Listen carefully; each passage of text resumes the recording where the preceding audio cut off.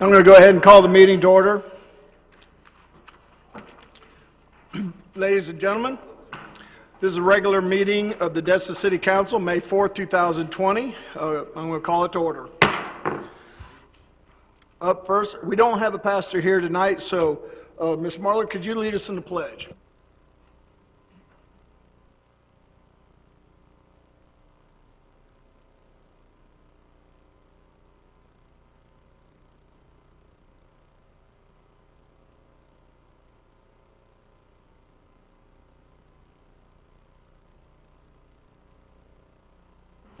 I'd like to thank all our guests that are here in the room tonight and everyone that's watching this online. Tonight's meeting during the public comments period, you'll have a 3-minute timeline. We'll have Matt, will let us know the people that want to speak online. And Ray, I'll look to you at the end for any written comments, text messages, etc. So up first, we have the agenda approval.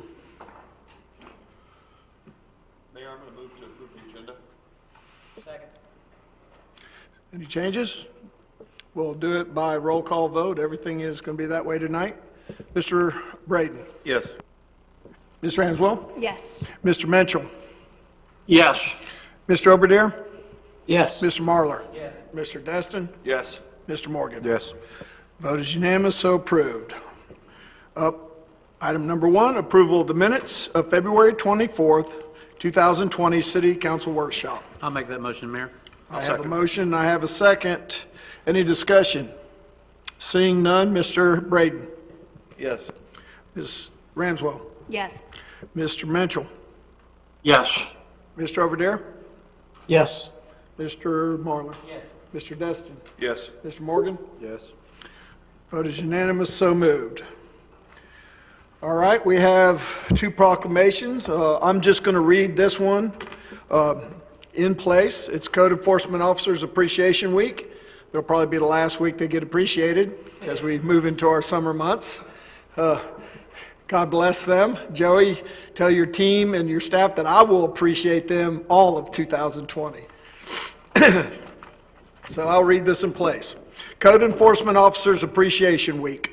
Whereas code enforcement officers provide for the safety, health, and welfare of the citizens in this community through the enforcement of building, zoning, housing, animal control, fire, safety, environmental, and other codes and ordinances. And whereas code enforcement officers are not credited for the jobs that they do in saving lives and improving neighborhoods. And whereas every day, assisted by support and program staff, they attempt to provide quality customer service to the public for the betterment of the community.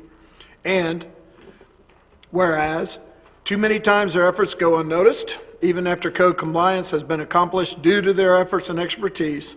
And whereas code enforcement officers are dedicated, well-trained, highly responsible individuals who take their job seriously and are proud of their department and the local government in which they serve. And whereas the Florida Association of Code Enforcement has declared the first week of June to be set aside by local governments to honor and recognize their code enforcement officers. Now, therefore, I, Mayor Gary Jarvis, on behalf of the Destin City Council, do hereby proclaim the week of June 1st through the 5th, 2020, as Code Enforcement Officers Appreciated Week. And in the city of Destin, Florida, in accordance with the statewide observer of the same, encourage the citizens of Destin to join this council in expressing appreciation for the dedication and outstanding service provided by the individuals who serve as our code enforcement. So done this 4th day of May, 2020. Joey, thank you very much.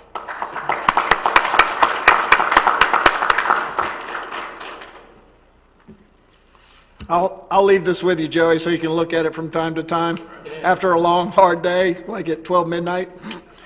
All right, up next is Hubbard Boulevard Landscaping, candidate plant species. Ms. Pam Miner from Actions Engineering is going to give it. And she'll be visiting us online, correct? All right. Pam, can you hear me? I can, but I wasn't planning on speaking, but I thought you were going to review the project. But yes, this is, let me look.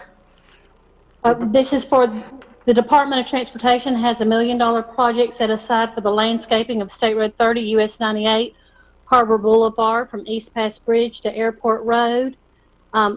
This is a department project. It will be let and constructed by the department, but our understanding is the City of Destin has talked about maintenance of the project, and if so, the department will entertain the city's request on median enhancements along that corridor.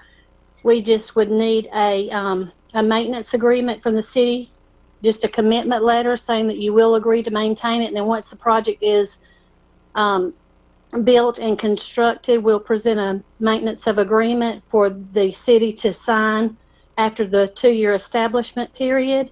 And I think that's all. I think that we sent a plant palette of the types of material we plan to use.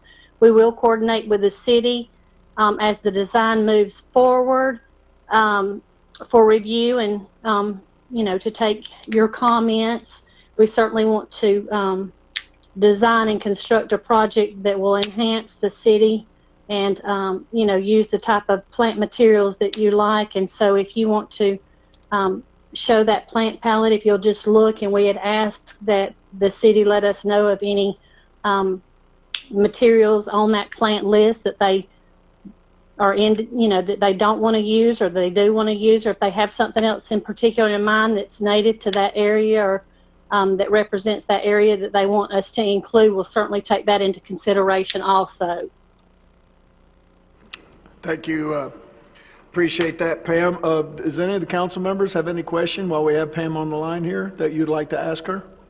Mr. Brady? Thank you. Thanks, Pam. I guess one question would be for the city manager. When can we get that letter out? So under the city manager's reports, item B is asking for council's permission to draft that letter and send it back. Okay, so that will happen this week if it passes council. Okay. And I guess in the material list is going to be different trees, shrubbery, grass that we can choose from? Yes. Well, what the plant palette that is presented tonight, I assume you have that in front of you. Is that correct? Yes. Yes. Those are the plant materials that we're currently working into the design right now. That we think, looking at the corridor and the areas surrounding this corridor, will be used and enhanced. But if you see anything on there that you're not crazy about, or that the city tells us, that would be too hard for them to maintain, or, a particular type of plant that, is native to the area you would like us to consider using, we'll certainly do that. But if no one has any comments, we will just move forward with using the plant palette presented tonight. Okay. Okay. I actually have something, Pam, coming up later tonight under my name that I'm going to present to the council. A picture of the medians before and after, and hopefully we can get the blessing on that, and I'll be sending that on your way as well to look at and hopefully incorporate it into your plan. Okay, that sounds good. Great. Pam, we have a couple other council members that would like to ask you some questions. Up next would be Chatham Morgan. Thank you, Okay. ma'am,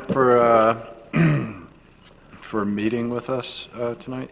I would, and I'm not sure how the rest of the council feels, and I don't know if this is a vote or just recommendations, but I personally would not like to see palm trees or crepe myrtles in our medians. So, and that's 1, 2, 3, 4, 5 votes. Skip and Steve. Anyways, I think the consensus on this council for about the past 4 years has been kind of anti-palm tree and anti-crepe myrtle. And I think that's kind of in line with a lot of members of our community. Well, we can certainly remove them from the plant palette. That's why we presented this tonight and wanted to hear from you all, because we want to definitely have a desirable project. So we can look for other alternatives. That's not an issue. Yeah, I love the native trees on there, though. Okay. And if you have something else in mind, I think that the 90% plans are due on this the 25th of May. So, I mean, the project is moving quickly, but you will get to see the 90% plans. And so we won't have any palm trees or crepes on that, in that. And that gives us time too, Pam, to maybe present some alternative ideas on the palette. Mr. Destin? Yeah, I only have one thing to really add to Chatham's sentiments, which I agree with 100%. I'd like to see azaleas, if that is possible. That is one of the most iconic plants that we have native around here. There's a 2-week period in Destin where it's pink everywhere. And for the rest of the year, I mean, it's a green bush, but Right. it's beautiful. And it's fairly low maintenance. It grows in our sandy soil fairly well without any real help from maintenance or landscaping. Right. And I certainly have a preference for live oaks and magnolias. Okay. Ms. Ramswell? Okay. I have a couple more. Ms. Ramswell? Thanks. I agree with Parker, actually, that I would love to see azaleas because I think getting some color out there would be great. And also azaleas have a little bit of the height. I think we need to get a little height there, especially in the median where we're trying to prevent people from crossing in the middle and not at an intersection. And I don't know, Mr. Marlar, were you going to speak? Yeah. Okay. All right, because I had another thought too, but I think at a prior council meeting he had brought something up, so I'll let him bring it up tonight. Okay. Well, one of the things that I was looking at, and I was just joking with Ms. Ramswell before the meeting, to keep people from crossing where they're not supposed to cross, I don't know what you think about holly plants, because holly having the little burrs and stuff like that, or even yuccas. I mean, I'm one of those people that does not like. I would love them to use our crosswalks, and that way they might save their own lives. And if we put something there that is not, I know that sounds funny, but if we put something there that's possibly going to be worse than going and walking 100 feet to a crosswalk, I think I'd like that. The other thing that I'm not too thrilled about, according to the picture you have here, is the ligustrum, because it grows so tall. I'm not really thrilled on a lot of height stuff that grows out a lot, because we need to keep that view corridor for those pedestrians who don't know how to use crosswalks. But that's just some of my suggestions. I don't know how it works in our soil or not for holly and yucca, but I'm not an advocate of palm trees, so I'm not thrilled about palm trees at all. Anyway, that's all I have. Sue, Pam, it sounds like our council have some ideas of what they'd like to see in addition to the palette that you sent us. What's the minimum timeline, seeing how we're moving fairly quick with the planning? When should we get to you our preferences? What would be like the deadline so we're not holding anything up? I would say Monday week, we could take additional comments. I've certainly taken everything down that you all have said tonight, and we'll implement that into our design. Our design is moving forward just because we're pushing 90% plans, but we will certainly take your comments, let's say up until Monday. If the city manager could just forward us any comments you have, it could go through him to me. He has all of our email addresses with any questions. And then, the department's standards drive this design as far as live oaks. If there's opportunities for live oaks, we'll certainly put them in. But if they don't meet safety or clear site requirements or any of those things throughout the corridor, we won't be able to put them in there. Same thing with the azaleas and the heights. We'll have to meet clear site requirements. So just want you to know those expectations up front, that the standards do drive this design, but we want it to be a beautiful corridor. And we have had similar problems in, other counties. Leon, for one, as an example, where people were crossing the road in areas that they didn't need to be crossing, unsafe.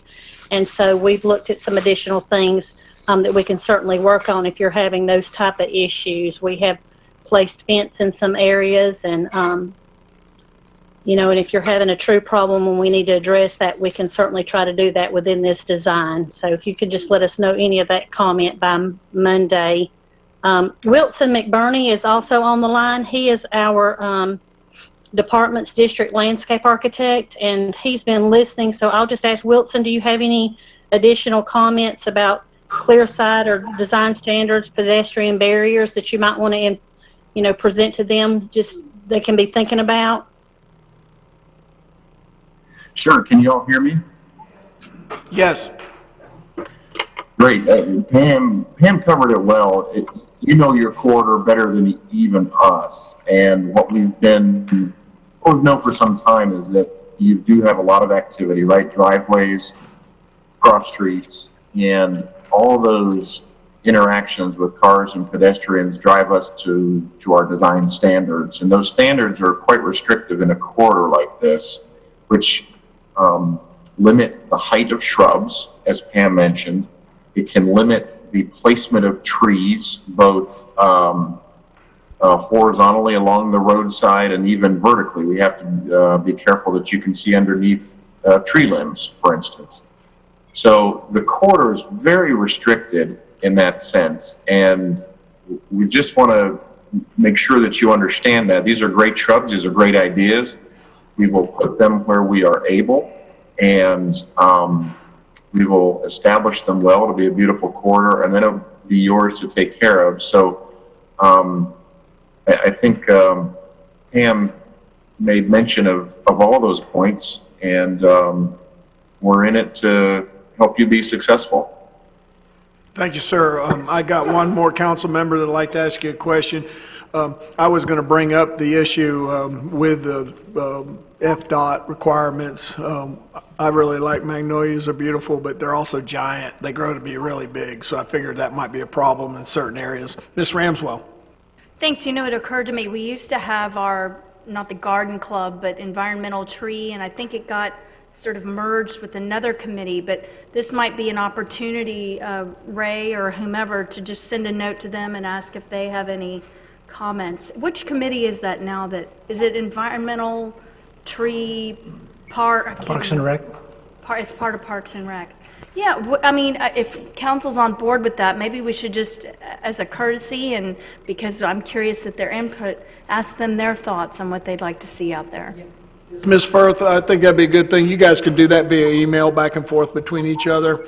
Take a look at this palette that's presented and talk about some of the concerns. Well, not between each other, because we wouldn't want to violate sunshine, but if they wanted to each send a comment to Ray, that would be probably the way to go. You got it? Ms. Firth's got it. And thank you for the correction. Appreciate it. All right. Does anyone have any other questions? Seeing none. Yes, Mayor. Pam? Don't forget about us, Mayor. Oh, yes. Just wave. Go ahead, Steve. Okay, thank you. First of all, I'm in total agreement with what Chatham had said earlier. I think Karen will probably get a kick out of my next statement, but that reminded me of Jim Bagby, because I remember for years he was against palm trees, rightly so. I do have a question for Ms. Minor. You mentioned a few minutes ago about the possibility of putting fences along 98. Could you expand on that, please? I'm going to refer that question to Dusty Moss, the district's program landscape manager, that's also on the line. Okay, thank you. Dusty, are you there? Wilson, can you answer that question? I'll make some comments about it, sure. We have used a pedestrian barrier in Leon County in the city of Tallahassee, and it was used in a section of Tennessee Street where there had been some, unfortunately, pedestrian fatalities. And they were placed in conjunction with a new mid-block crossing in order to assist students in crossing safely across Tennessee Street. We accompanied that pedestrian barrier project with a landscape project. We're also using a similar barrier in Escambia County in the city of Pensacola, where we've had a similar situation where we've had pedestrian fatalities, and we are doing some traffic calming along with a pedestrian barrier and a landscape project. So as you can imagine, those projects can be very controversial.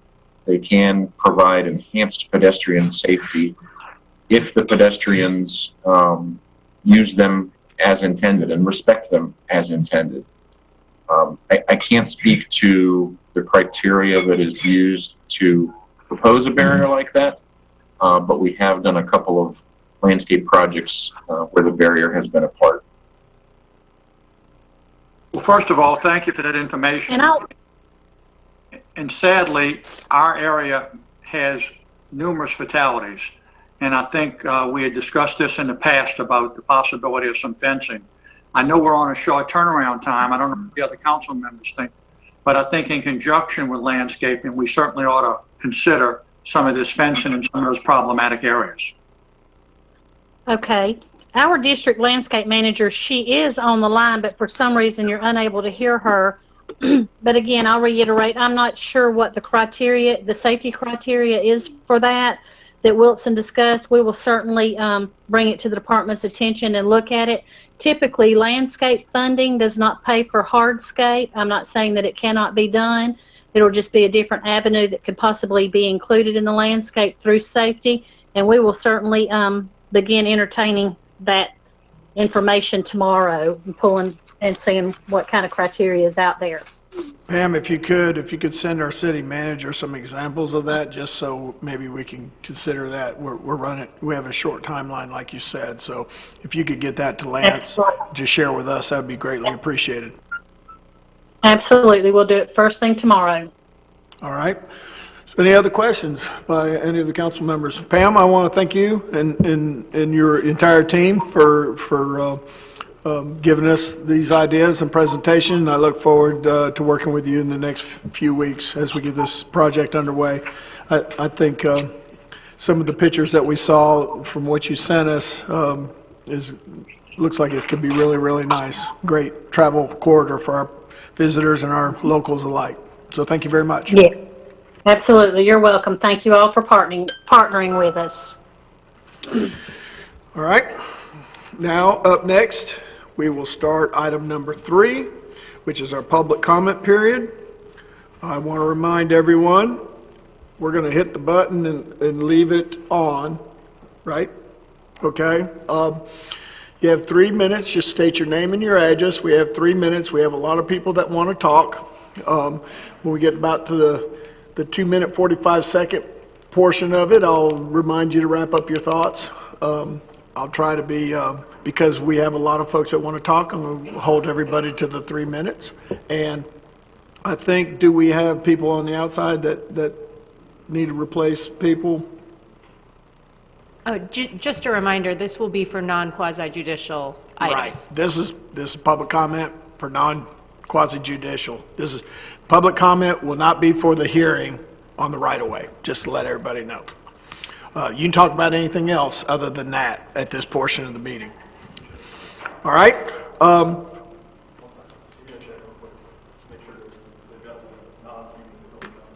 Right. And allow those people to come in one at a time. All right. Is anyone here in the room here to make public comment on things not in person to the public hearing? Miss, okay. We'll go ahead and let him come up, and I got you next.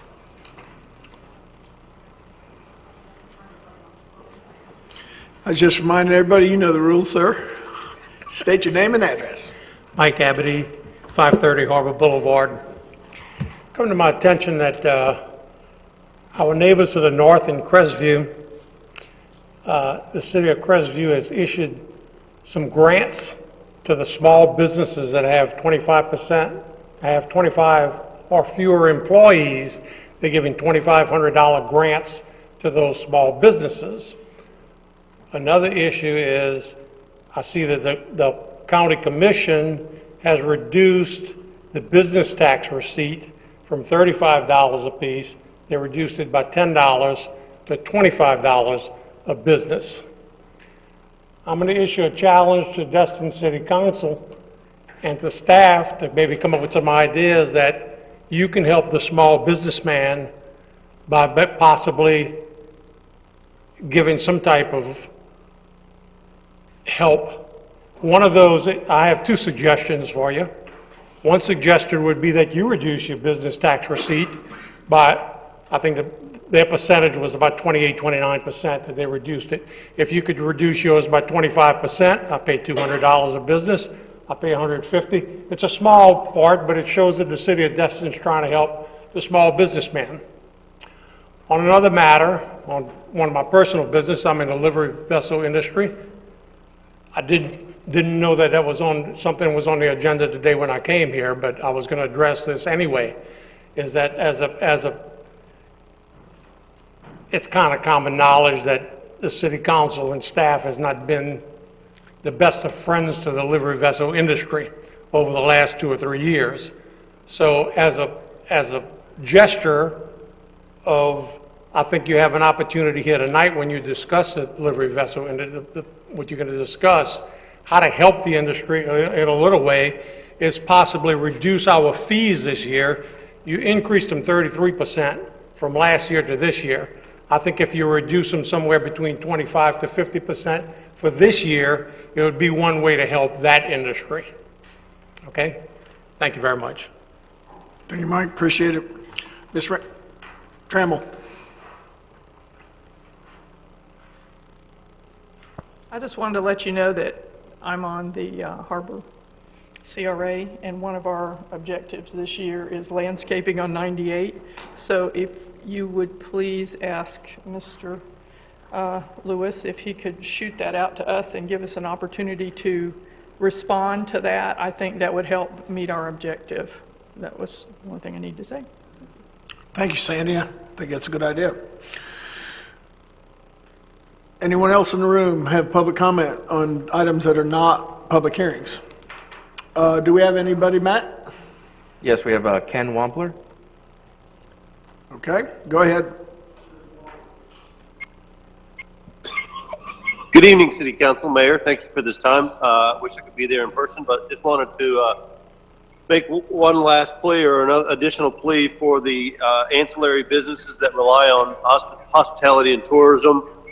Clearly, vacation rental is prohibited in the state of Florida by order of the governor, and we respect that. We'll follow that. But from a lodging perspective, the ancillary businesses that thrive on vacationers, 78.5% of all the lodging options in Okaloosa County are vacation rental. So I would ask that the city council and the individuals, obviously, that are in elected positions, reach out to Senator Gaynor, Senator Ponder, the governor, CFO Petronas, and ask that please use the scorecard approach when looking at this particular region in Northwest Florida, and know that hotels, motels, inns, resorts, timeshares will operate and continue to benefit from the fact that vacation rentals have been shut down.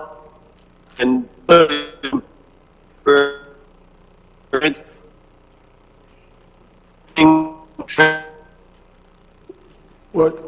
lost that last couple of sentences. If you could repeat those. I don't know, it sounded like some type of technical glitch. I lost him. Ken, we may have lost you altogether. Ken, if you don't mind, send an email to...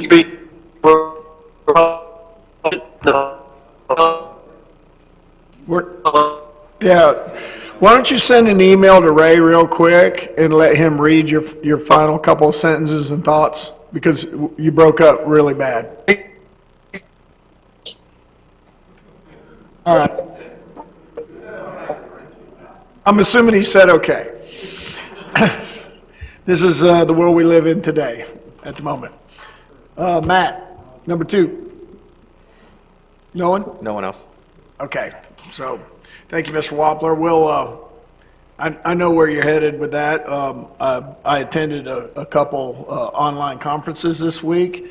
There is much discussion in the business community about the the governor's approach on the STR versus inns, resorts, and hotels, and it seems like it's not a fair decree of law, basically. So I think the industry and communities are taking that battle up. I do know that Mel Ponder, Senator Gaynor, and CFO Petronas are aware of this issue. They have swore they are going to bat for that industry. So I just want to share that with the council members. Next up, is that our last one, Matt, on public comment? Ray, do you have any? Ray has none, so what I'm going to do, Marcy? Oh, I'm sorry, I didn't recognize you up there. I was looking at everywhere but the door. Come on up. I actually wasn't going to speak, but Marcy Bell, 3 Gulf Breeze Court. I had some questions on my blog, and I just wanted to make a statement that I had made to them. I don't know if this is why he has made this order, but most of the motels, hotels, and resorts are located within zones of the city that do not contain residential, are not within the residential neighborhoods. Single-family residence, high-density residential, et cetera. So I just wanted to make that for the public comment that maybe that's why he's doing it, is because the short-term rentals are located within those neighborhoods with single-family residential neighborhoods. Yeah, and what I brought out in that conference call is, unlike South Florida, where that is exactly what happens, because Airbnb is everywhere, Destin, Panama City, Walton County, we have designated zoned areas for vacation rental areas. Now, there's residents, permanent residents within those communities, but they are zoned for resort. Right. Type And I was so, actually... so that's why I think there's a disparity there, that he's trying to blanket cover with his decree, but he's not taking into account Northwest Florida per se. Right, but that was just kind of my answer to them. Not that I was speaking professionally, but it just kind of seemed like the logical thing. Thank you. Anyone else? Seeing none, I'm going to go ahead and close the public comment portion of this meeting. Get Skip and there they are. We got Skip and Mr. Oberdeer back online so we can see their smiling faces. Skip, you got a good set of raccoon eyes there with the suntan. You need to take your glasses off in the sun for a couple of hours. Somebody opened the beaches this weekend. Yeah, there we go. Somebody was on the beach. Up next is item 4A, the city manager's report. Mr. Johnson, take it away. Thank you, Mr. Mayor and members of council. Item 4A is just a status update on Captain Royal Melvin Heritage Park. Back on the 24th of April, the Okaloosa County approved our rebidding of that project.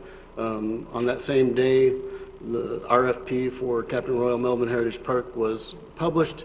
We sent that out to multiple locations, including the Okaloosa County website, Northwest Florida Daily News, Pensacola Daily News, governmentbids.com and demandstar.com, and also have local contractors helping us to contact corporations that could handle this project, encouraging them to bid on it.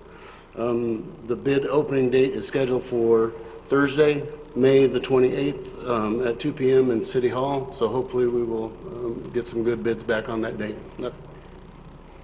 Any comments questions from the council? All right, thank you. Skip, Ms. Mitchell, you guys good on that? All right, go ahead, sir. Item 4B is in regards to the 98 that we were US 98 median that we were previously discussing, and what we would like from council is approval to send a letter to FDOT stating that we will assume responsibility for maintaining the improvements once they're installed and once they pass the warranty period. Would you like that in motion form? Yes, please. I'll entertain a motion right now. I'll make that motion, Mayor. Second. Okay, Mr. Braden made a motion. Yeah, you want me to read it, motion? Okay, go ahead. I move that the mayor be authorized to endorse a letter attached of support and intent to forward it to the Florida Department of Transportation as soon as possible. And Mr. Destin second that? All right, Mr. Braden, I added you up. Go ahead. Okay, so I got a motion, I got a second. Does any further comments? Seeing none, we'll take a roll call vote. Mr. Braden? Yes. Ms. Ramswell? Yes. Mr. Mitchell? Yes. Mr. Oberdeer? Yes. Mr. Marlar? Yes. Mr. Destin? Yes. Mr. Morgan? Yes. The vote is unanimous, so moved. Thank you, members of council. Next item is an annual housekeeping item for the burn grant funding and a letter of, the 51% letter of support from this council supporting that program. And I would ask for a motion to authorize the mayor to execute a letter to support this program. I'll entertain a motion at this point. So moved. We have a motion. Second. And I have a second. Any comment? Seeing none, we'll go ahead and take a vote. Mr. Braden. Yes. Ms. Ramswell. Yes. Mr. Mitchell. Yes, and I had comments, but I'll wait till under my section there. Thank you. Okay, are you sure? I mean, we can back up. No, it's no problem. The same items under my name, so I'll discuss it then. Thank you. All right, so you're a yes. Mr. Mitchell's a yes. Mr. Overdeer? Yes. Ms. Marlar? Mr. Destin? Yes. Mr. Morgan? Yes. Votes unanimous. So moved. Go ahead. Thank you, Mayor and members of council. Next item is regarding our livery and beach vendor registrations and the associated fees. Staff is just looking for some direction from council on how you would like us to proceed with the current situation, COVID-19. We're looking for some direction if you want us to extend this registration period or other options that are available to the council, and would appreciate any guidance on it. All right, I've got boards lighting up here, so we'll just take a few comments. And we had some comments we had a comment during public testimony, so would you guys want to make a motion to some effect, or would you rather talk first and then maybe make a motion? What is the preference here? Just go ahead and talk, let's chat. Mr. Marlar. He already, the gentleman that was up here and asked about it, I was already considering that fact of about at least 40 to 50% reduction, because we've already, technically, they've lost 3 months if you do March, April, May, and they're only going to have, possibly June, July, August, and maybe a little September. I think for this year only, if we reduce the fee by 50%, it would probably help the livery people, and also I think the other recommendation was to extend till June. Lance, was that part of the thing too? Lance, that was a question to you. I'm going to defer this back to Joey. Joey's brought this question forward and is seeking the council's advice on this. All right, and Joey, go ahead. Yes, what it is they expire on February 28th, and due to COVID, of course, we had to drop back, reorganize our mission. Everyone did, so now everyone's in the process and the gears are moving, and we just need a little extension time to see if it's there, if they need it. Most of the people, they're willing to pay and move forward that I've heard from, but I just need to catch some kind of safety net. June 1, would that give you enough time, or that should be, and we're not going to come down heavy, if they need a little bit extra, but I need that little buffer, if you know what I'm saying. That would give you, where are we at on that give you 20 days? About 30 more days, yeah, that'd be great. All right, Mr. Braden. Thanks, Mayor. I guess one thing we got to keep in mind is we based this year's budget off of that. And it's a lot of income that we'd have to shuffle around or find something to, some way to handle it. So I'd be fine with extending it, 30 or 45 days to give them a chance to get up and running and start getting some money coming in. Yeah, they've been bleeding now for almost 7.5 months with no income. So I think some of these other communities are trying to help their business community out. We do have a rainy day fund we can make up a shortfall. I don't think it's just a livery vessel that's in jeopardy, that could use a hand. I think it's probably every aspect of our business community across the board would look to a little bit of relief. I guess we could get a report from our financial people what that impact that would have to help us make a decision at some point. I think I've got Ms. Ramswell next. What do we currently charge for that registration fee?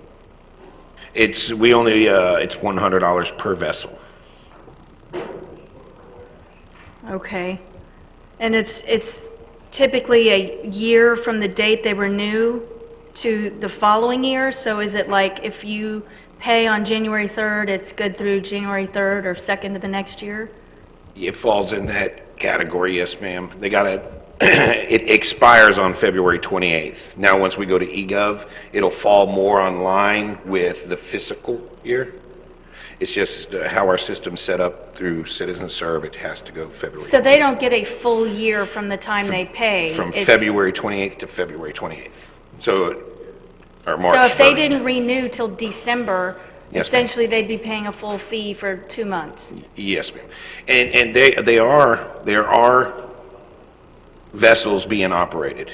Are they at full capacity? No, but there are vessels being operated right now. Mr. I Morgan? appreciate that. I was just debating whether to bring something forward to maybe try to reduce that a little bit, but I'll wait and see if any fellow council members have a feeling one way or the other. Yeah, I'm not opposed to helping them out at all. You know, it's been tough on everyone across the board. I just think before we just start making motions that, hey, we're going to cut their fees 50%, I think it would probably be, and hell, I'd like to, but I think it would be prudent to have our financial directors put something together in terms of, and another thing, I mean, if we're going to start issuing, you know, not a refund, but a discount on, not a discount, but if we're going to cut the fees for the livery vessel people, I'm sorry, you know, all the other industries around town are going to ask for it. And I would love to do it if we can financially. So I think come up with some, I would like staff to look at, you know, all the industries, which is pretty much everyone in Destin that's been affected by this, the ways we can help them, whether it's reduction of business tax receipts, reduction of livery vessel fees, each vendors, and just see what we can do. And if we have money from our reserves to fund it, if we have money from the sales tax that hasn't been allocated, but our sales tax money is going to be way down this year.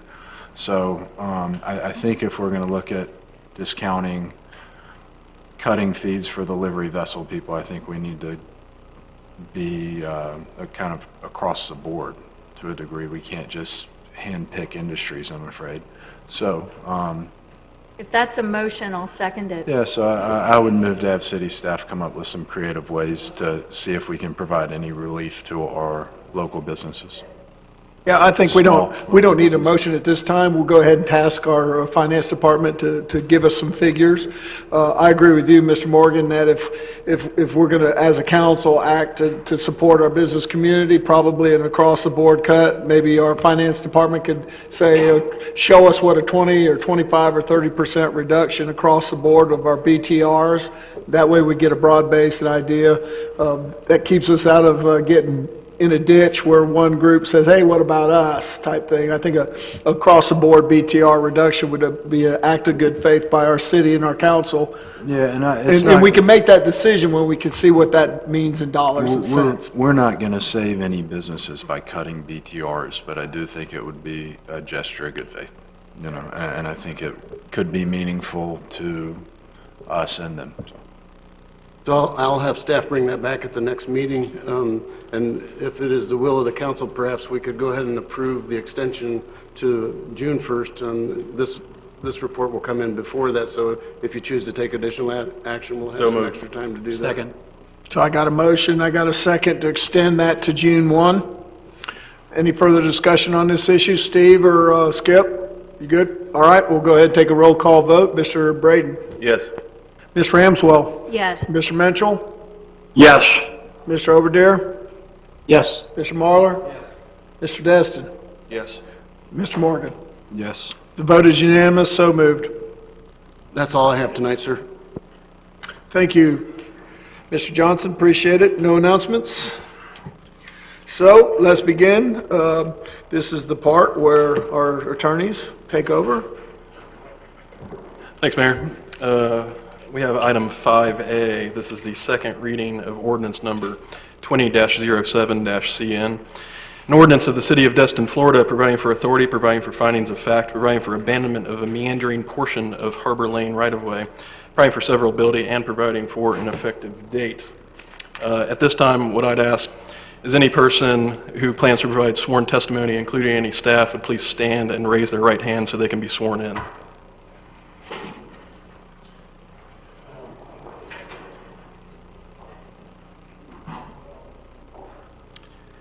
Do you swear or affirm the testimony you are about to provide is the truth?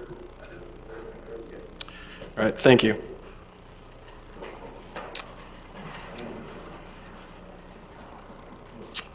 All right. Hang on just a second. Now, Go ahead. council, what we'd like to do is go through and provide any ex parte communications you have had, describe those communications to the public at this time, starting with Councilmember Braden. I have talked to the applicant. And what was the substance of those communications, Councilmember Braden? Just my thoughts on the right-of-way. And despite these ex parte communications, can you provide a vote based on the evidence presented before you today? Absolutely. Thank you, Councilmember Braden. And Councilmember Ramswell? Yes.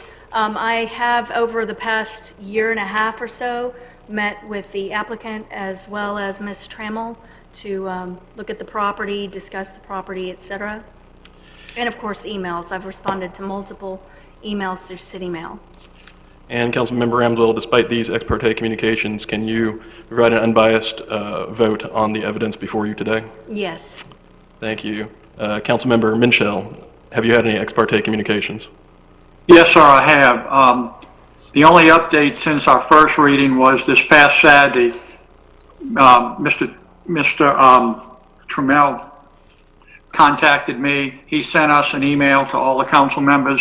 He contacted me telephonically on Saturday just to go over that email to see if I had any questions regarding that email. Thank you, Councilmember Minshall. And despite these ex parte communications, can you provide an unbiased vote based on the evidence before you today? Yes, sir. Thank you. Councilmember Overdyer. Yes, okay, so I've been down to Harbor Lane with the applicant and with Ms. Trammell. Both of them explained to me their position on this, and I listened to them, and that's about it. And despite these ex parte communications, can you provide an unbiased vote based on the evidence before you today? Yes, I can. Thank you, Councilmember Overdyer.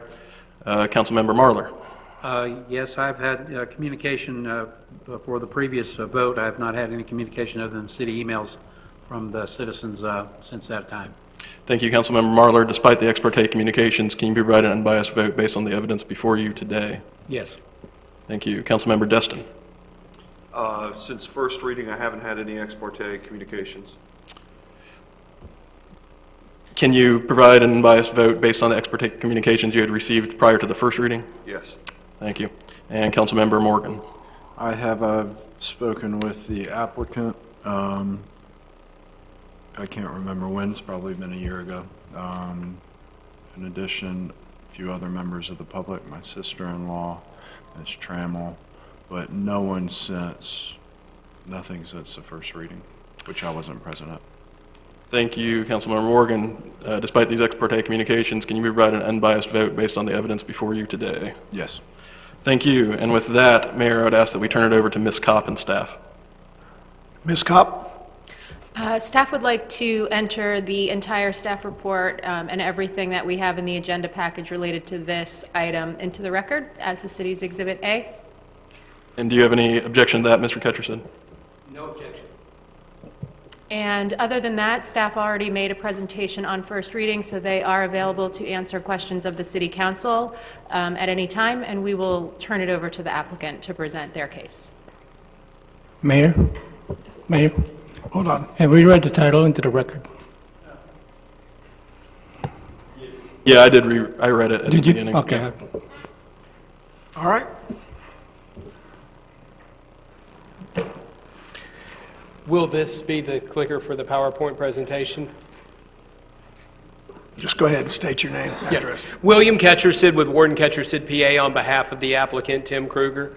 Mr. Mayor, Councilman, Councilwoman, thank you for your time tonight, and thank you Mr. for Ketchersid, can I interrupt you for a second? I'm hearing that I might not have actually read the title, so let me go ahead and do that. So I'm going to sit back down. All right. Yeah, because it's kind of long. Sorry about that. This is the second reading of ordinance number 20-07-CN, an ordinance of the City of Destin, Florida, providing for authority, providing for findings of fact, providing for abandonment of a meandering portion of Harbor Lane right-of-way, providing for severability, and providing for an effective date. And Mr. Ketchersid, I will turn it back over to you now. Round two. As I was saying, William Ketchersit on behalf of the applicant, Tim Kruger, thank you all for your time and for being here tonight and everything that you're trying to do for the city of Destin during these times that we all are living through that nobody planned on. With that said, this is our second reading, and I don't want to go through my entire presentation again and most likely bore you all with it. So I'm going to move it forward a little bit. I do encourage any questions that anyone on the council has. I know that, Mr. Morgan, you weren't here at the previous reading, so if you have any questions, please feel free to ask anything, and I'll try my best to answer those questions. This is the current proposal which was presented to you in the package of, it is a petition for a partial vacation of a right-of-way that is located at the end of Harbor Lane. The portion that is being vacated is just over 2,000 square feet. It's 2,001 and a little bit of change. It is approximately 6% of that right-of-way. And we have worked on this through numerous iterations for the last couple years, and I won't go into the history as I promised I wouldn't. But this is the proposal that we're here for tonight for the second reading. I'm going to skip through a couple of these.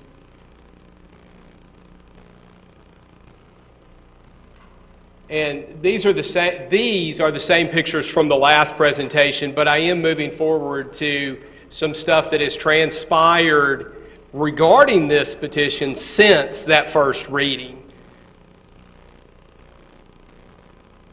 So this is a spreadsheet, if you will, of the text log between the applicant and code enforcement, as you can tell, from March 13th until 4/28. And all of this activity is different instances of folks parking in the right-of-way or blocking ingress and egress to the Kruger residence, despite the fact, as we discussed at the last meeting, there are no parking signs. There is a tow sign there. But all of these instances took place over the last, let's see, what is that, 40 days, 45 days. And looking at that compared to, oh, that's not that many, that's 45 days. But just put yourself in Mr. Kruger's shoes. You are trying to come home from work, you're trying to leave your house to go to work, and every time this happens, where he stands right now, he has to call code enforcement or he has to call the sheriff's office and wait on someone to either locate the person who may be down at the waterfront, they may be fishing, they might have taken a kayak to Crab Island, we don't know what they're doing. But the point is, a person should be allowed unfettered ingress and egress to their property. And as we stipulated last time, nobody in this room disputes that the city must provide ingress and egress to the Kruger residents. Now, the city doesn't have to follow my proposal or the proposed partial vacation, but we say this is the most reasonable and the most practical way to accommodate ingress and egress to the Kruger residents. So if you put that in the context of the time period, that's a lot of interference for somebody just trying to get in and out of their house. On the right side of that piece of paper is over the last almost 2 years, the Krugers have been negotiating, for lack of a better word, with city staff, city council, and the public. And Ms. Trammell seems to be the face of that public opposition. But what you have listed there are requests that were made of Mr. Kruger, and each one of those he agreed to. He's agreed to a non-opaque fence, if a fence is allowed, if the partial vacation is granted. He agreed to move the location of the driveway from its current, and I should probably go back and highlight that very quickly.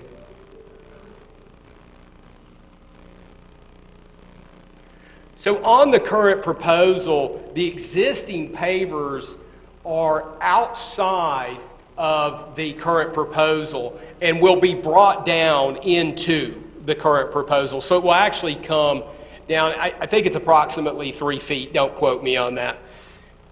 But Mr. Kruger, the applicant, has done everything within reason that he could do to accommodate these requests. And I'm going to move past that list I was just reading you. Now, these are photographs, and I didn't want to inundate you with photos, so I only picked like 12. But all of these are recent photos. They are all date and time stamped so that you can see what they are. But just examples of, and I think everybody's familiar with the property, but the pavers that you see these vehicles on are the only way in and out of the Kruger residence. And these are not the Kruger vehicles that are depicted in these pictures blocking ingress and egress.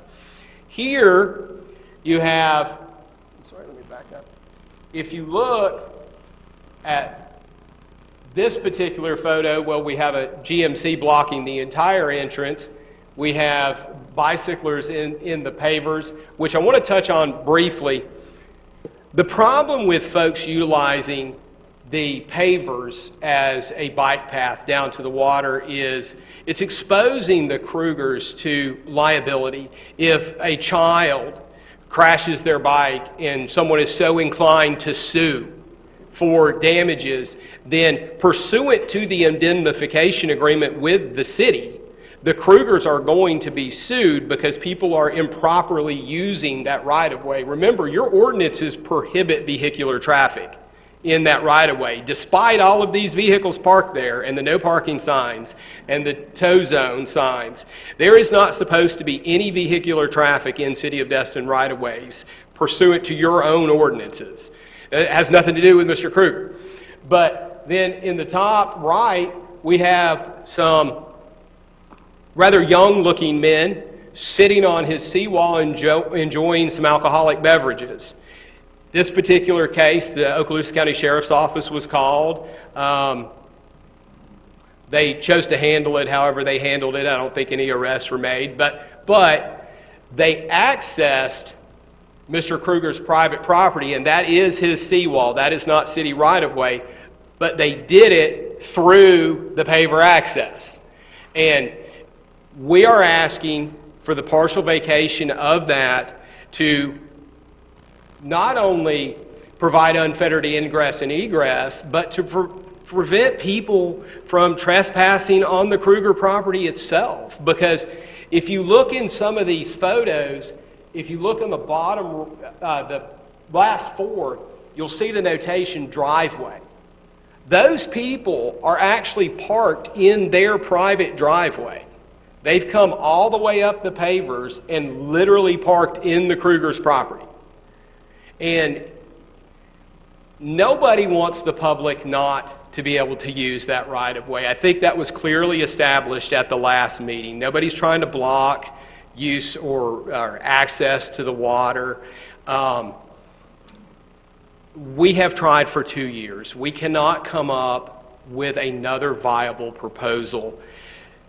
Unfortunately, in the world we live in today, someone is going to be unhappy with whatever result comes out of this meeting tonight. We think that the current petition before you for the partial vacation is the most reasonable, the most practical way we can accomplish not only the Kruger's desires, but also the public's to the extent they can be. The water frontage is not being reduced in any way. Mr. Kruger has agreed to non-opaque fencing, and any fencing that he put on there would have to be approved by your code department. It would have to be sent in just like I would if I was going to, well, I don't live in the city of Destin, but if I did and I wanted to fence my own yard, I would have to go in there. But his is going to be even more restrictive because he's agreeing, just like in the ordinance that was approved on its first reading, to non-opaque fencing, landscaping that is not going to overly impede the view, kind of like you were talking about with the lady on the sight line for the median on Harbor Boulevard. We want to accommodate to the extent we can, but we are here tonight and we are asking for a vote on our vote on the second reading of our petition for partial vacation. At the last meeting, there were some talks about safety concerns and that type stuff by various members of the public. We'll probably hear them again tonight. With non-opaque fencing, I don't know how credible the assertion is that an assailant could hide behind a wrought iron fence and surprise someone walking down the right-of-way there at Harbor Lane. You've all been there. They act like that it's an alleyway in downtown Manhattan. It's just not. There is the stucco wall on the other side that presumably is Mr. Odom's property. I believe that to be true. I don't know that. It's not ours. But with that and the inn being opened, there is not much more that can be done from a safety standpoint without leaving the Krugers with no ingress and egress to their residence. As you can see, just in the last 45 days, even from the first meeting passing to now, numerous photographs of vehicles. I weeded out probably 30 more. We've got bicyclists, and again, that's exposing my clients to liability when that little girl or that little boy crashes their bike on pavers, which we all know not to be smooth, that they're riding their bike down, and they crack their face open and they go to the ER. They're going to hire some attorney like me and sue the Krugers. I mean, that's just the world we live in. We can avoid that by this partial vacation and allowing them to have the ability to protect not only their property, but their livelihood and their ingress and egress to their own property. And I said I'd keep it short, so I'm going to. If you have any questions, please ask, or I can take questions after public comment, whatever pleases the council. All right, do I have any questions right at the moment? I think go ahead, Mr. Braden. Thanks, Mayor. I noticed that a lot of these pictures that you've given was time stamped around 12 o'clock to 1 o'clock. Is that when a lot of the people are showing up around lunchtime or something to come down there and eat their lunch? Or? So, Mr. Braden, to answer your question specifically, I would probably have to defer to Mr. Kruger, but I can tell you from the photos that I've seen, which I would estimate to be around 100, they are actually in the evening, they are in the early morning. The ones I selected for this presentation were based on the recency of the occurrence, not the time. Okay. I think that the answer to your question is they're scattered throughout the day and evening. Okay. To me, it just seems like if there's that many people going down there, then on the other side, it just seems like there's that many people that want to go down there and enjoy that area. That, like I said, we're not taking away from the water or anything else of the beach access. And the other question was for code enforcement. All these code complaints that were logged. Joey, what was the main reason for the code to be down there? Looking what we got, sir, we got about 21 cases dating back from 17. Majority of them were parking. The most recent was parking and 4 trespass warnings. Okay, thank you. That's all I have, Mayor. Councilman Braden, could I follow up on Absolutely. your last comment, if you don't mind? Absolutely. It is mostly parking, but, and of course, my client will speak later, but I will tell you that the frequency of the parking and the code violations, your comment was it seems like a whole lot of folks want to go down and utilize that access. Well, number one, you correctly stated we're not trying to take that away. But number two, it has picked up since COVID-19 and the closing of the beaches because for whatever reason, it's a right-of-way. It's not a park. It's not a beach. So I don't know that technically it was or wasn't closed, but I can tell you the traffic there did pick up significantly during the closure of the beaches period. Thanks. And I tried to look, and I think staff may correct me if I'm wrong, but I think this is the only place that's at the end of the road has an access to the water as far as a stairs going down in the city of Destin. I know we have several places that dead end into the water, but I think this is the only one that has the actual park place for people to go down, walk down the stairs, and actually go get in the water. Can anybody think of any other place in the city of Destin? I cannot think of any right-of-way that has access like that one does. Yeah, I was looking at Google Earth a little while ago trying to find another one. I think this is really unique. Mr. Braden, I don't know if I know of any that have actual stairs and structures down to the water. I mean, there are several others that dead end to the waterfront, but I don't know if there are any. And again, I know this is well established, but we're not trying to deprive any citizen of Destin from going down to the waterfront and fishing or swimming or taking a kayak out to Crab Island or whatever. But the central issue that I'm trying to get across is they're not supposed to park there anyway. By your own ordinances, by your own signage, by the no towing zone. So if they choose to walk down there, to go to utilize that waterfront, this proposal will in no way adversely affect that right. I've lived in that neighborhood for 39 years, so it is a community neighborhood park. Most of the people that utilize it don't drive there. I think what you're seeing is people, because the city actually kind of made it nice with a picnic bench, and maybe because we've been talking about it, but a lot of people are going there that aren't from the neighborhood. And so that's created part of the issue. I'm sure COVID-19 and everybody being sheltered at home, and in our neighborhood, everybody walks and rides their bikes and stuff like that. I've been to the access a lot lately just to see what was going on myself. And every time I went on my bike. And I could take my bike and lean it up against a picnic bench because there's plenty of room to get there. So I just want to weigh in on the fact that the access to that park, which is not a park, it's just a right-of-way, for those of us that live in the neighborhood are not hindered by this proposal. Thank you, sir. That's somebody that lives here. Mr. Mayor? Go ahead, sir. Yeah, Mr. Mayor, if I could just ask Mr. Ketcherson a question, and I don't want to violate any client attorney privileges or anything, but we've gotten some email traffic from some folks, and what they've said is that at some point, and I guess in some of the meetings or whatever, that actually Mr. Kruger had said that if the city had paved that right-of-way, continued paving it, past where it's already paved, if they continued to pave it on down another 40, 50 feet, whatever it takes to get down past his property, that if that had been done, that we would not find ourselves in this situation. Is that true? I mean, is that really what all it would take to fix this whole problem, is just to put another 40, 50 feet of paving in there? Thank you, Councilman, for your question, and I think that is absolutely not going to solve any problems. As a matter of fact, I think it's going to make the problem worse because it's going to move the parking issue further towards the water. And I will tell you that after the first approval, I did meet with a couple representatives of the public, Mr. Matt Trammell, who may or may not be here tonight, and then also Mr. Mark McGorrick, who I do see here in the audience, about that very question. Can we just extend the blacktop, to use my word, further towards the water?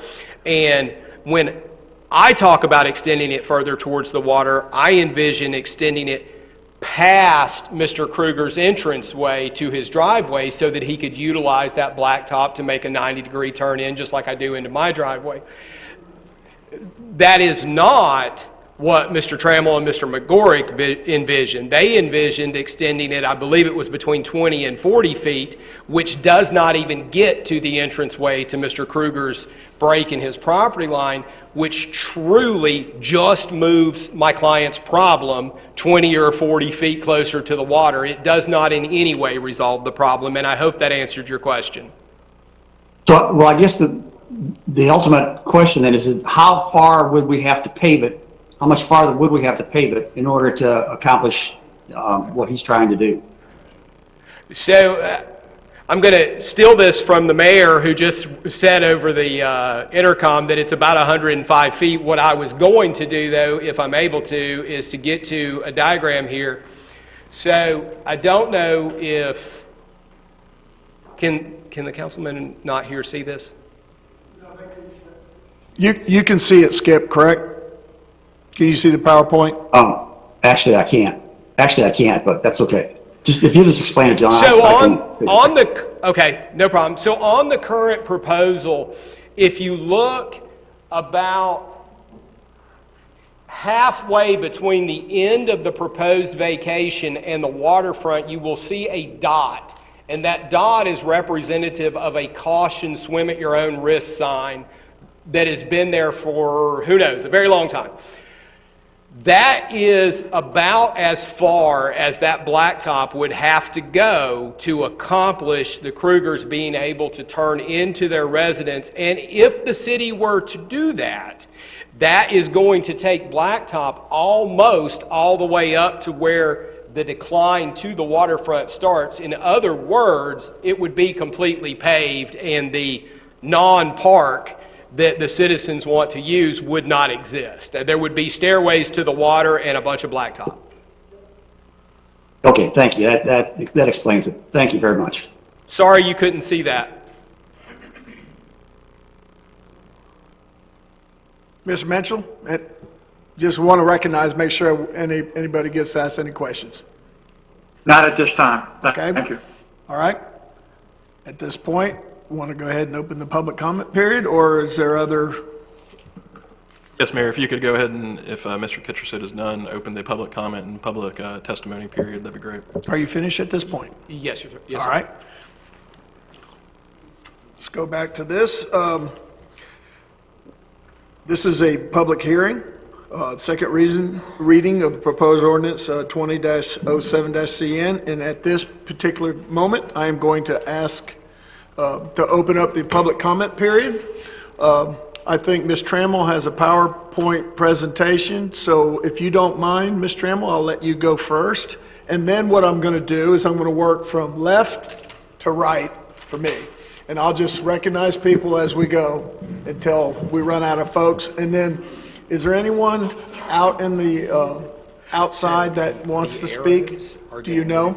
Yes, there are members of the public out there. I believe staff will circulate them in. Okay, so what I'm going to ask, so what I'm going to ask you is after you speak, if you could, Okay, so that would. I hate to ask you to leave, but there's other people that want to talk. So in the interest of our social distancing protocols, after you speak your public testimony, if you could leave and allow more people to come in that want to speak. And what I'll do is I'll go left to right, and then I'll work it right back again the second time so I don't miss everyone. So Ms. Trammell, we'll have her go first, and I'll start with you, Mark, and we'll just work right past the room after that.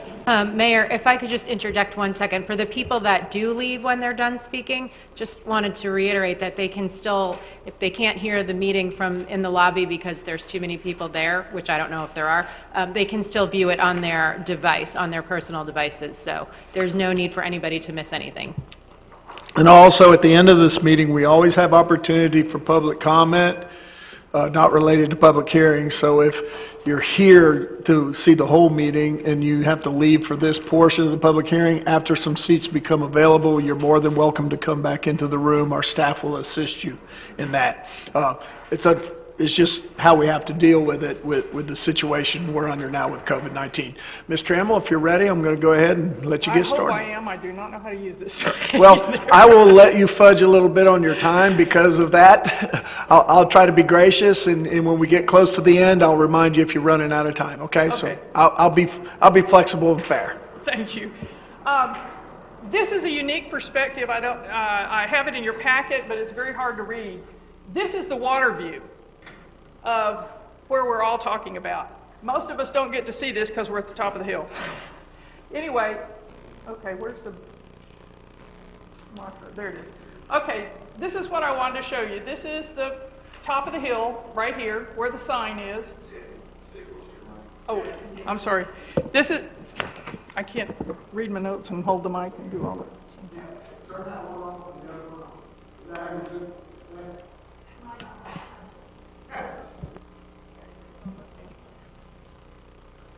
Thank you. Here's the sign that Mr. Kitchersit just referenced. Green light's on, that's all I can tell you. Okay, all right. So here's the sign, and here's our little picnic bench, and you can see two little trees right there. From the sign to the trees is approximately 12 feet, because the trees aren't equally spaced there. All right, also you'll see right here is the camera that's hanging over that goes You can barely see the little bollards in that picture that goes between his driveway and his fence line. Part of the problem with having that, I understand Ms. Cadenhead's concern about having to go out and look at her pictures on her computer or whatever she looks on. But it also pings every time you walk down there. It alerts them. So this is almost like a self-inflicted fear and anxiety that they're having to go through every time somebody walks down there. I know that I've had code enforcement called on me several times and I haven't even been on the pavers. So, and the sheriff has been down there once and I asked him, I said, did you get a call or is this a routine? And he says, we got a call. I was there. So, it's very clear he wants some kind of protection. But I just wanted you to know that this is what we're looking at. Also, oops, let me go back. This space from the top of the hill to the seawall is about 15 feet. It's 20 feet of unusable space, but it comes down 15 feet. So when you look at the survey on the plan and it says there's all this room there, there's not. So this plan was our option 3, 12, 15-foot wide. They took it to 60 feet at their property line. That's why we're saying it's not our option 3.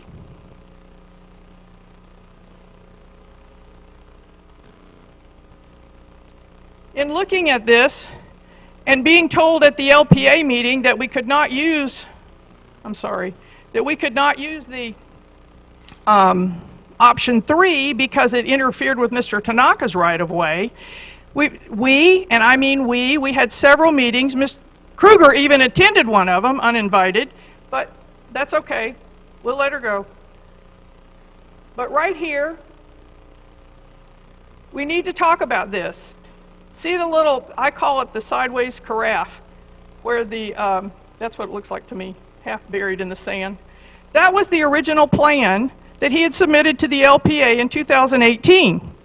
Yes, I did call everybody in the city that I could find when I found out that his paver contractor was digging up that design that was not approved. That's where the bollards are currently. So yes, they're reducing it, but you have to remember that little black dot right there is the usable space. So now look at what's being taken out of the usable space. If you go down 60 feet, which is halfway to almost halfway to that little dot, he would have plenty of room to use what he currently has with his driveway to connect to a road. The road would not put him in liability any more than it puts any other person in liability when they're out in the road. It would not be his liability. He could put his fence down his property line like all of us can, and it would be past where his driveway would enter, so there would be avenue. He wanted turnaround space in the beginning. That's why that's shaped the way it was. So we're just looking at all options, and after we were told no on some of these options, this was it. So I think you've gotten material that will show you that's by an expert, not me, in looking at the space that's needed. The other thing I'd like you to know is, in building this plan and doing this plan for his current pavers at this point, his swale, y'all know we have to have swale for stormwater, was on the city right-of-way. Well, I'm looking at the packet that was presented to you, and the last page is his exemption. You get a one-time exemption for putting in swales for stormwater. I didn't know that in the city of Destin. I had to provide my stormwater. Everybody else had to provide their stormwater. We didn't know there was one exemption. Well, the exemption appears to be for the swale that was on the right-of-way. I mean, so why would he need an exemption? Can you wrap it up, Sandy? There. So anyway, I just wanted you to look at that, but the whole impetus of this is we want a plan that does not require vacation. That's it. Once you vacate this, that's it. The other thing is you need to look at where the road ends and his driveway begins. There's another driveway that intersects there that's not on any survey that belongs to Mr. Odom. So you've got two driveways right there intersecting, and with Mr. Tanaka's, it's 3 right at the end. So bear that in mind. Thank you. Thank you, Ms. Trammell. Let me wash the button off, please. Okay, can I have one of my staff members come up and, you don't have to do that, Sandy, we'll get somebody to come up and do that for you. Oh, that's all right. I got a glove. You got it? Okay. I got a glove. All right, cool. Mr. Catcher said he was nice enough to do it for me. I'll do it for you. All right.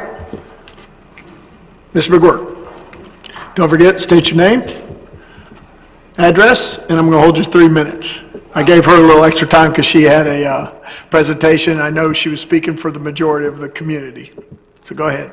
Just leave the speaker on after that, when you walk away. Thanks sir. very much. I'm going to repeat probably some of what I had last time, but you cut me off before I got to finish, and Mr. Morgan wasn't here, so a lot of it I'm going to have to skip to hurry up. But I would like to say we're all in favor of the man having access to his property, just like the rest of us, but a 12 or 15-foot driveway, that's what we're allowed. That's what we get.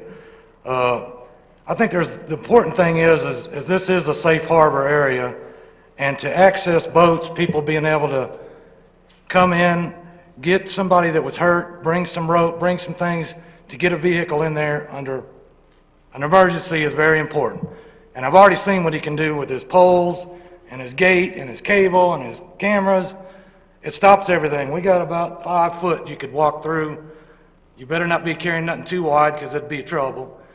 And I can assure you, honestly, the last time, and I don't talk to Mr. Kruger, we're all family. We all try to be friends in the neighborhood, and we all talk. But the last time I was down there, I happened to be stepping off his meandering driveway, which is about as long as my whole lot. It's actually 120-something feet is what I was stepping off. And it's basically 25 foot wide. This is his driveway. And it's basically in the middle of our park.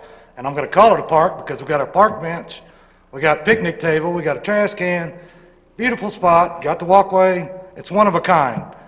And after 20 years of my life and saving to be able to buy a nice place, I bought a lot over there and built a house. And next thing you know, now we're going to give away the middle of the access, and it looks terrible because there's going to be poles, fences, who knows what's going to happen.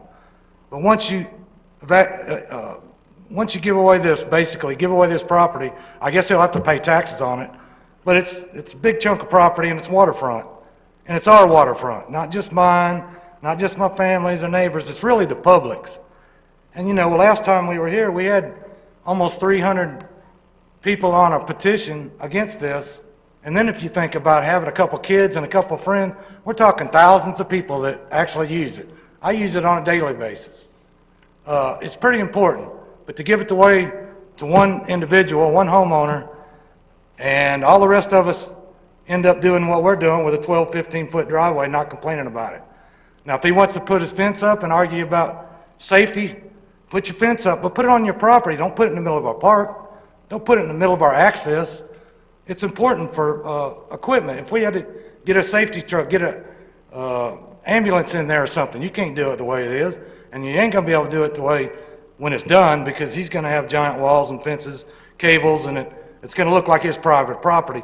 And I do want to say one thing. Last time I was down there, I was stepping it off, and out of the corner of my eye, I heard something, and he rode up on his bicycle, slammed on his brakes, and said, "Can I help you?" And I'm standing in the park, in the right-of-way. So that's what we got to deal with, and pretty aggravated about it. And we're talking about one person here, not the public, not the locals, not the people, and not our kids that are going to take over the rest of it. Thank you, Mark. Next, moving from left to right.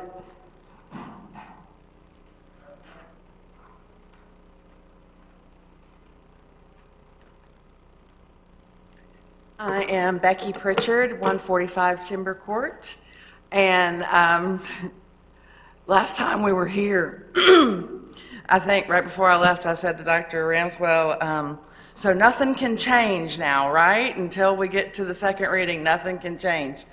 And who'd have thunk what has changed between then and now?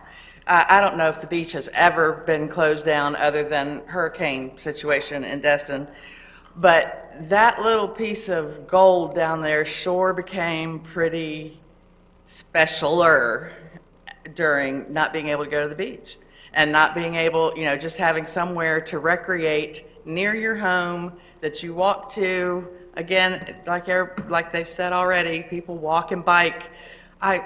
I just hardly ever see cars down there. I'm not saying that that does not occur. But before the last meeting, the last second reading was canceled, I had sent a letter to everyone because part of what I had a problem with at the first reading was a little bit of semantics because with this around this word access. I felt like we were all using this word access and it meant different things in different situations.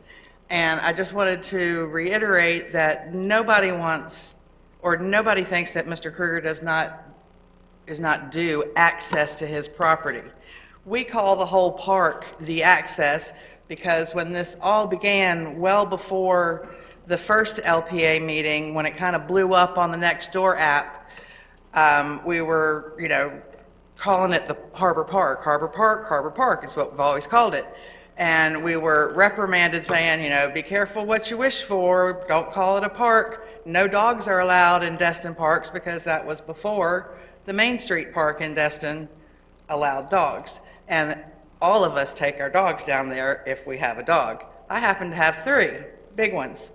And I'm not worried about the boogeyman behind the fence. I'm worried about somebody else with 3 dogs on the other side of that fence that I can't see before I go down that corridor with mine to go down to the water. And it, you know, this safety issue, it's not a safety issue about, you know, it's not a New York gang situation. True, but apparently Ms. Cadenhead has a huge fear also. So which one is it? Is it a fear of what's going on outside of the fence, or is it not a bad place down there? I don't think you can have it both ways.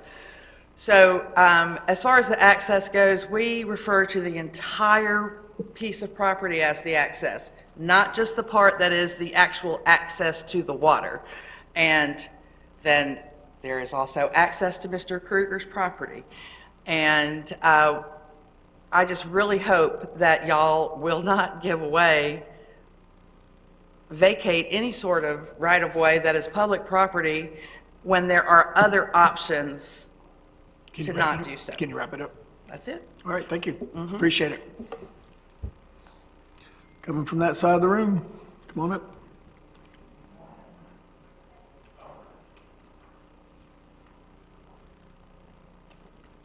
Mr. Mayor, Council, Scott Murray, 3796 Indian Trail. We're just pleading not to give this precious piece of land away. I believe the last council meeting we were to, I didn't realize that the permission given was a mistake from previous council that have been since fired. So we all know just from that it wasn't right.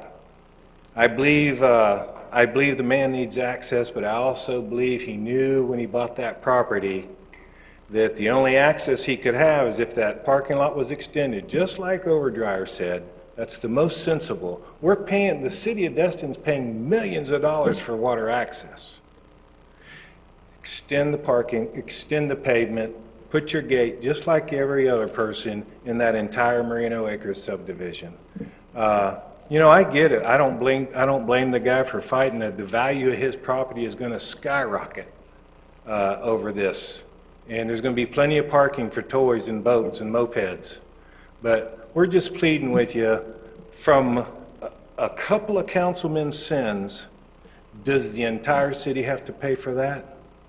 I don't think it should be. Thanks for hearing me. Scott, next up, come on. Like I said, we'll go right on down the list.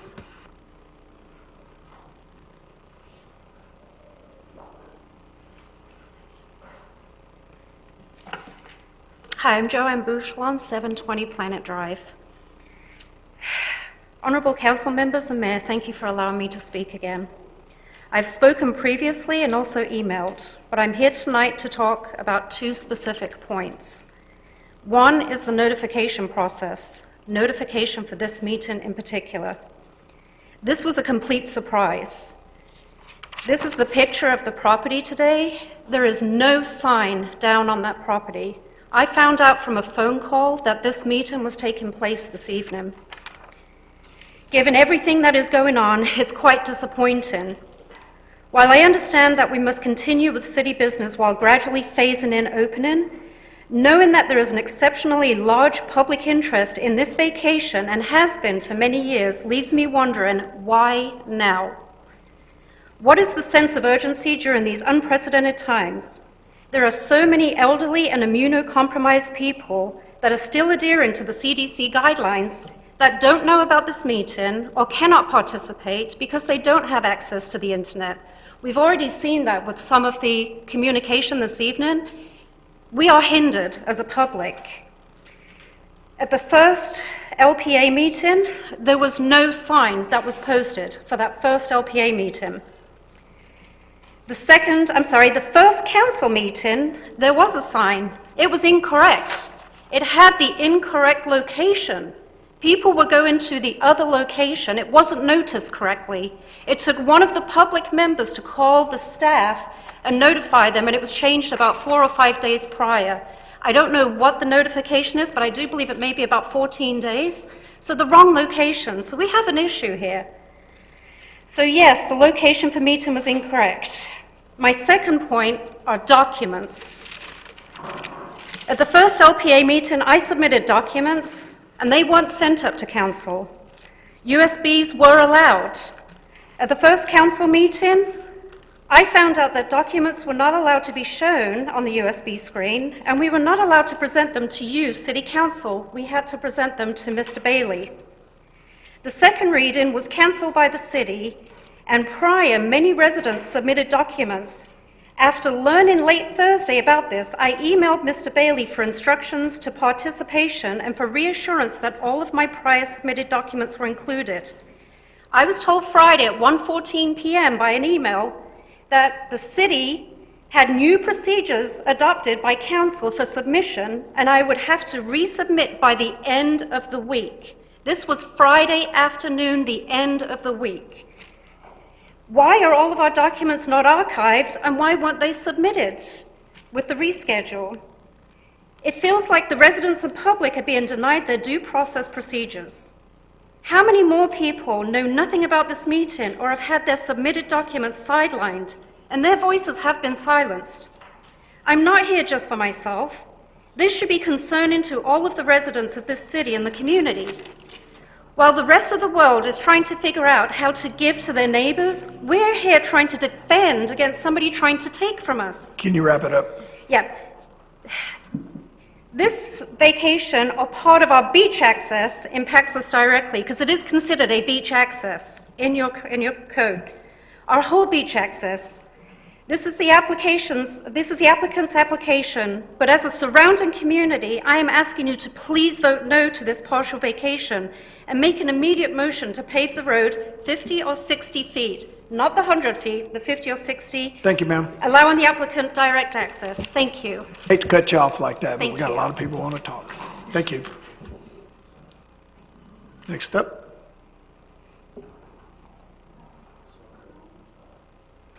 Mayor, what is the proper way to go about this? If I have questions about comments that a speaker makes, should I? Just ask. When their time's up, before they leave the podium, it's okay. Well, it's not a question for the speaker, it's a question for staff. How do you want to Is handle it? now appropriate or hold? Well, we're quasi judicial, so I want to get clarification from our attorneys. You can go ahead and ask the question now, Ms. Ramswell. I think it's important to clarify the point that she made about the notification. Can y'all address whether notification was posted and whether notification was done with the proper due process? Yeah, this sign was required on first reading of the ordinance, and so it was posted. It was not required for the second reading per code. However, there was significant notice provided, and I'd actually like to ask the city attorney to swear in our public information officer quickly so she can describe the notice she also added, which was not required, but we did it as an extra.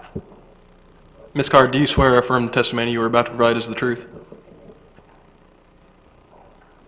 Good evening, Council. With regard to the question, after I spoke with our city land use attorney and our staff attorney in getting out the wording that we wanted to put together in the press release, that press release was posted to our website on April 27th. It was also pushed out on our City of Destin Government Facebook page. It was also provided in a release that was provided to the media distribution group, which is a very vast group that extends from Pensacola to Panama City that covers all of our media outlets. So that information was posted on April 27th. So even though there wasn't a sign posted, we did notice in accordance with the law? It is. It was on our website, social media, as well as sent to our media representatives in the local area. Okay, thank you. And I also did a recap this morning too, or this afternoon, that this meeting was happening at 6 o'clock tonight. Okay. And also, in addition to the information testified to by the public information officer right now, the city clerk also published a second reading of the ordinance in accordance with Chapter 163 of the statutes as well. And I will, Ms. Joanne, I'm sorry, I just wanted to let you know, after the last meeting, the council did receive an emailed packet of all documentation that had been submitted. Our clerk did send that out to us, so we do have it. And of course, our iPads maintain everything that is submitted. So like sitting here right now, I can go back and look through the documents you or anyone else submitted at that first hearing. Go to the mic. Yeah. There were members of the public that submitted documents prior to the second reading, and they were required to do so by a certain time, date central, and those, I believe, were not included in tonight. So the council and staff rescheduled this meeting, so does the default fall back to the public to resubmit everything, or should they have been archived? Because we met our obligation. Let's check with our attorneys, because I Ma'am. don't want to steer you wrong. Thank you, ma'am.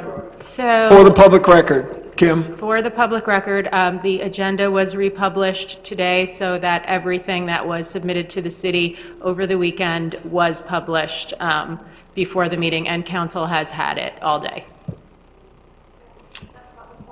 That was Sir, the second publishing go- of the agenda.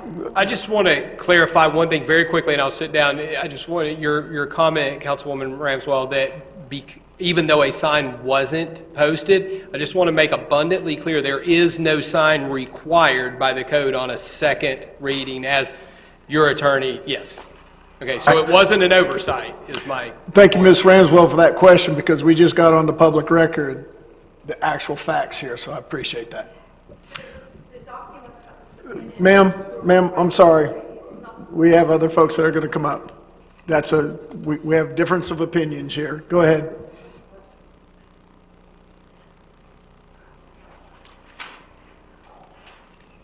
It's color-coded this time.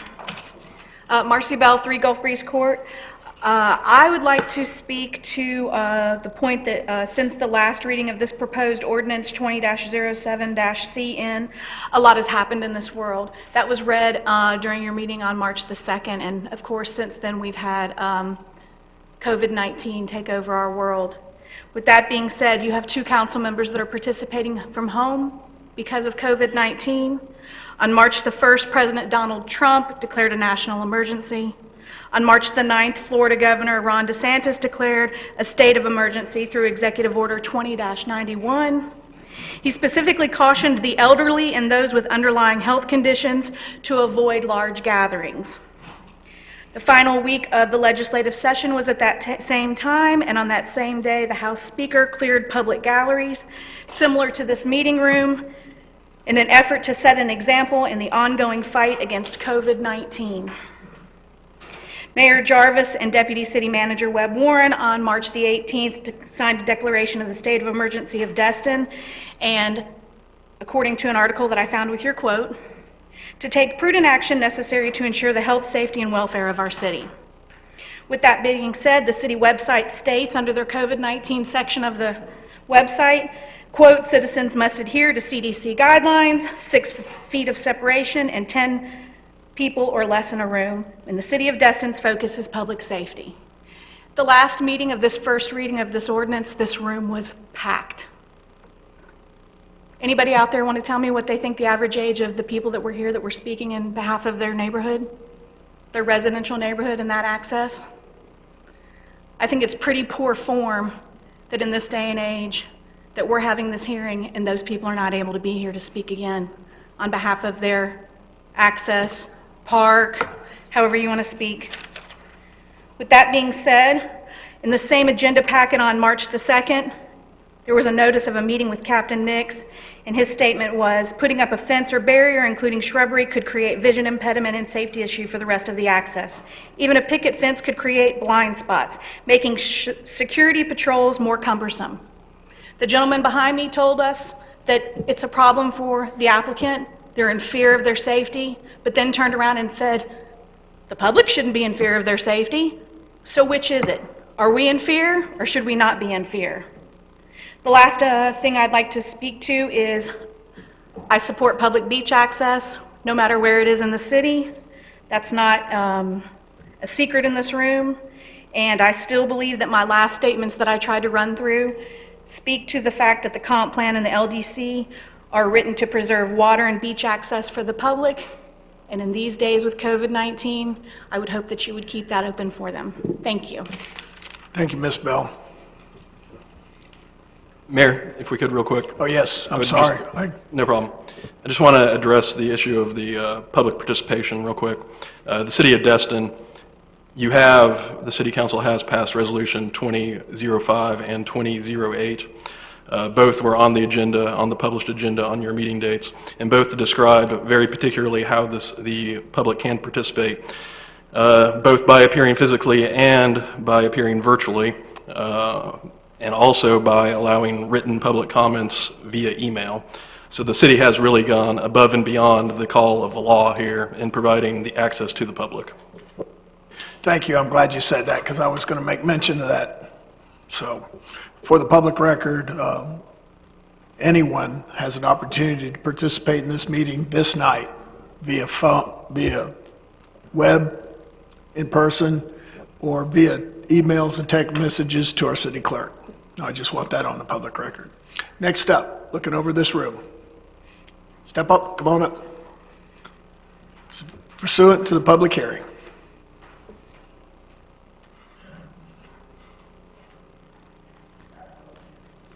Rob Bouchelon, 720 Planet Drive. Good evening, Council, Mayor, and staff members. We've talked a lot about privacy, fence, parking, all these issues that we've talked about. There's opposition on both sides, the community versus the applicant. I vote for him to get access to his property, for sure. No problem with that.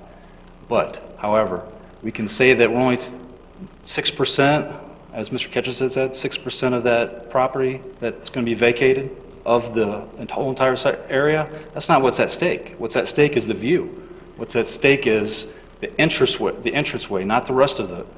I'm not taking away the property, not taking away the waterfront view. But I asked the council members, the comp plan, we haven't really talked about the comp plan. I kind of went through it last time, and I really went through it this time to look at it. It mentions all sorts of things in there about view, bayous, about waterfront property, not hindering views, gaining access, more access. So if we eliminate the access by putting up a fence, by vacating the right-of-way, that access is narrowing, isn't it?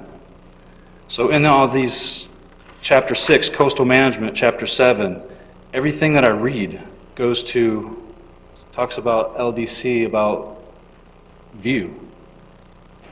putting up a fence hinders the view, all that. And then I asked the question about the pavers and the suing.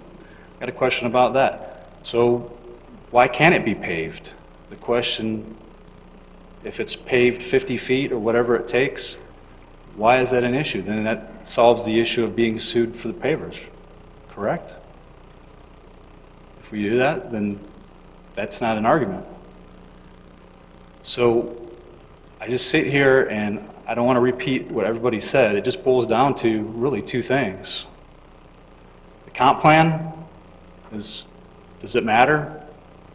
Are we reading into it? Is it objective, subjective? I think if everybody reads the comp plan entirely and focuses on, I think what we're doing is we're going against the comp plan. We're actually doing what the comp plan, we're doing the opposite.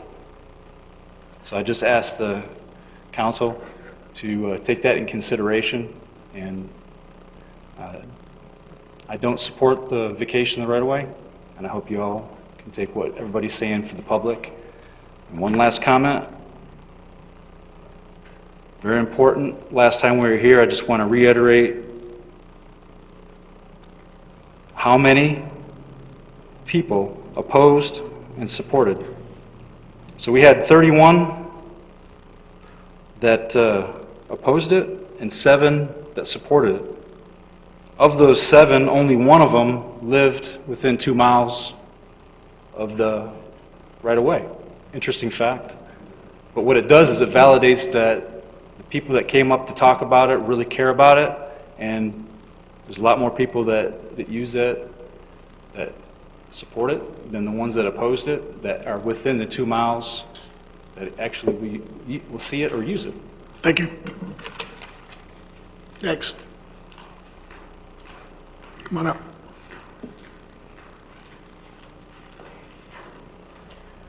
Hi, Brian Liesfeld, 301 Primrose. So I'm here tonight in support of the vacation of the right-of-way. I first became aware of this, seeing the yellow signs around town, and I asked a few people about them, and I was told the city's given away a park to a homeowner. So that struck me as a bad idea for multiple reasons. One, being a taxpayer, it seemed like a good idea, but also as a recent appointee to the Parks and Rec Committee, thank you all for that, seemed like something that I should be aware of. And so once I looked into it, I of course realized that the city's not giving away an entire piece of land and it's not a city park. But it did also dawn on me that there's a huge demand signal out there for something like this. And when you take a piece of land like this and you put a picnic table down there and you put a trash can down there, all of a sudden it kind of does become a park without being a real park. So I guess my point tonight is that I feel like we've seen that there's a demand from the public. Obviously, that's been demonstrated all over town. And so I think there's a way that we can work together to try to find a compromise here to where we can find another part of land maybe where there can be parking, there can actually be a designated park, and this situation doesn't happen again. So with that, I'll give up my time and my seat to the next guy. Thank you. Thank you so much. Next.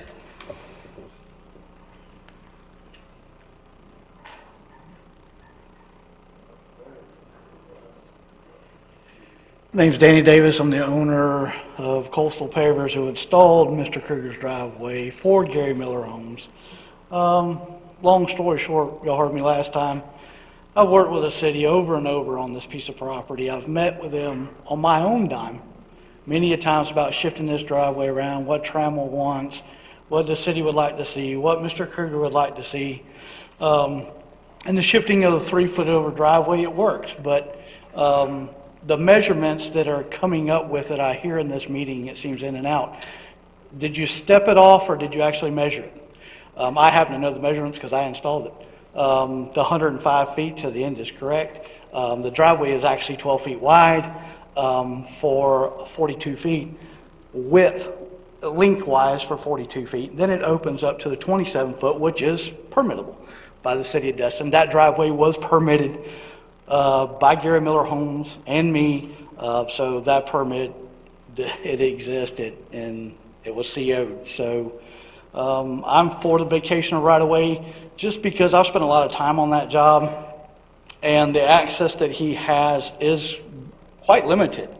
And if you asphalt all the way down, where everybody's looking at that 105 feet, there's an oak tree there. You got to get past that oak tree to get that asphalt so he can make that back out onto what would be the city right-of-way of asphalt. So considering the space that's left is going to be somewhere around 10 feet to the bulkhead, to the stairs, to enter going down. So to vacate, that's very minute piece of property for his safety and the safety of the city residents, people who are visiting this beach access, really just only makes sense. I mean, it's protects him, protects the city, and protects the residents. I mean, everybody's got a little riled up over this whole thing, but honestly, I think it works for everybody. I mean, I've been doing business in Destin for 23 years, and I've seen a bunch of things across my plate, but this, I have to say, takes the cake over this small chunk of piece of property. But I appreciate it. I definitely want to see y'all vacated. Thank you, sir. Next up.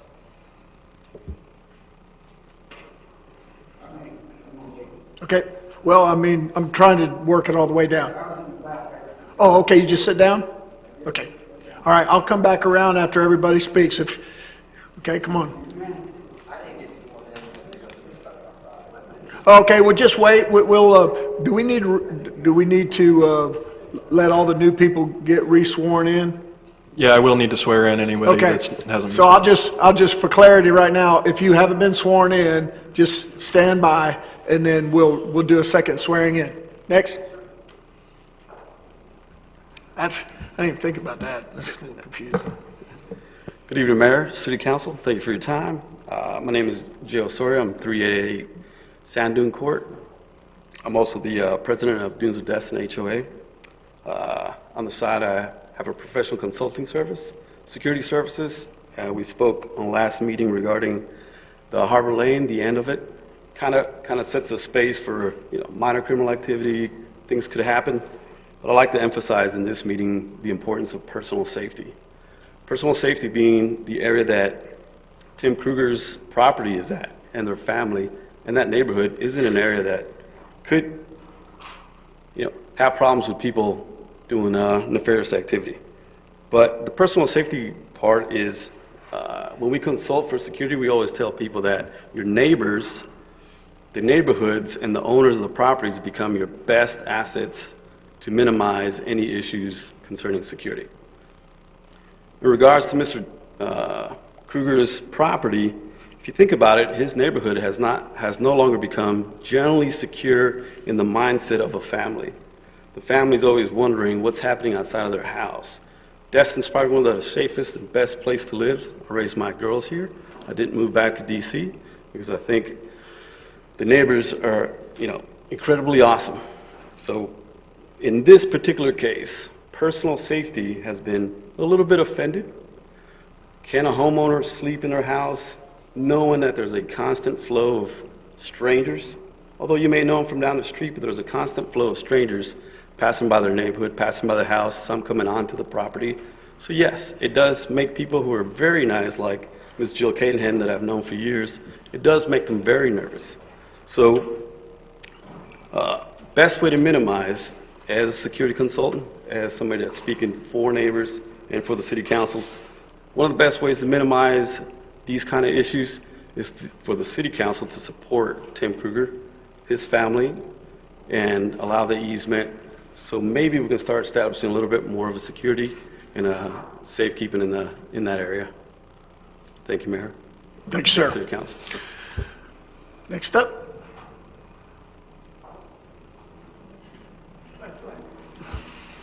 I'll get you next. Tom Rooney, live at 45 Country Club Drive. I'm here to support Tim because I work down there on High Tech Landscape. I've been working in this area for 30 years. Come across a lot of issues of people crying because we took down trees and now they see commercial property. And we said, well, you knew you bought commercial property. But everybody has the right to build on their commercial property, residential property. Everybody has the right to get to their property. Everybody has the right to not have a car parked. Sir, real quick, have you been sworn in before you Yeah, I was sworn. Oh, you were? Okay. Yeah, he was just behind you. So I'm just supporting it because I know he needs to be able to get to his house, get into his house, get emergency personnel there if needed, and not be asking people to move their cars. So I like the idea of the gate. I'm also friends with him. I frequently go to his house, and we frequently get blocked in or can't get in when we get home. I hear a lot of people talking about, oh, this big park, this big park. Well, 3 people don't need a huge park. I'm over there a good bit, and there's 1 person here, a couple people here.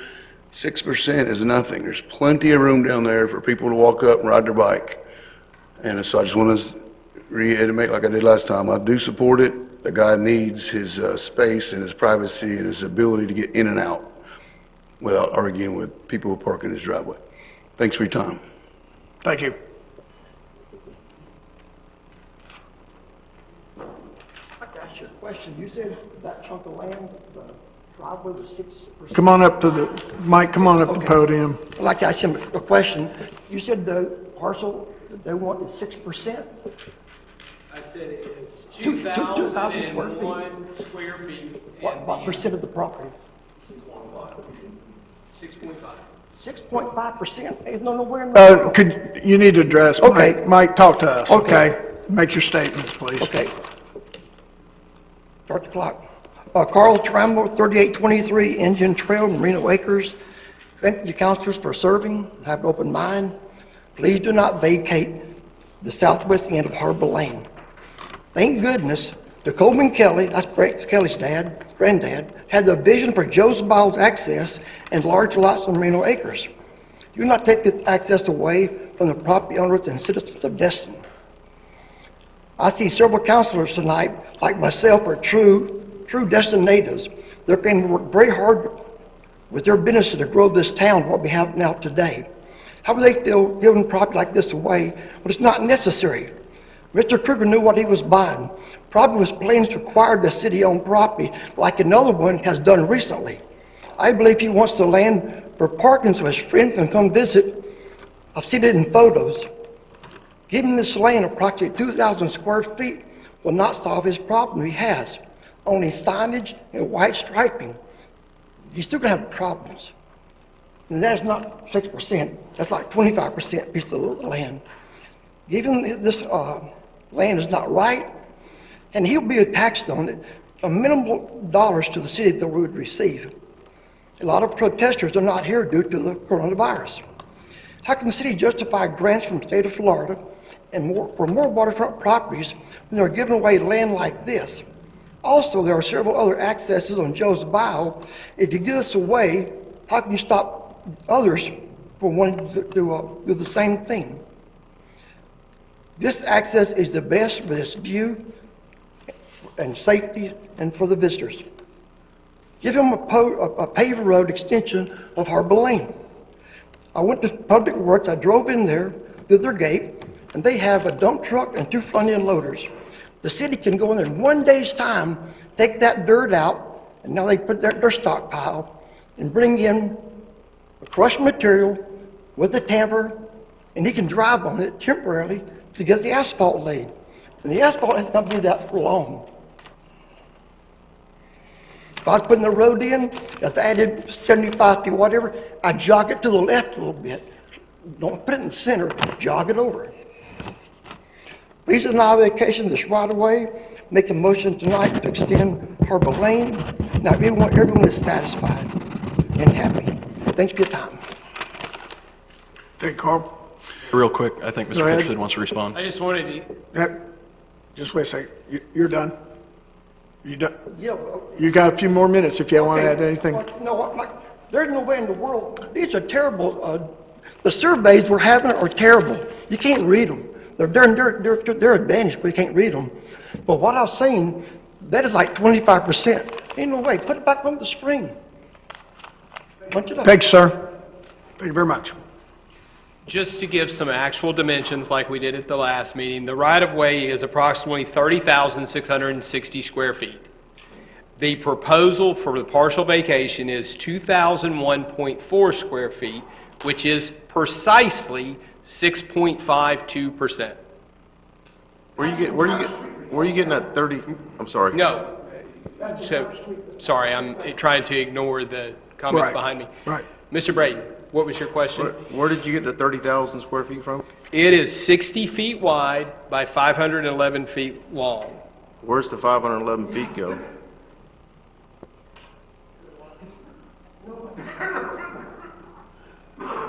That's got to be all the way from Bayou Drive all the way to the end, the whole street?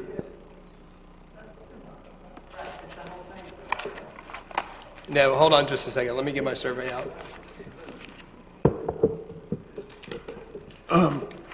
That's based on the fact that the right-of-way, which is the road. Yes, but I'm going to answer your question. I'm going to get my survey out, but go ahead and move to the next person. Is that? What we're going to do, I had a request from a council member, he needs to take a potty break or some kind of break, and I do too. So we'll take a break while he finds the information, and you don't have to go to the bathroom, but you wanted a break. Yeah.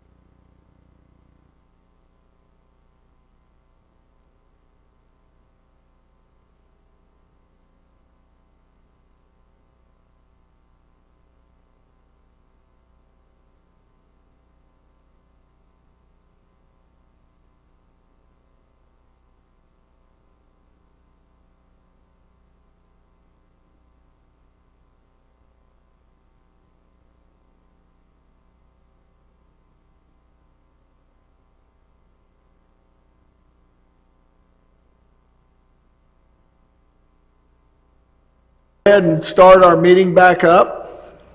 Go ahead, Mr. Mitchell. Hold on one second, Bill. We got a question from a council member.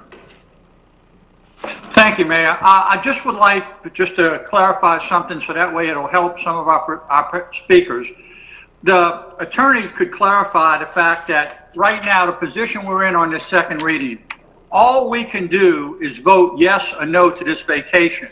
We're not in a position to negotiate any kind of compromise. And I'd like the attorneys to speak to that, please. Right, that's correct. The city council needs to either approve or deny the request or approve it with conditions, as they did on first reading, any of those three options. It's not a negotiation. In order for any kind of further conversations to go on between staff and the applicant, council would have to deny the vacate. Is that what you were looking for, Mr. Mitchell? You are muted. You're muted. Unmute. There, go ahead, Steve. I'm sorry. Yes, sir. I was just trying to, for the benefit of the public, because I know they're coming to us wanting us to present other ideas, and we're not in that position in this setting. Thank you, sir. You're absolutely correct.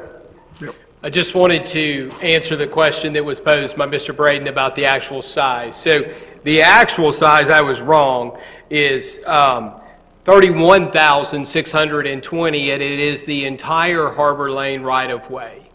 And the percentage being asked, I was wrong again. It's actually 6.3, not 6.5.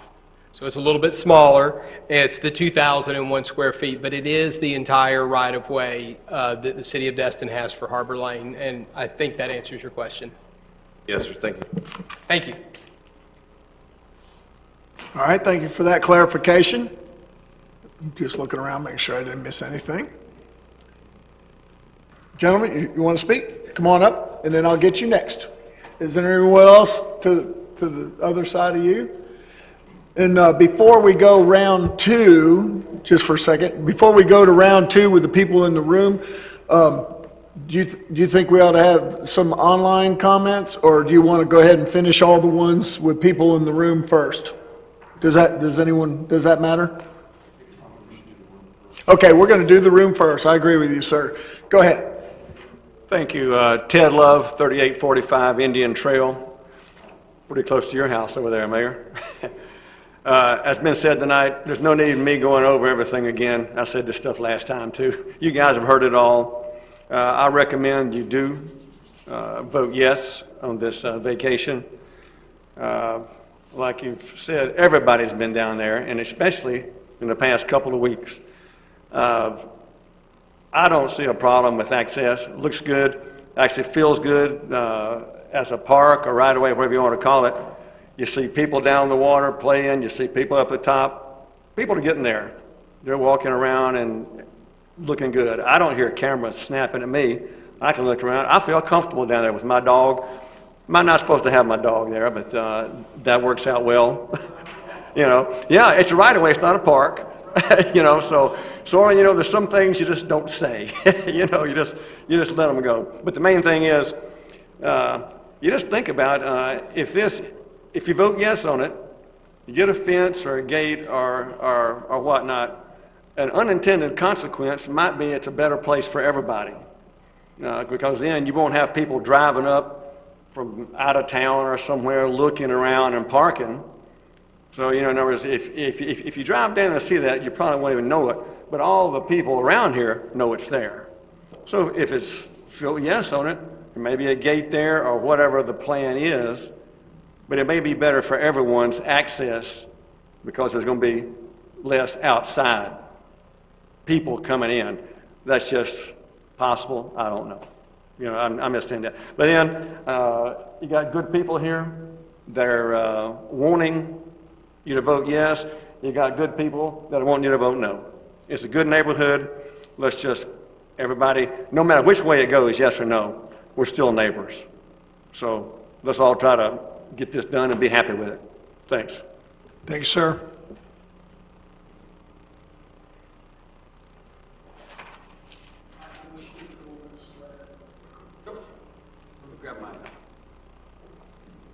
My funny paper. Sure. Hi there, Bill Kilpatrick. I live at 4081 Indian Bayou North that's the end of Indian Trail, not an Indian Bayou subdivision, I always have to say that. And I'm asking you to vote in favor of the vacation. I've been down there, I've looked at it. I think it's very reasonable what Mr. Kruger's asking, giving all the time that it's taken to go through this. I think he's tried every possible avenue. This idea now of well, let's talk about extending the road.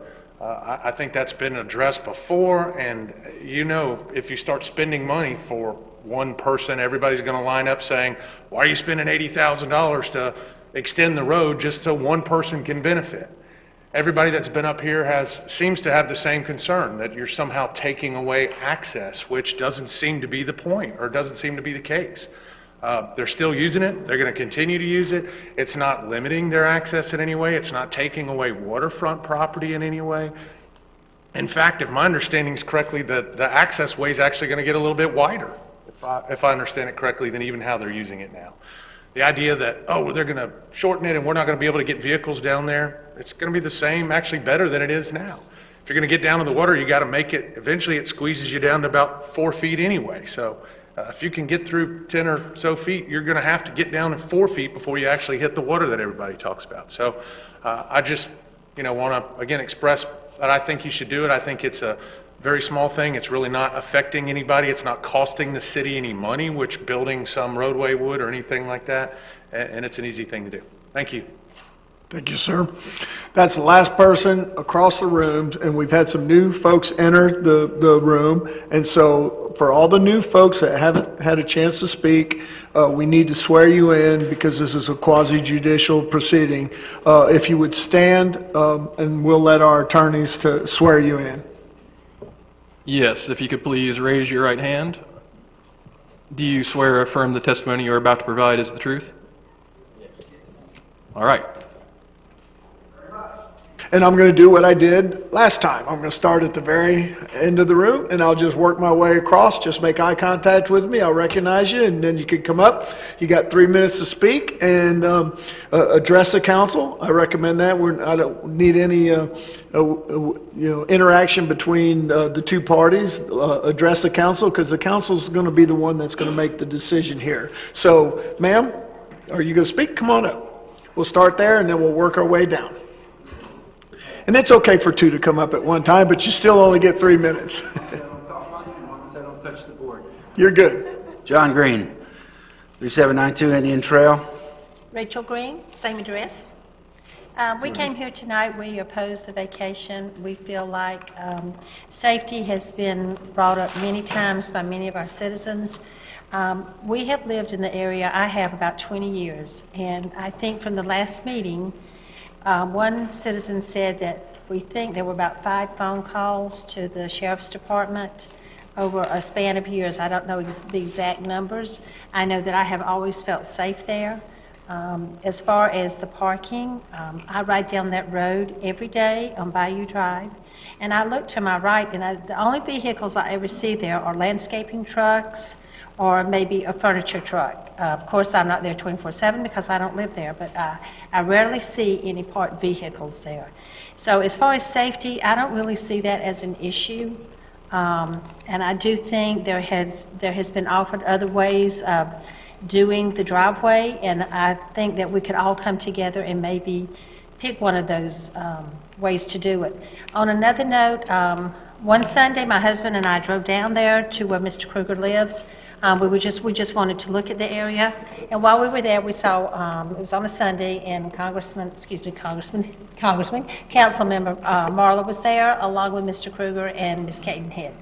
And my husband spoke. Excuse me. No, go ahead. My husband spoke with Mr. Marla, and they talked back and forth, and so we left. And the next day, I believe it was, we got a phone call from the Sheriff's Department that we were disturbing the peace. So we had to go down to the sheriff's office because Mr. Kruger had called and said we were disturbing the peace. And we were just trying to find out the particulars on the vacation of the property, and so we do not know why he felt adversarial and wanted to do that to us. So we do. So that all went away. That caused a couple weeks later. But here's the thing. I don't like your clock. because it doesn't show the people that are up there. I realize you guys are here 6 foot. I think it's a bad idea that what you guys did here, of pulling this off and making half the people of the neighborhood not show up. It's a yes/no vote, just like Mitchell, whatever he said. It's a yes or no. So you got two answers. You can deny it, and it can go back, and so there is another choice that it can go back and extend the road. That's what should be done. If you don't want to do it, you can disrespect over 500 people, more than 500 people that have showed up, and only 2 of you all had the courage to stand with the people that showed up. So the rest of y'all can look at it. You can either be an ostrich or you can vote no. Thank you. I'd say 1 second early. Thank you, sir. Appreciate it. Next up, looking over to the side of the room, come on up. You're legal now.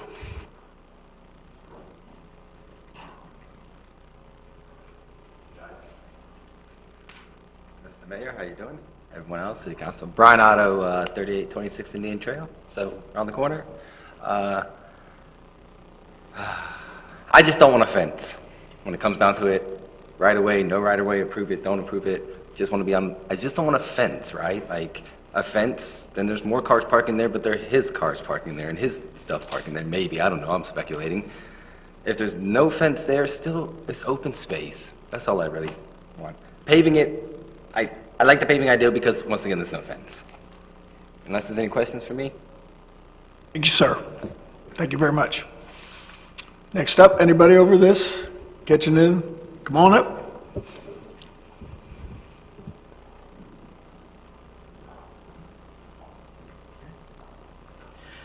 Good evening, council members. My name is Blake Kruger at 227 Mattie M. Kelly Boulevard.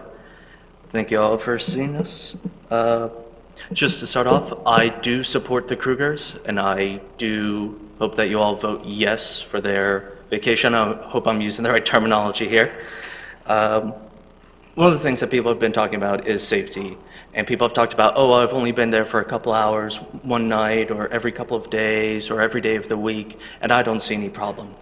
Well, unfortunately, the Krugers live there 24/7. They have to deal with all the problems. They have to deal with all the people that are coming outside of the normal working hours of this right-of-way, before and after hours. One of the points that has been brought up earlier is talking about their safety against dogs or boogeymen and things like that. The thing about it is that for people to get down there with their dogs, with their children, and to get past all these boogeymen, well, they have a lot of shrubs, they have forested areas, they have to go by other properties that may or may not have fences, that may or may not have dogs to begin with. So it does seem a little bit unfair to single out the Krugers here and deny them this, or deny them the fence just because of this one particular household. There's been a lot of talk about anecdotal evidence, about people being friendly, about people being not so friendly, maybe conflicting a little bit here. For my experience here, whenever I've been down there, we talk to the people, we wave at them, sometimes they wave back. A couple weekends ago, we were doing yard work, and a newly married couple came on down. They had their dog playing in the water, and we were talking to them. We weren't trying to shoo them away. We weren't saying, no, you can't have that dog. No, we were talking to them because, you know, I have my own place. I kind of want a dog as well now. It's kind of lonely during coronavirus times, and you got me inside all the time. So this notion that there are these evil people that are trying to get people out of there, I just don't see that as being true. Third point is a lot of these claims that a lot of people are afraid of, and rightly so, is saying, oh, well, if we give him something, then he's going to take it all. Oh, if we give him this slight little advantage, this little 6.3% of land, well, he's going to take more and more. He's going to put up signs. He's going to block the entrance. He's going to take it all up for himself. Well, that's a slippery slope logical fallacy, and that there are checks and balances. There's you all here. You know, we've heard a lot of people who are very worried about this, who are very concerned that this is going to be taken from them, and they have the access, the ability to come before you all, take photos, take evidence, and show you all and make sure that there's a check and balance here, that one individual is not taking away anything from the people.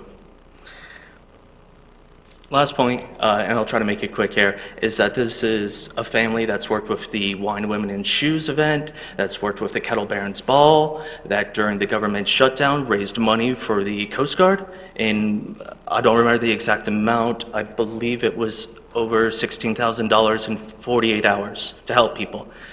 That doesn't seem like the workings of an evil, maniacal man trying to take things. It just seems like somebody that's trying to help the city, and this is just one person just trying to do one thing for himself. Thank you. Thank you very much. And I'll work my way this way.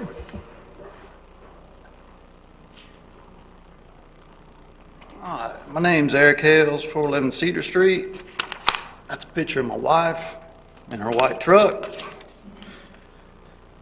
She's picking up two 13-year-old boys that do what boys do in Destin, spend time on the water. We typically dump them in at the park on Main Street. And if they can't make it back to Main Street, we pick them up at the boat ramp or at this park. That truck was probably parked there for about 15 seconds, or however long it took her to get them out of the water. It goes back to what Mark says, Mark McGuirk earlier. It's kind of a safety thing. It's nice to have pickup points. Makes me feel comfortable as a parent dropping them off in the bayou. And I think it needs to be there. So y'all do what you got to do to make it work. Appreciate it. Thank you, sir. Working my way back across the room. Come on up. Oh, I got one back here. Let me just knock out that side so I don't have to look back over there again. Anyone else on this side of the room, on this side? Okay, you'll be next. Go ahead, ma'am. Yes, my name is Amanda Belcher. I live at 6 Pine Ridge Trace. I would like for y'all to extend the road, and I think that would solve the problem. Also, I went down there a while back, and my vehicle was on the screen, and it was because I was taking pictures of the sign showing where the meeting was. I was there 2 minutes. Thank y'all. Thank you, Amanda. Come on up, sir.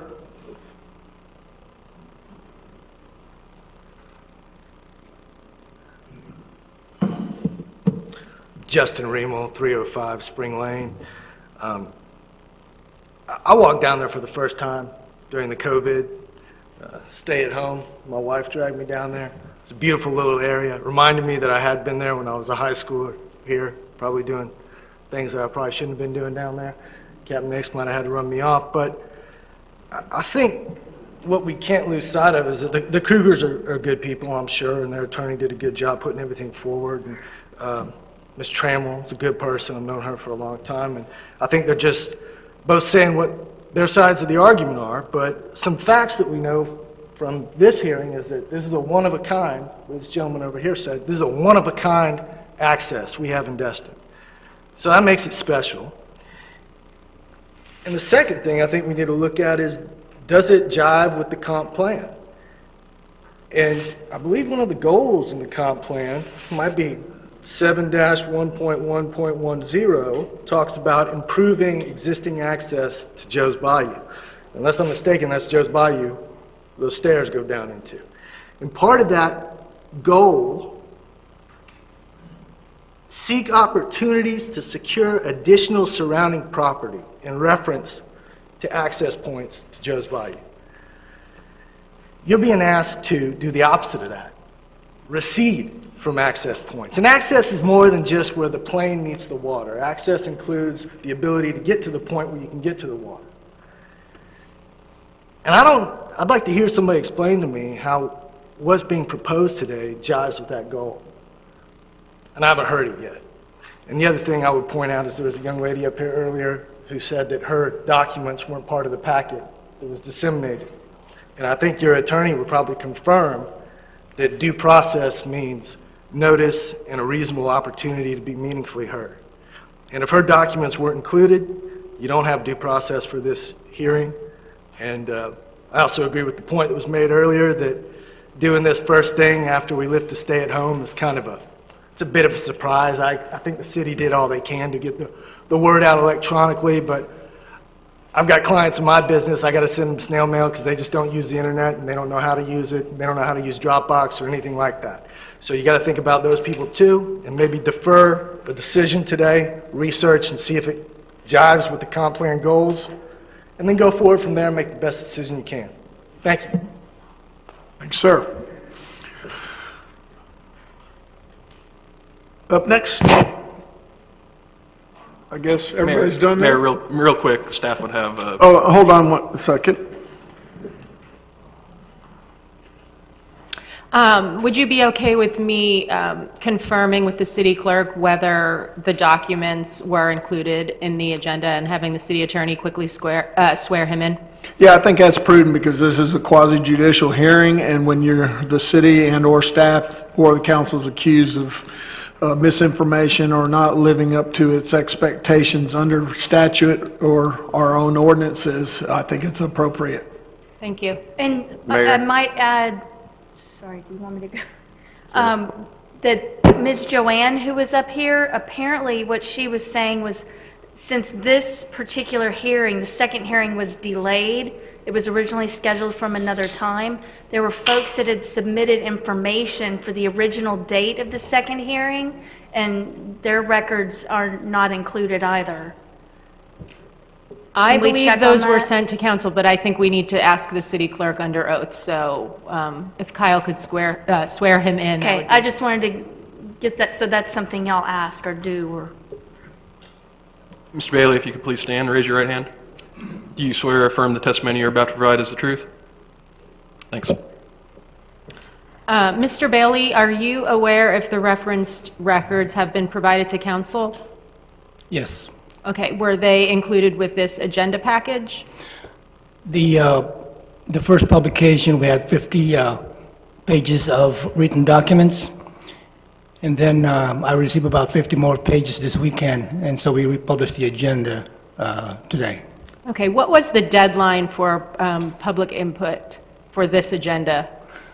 The initial deadline is noon on Thursday by resolution of the council. Okay, were all documents that were provided by noon on Thursday included in either the first or second publication of this meeting's agenda? Yes, ma'am. Okay. Ms. Ramswell, does that answer your question? No, and then when was the agenda published? It was published twice, so if you could give us It both was- dates. First publication was Thursday afternoon, and then by, I think, around noon today is the second publication. So just looking at it from another perspective, if the agenda was published after noon on Thursday, but the deadline for people to submit material was noon on Thursday, they hadn't even seen the agenda. Am I understanding that correctly? Yes, but by resolution, No. everything we receive within 36 hours, we have to include. That's the reason why we republished.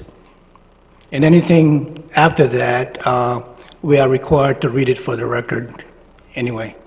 And also, Mr. Bailey, what were the dates that notice of this quasi-judicial hearing and the ordinance title were published in the newspapers?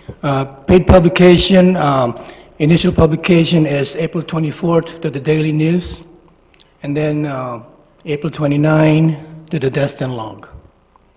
Thank you. And so I'm sorry, I don't want to question, I'm not the attorney. Please do, you can question Okay, me. so what I had mentioned as a follow-up was that there was concern that documents that had been submitted for the original second hearing date didn't make it into this packet.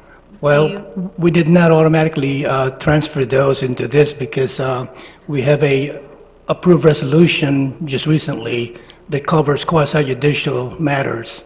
So there are some requirements for them to submit. There's a matter of either withstandings or just a regular public comments.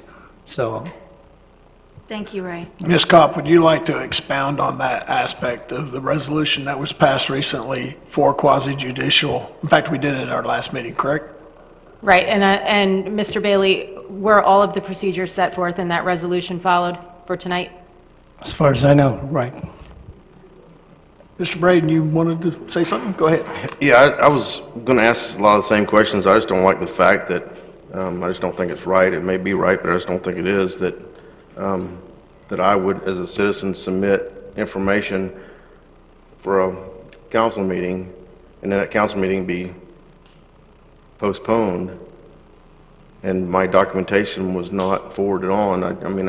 And we just passed something 2 weeks ago, and then all these citizens have to find that out somehow and resubmit all their information again to come to this hearing. I don't like it. Maybe legal, but I don't like it. Mr. Bowman, would you like to address those comments by Councilmember Braden? Yeah, Mayor, I believe on this issue of notice, so when second reading was originally scheduled, that agenda was published, and in that packet, I believe, was included all those documents. Mr. Bailey, can you confirm that fact? The March 16 documents, are they all included in this one? Were they included in the first publication on March 16th? Yes. Yeah, I'm glad you said that, because the council's had access to all the documents that have been presented. And Mayor, I just want to point out that the public also had access to those documents because they were included in a published agenda.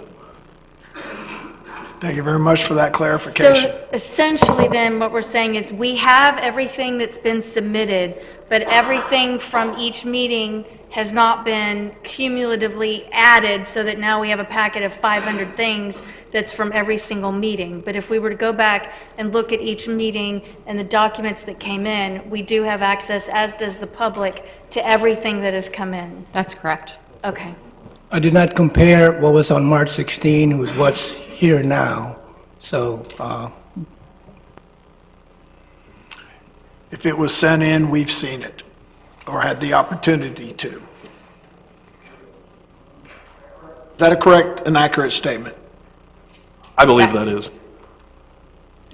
That is the testimony of the city clerk, correct? Thank you very much. All right, gentlemen. No, it's your turn. I've already sent you back twice, so it's your turn. No problem. Thank you, Mr. Mayor, members of the council. My name is Rich LaCour. I live at 4061 Indian Bayou North. And you hear a lot of testimony about, people making Mr. Kruger out to be a disgruntled homeowner. I just want to kind of relay to you my exact opposite experience with him and Jill. Me and my family, my wife, a 7-year-old and a 3-year-old went down there. First and foremost, we had a big stroller, a double stroller, made it through that access point without a problem. I know a lot of people have a complaint that that's not wide enough. I mean, it is. I mean, for whatever else you're bringing down there, I mean, I can assure you it's wide enough. And then Mr. Kruger and Jill could have been nicer to us, agreed us when we came up. They didn't have to. They were outside on their property, and we just talked for about 30 minutes, walked down to the water, and that was pretty much it.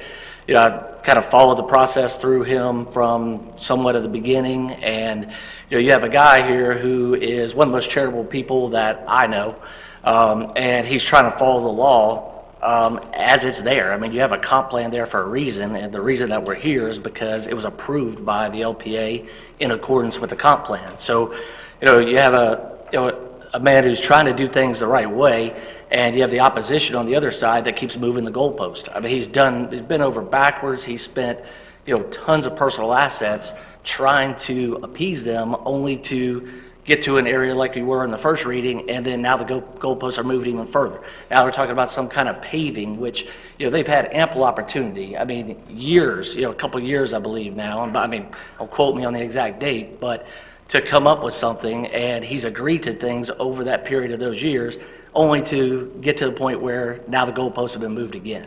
So I just want to state for the record that I'm in favor of the vacation of the right-of-way. Thank you, sir. Do I have anyone over here in the room? Do I have them? Anyone else hasn't got a chance? Matt, I didn't recognize you. That was tongue-in-cheek. Or mask-in-face, I'm not sure. Thank you all. Matt Trammell, 735 Planet Drive. I don't want to belabor the public records issue anymore. I will say Ray has been great to work with.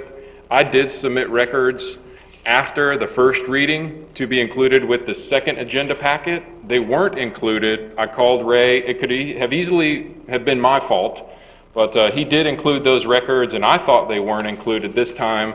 They were at the bottom of the agenda. Long story short, they were in there, but it wasn't easy to find. You have a tough decision tonight, and I know you've sat through hours and hours of testimony. I don't want to belabor any of the big points that came up, but you did hear from the Parks Committee guy. Don't recall his name. I agree with him completely. Maybe we should vacate this and go find another piece of property and build a really nice park. Where? There's not another one in my neighborhood. And what are we doing to solve all these problems?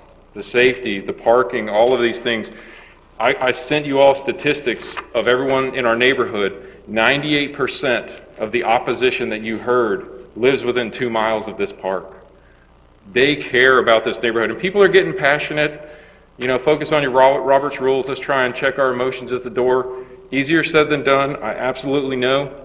I mean, I'm pretty passionate about this area. I grew up at this park. This park kind of made me the person I am today. Really made me appreciate the natural environment. So I want that for my kids. I want to walk down that street and see an unobstructed, view shed. It's beautiful. I go down there just about, not every sunset, but as often as I possibly can. The parking seems to be a learned behavior. I have nothing against Mr. Kruger and Ms. Cadenhead. They're my neighbors. I'm not here to badmouth them, but they, just as much as my other neighbors, wherever they may be, they've all parked down there. I've seen the pool cleaner, I've seen the lawn maintenance guy, they've all parked in the right-of-way. Well, if one person does it, the next guy thinks he can come along and do the same. There are some really good solutions that you have, and I want to quote Mr. Ketchersid, you don't have to follow this proposal tonight. You do not have to do it, and I want you to know there are other alternatives there. I'm willing to work with Mr. Kruger. He's my neighbor. I care about my neighbors. I think if the one good thing that came out of all of this, I know all of my neighbors really well right now. We're all close as can be, and I want to mend the wound, so to speak. How do we fix this problem? And I submitted to you the park or the roadway extension, and if you could throw that up there, that is a great solution. And we just say paving the road, that's going to solve it. It's not just paving the road. It's paving the road, it's striping, it's signage, it's education, it's cameras, it's working with the tools that we have. So if you could, please keep that in mind. But once this is gone, it's gone forever. He's not going to give it back, and I wouldn't either. I'm not going to give my property away. But once it's gone, and my kids won't see that view shed that we see today. So thanks very much. Thank you. Is anyone else? I have a question for Mr. Trammell. So your last comment, you just said the kids and everybody won't see the view that you see today. Can you elaborate? Because from my perspective, I went down there, I think, a week or so ago just to take a look.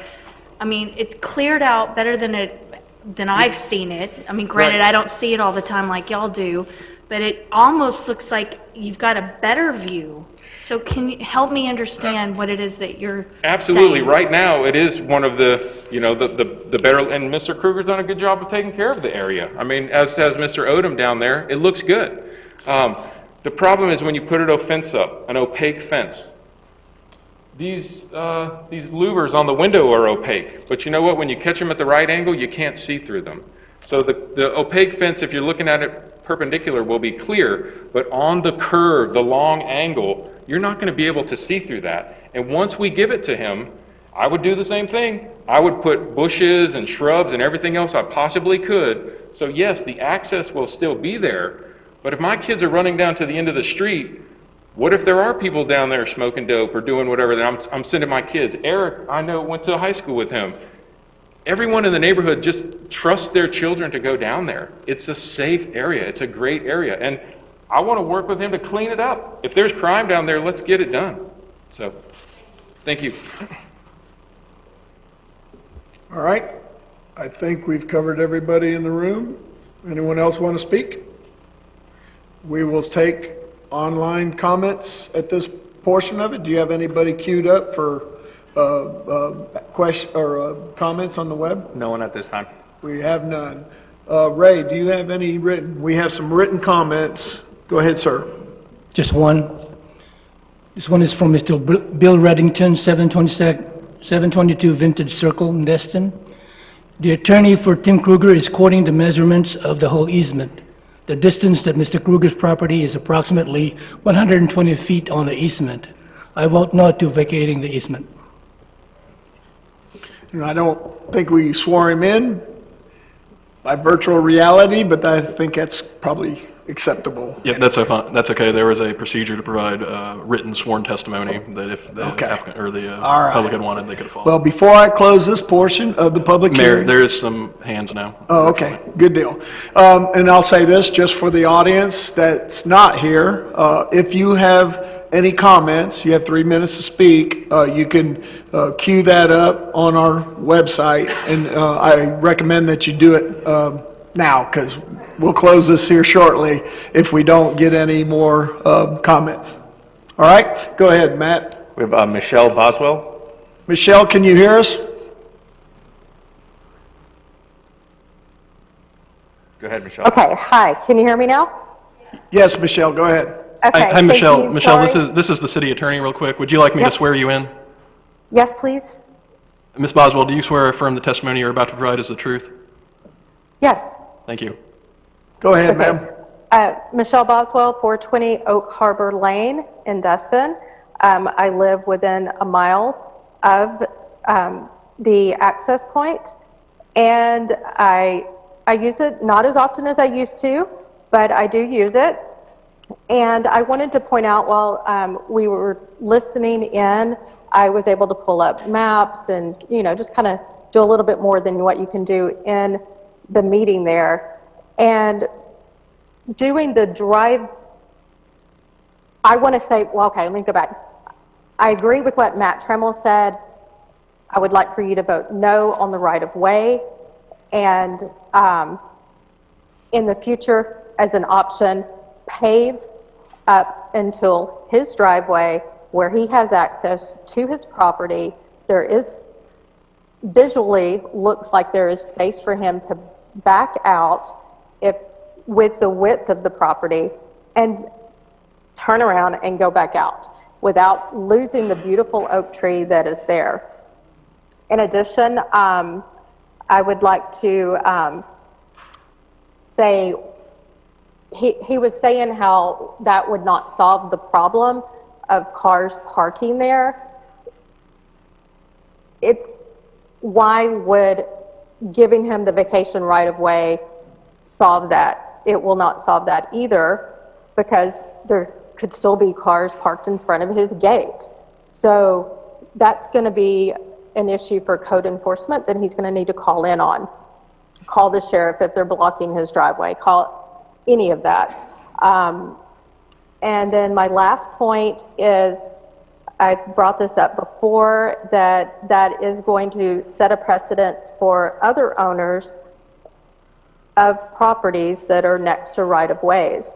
I said in one of the meetings that everyone is watching how you guys vote, and I did not mean that in a negative way, but I meant it as of course for us voters, but for the people who live next to other right-of-ways in the city. They are watching it. Property owners that are commercial property owners or even homeowners, that they're going to say, oh, they want they get a vacation right-of-way for this property. What's going to stop them from requesting one next to their property? And I've had at least 2 homeowners tell me that they're watching this. So anyway, that is pretty much, all I have to say is I'm requesting that you say no to this vacation right-of-way and come up with a different plan for Mr. Kruger at another point. Thank you very much. Okay, thank you. All right, Matt? Checked with Ray. Before I close the public testimony of the hearing, is there any person that has not had an opportunity to speak in this room or anywhere else? Seeing none, I'm going to close this portion of the public hearing. Go ahead. Thank you, Mayor. At this time, I'd like to turn it back over to Ms. Kopp. Thank you. So just to go over briefly what the council has to decide now, it is in accordance with Article 8 of the LDC, Section 8.0100D2. There are 4 criteria in the Land Development Code that you would look at as set forth in the staff report that we entered into evidence at the beginning of the hearing. The first criteria is consistency with the comprehensive plan, which staff and the LPA have both determined that it is consistent. It's important to note that a lot of the comp plan policies that were maybe referred to may apply to parks, and this is technically not legally a park. It is a city right-of-way, as you know. But I would like to just quickly question staff on the comp plan issues for the record, if that's okay with you, and they've already been sworn in. So, Mr. Bodie, can you tell us your opinion as to the consistency with the comprehensive plan? The vacation of right-of-way is consistent with the comprehensive plan. Is the shoreline affected? The shoreline is not affected by the proposed vacation of right-of-way. Okay, and then were you done?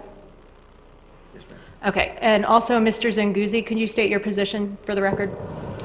I'm the Community Development Director.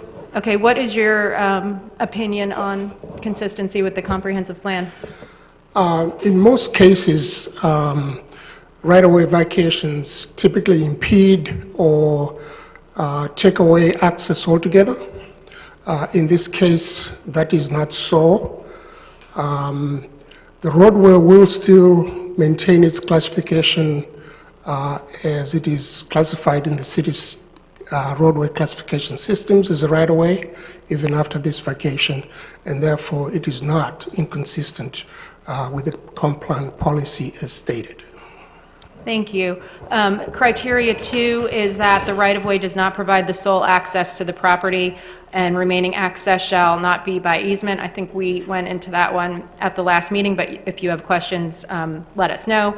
The third criteria is that the vacation would not jeopardize the current or future location of any utility.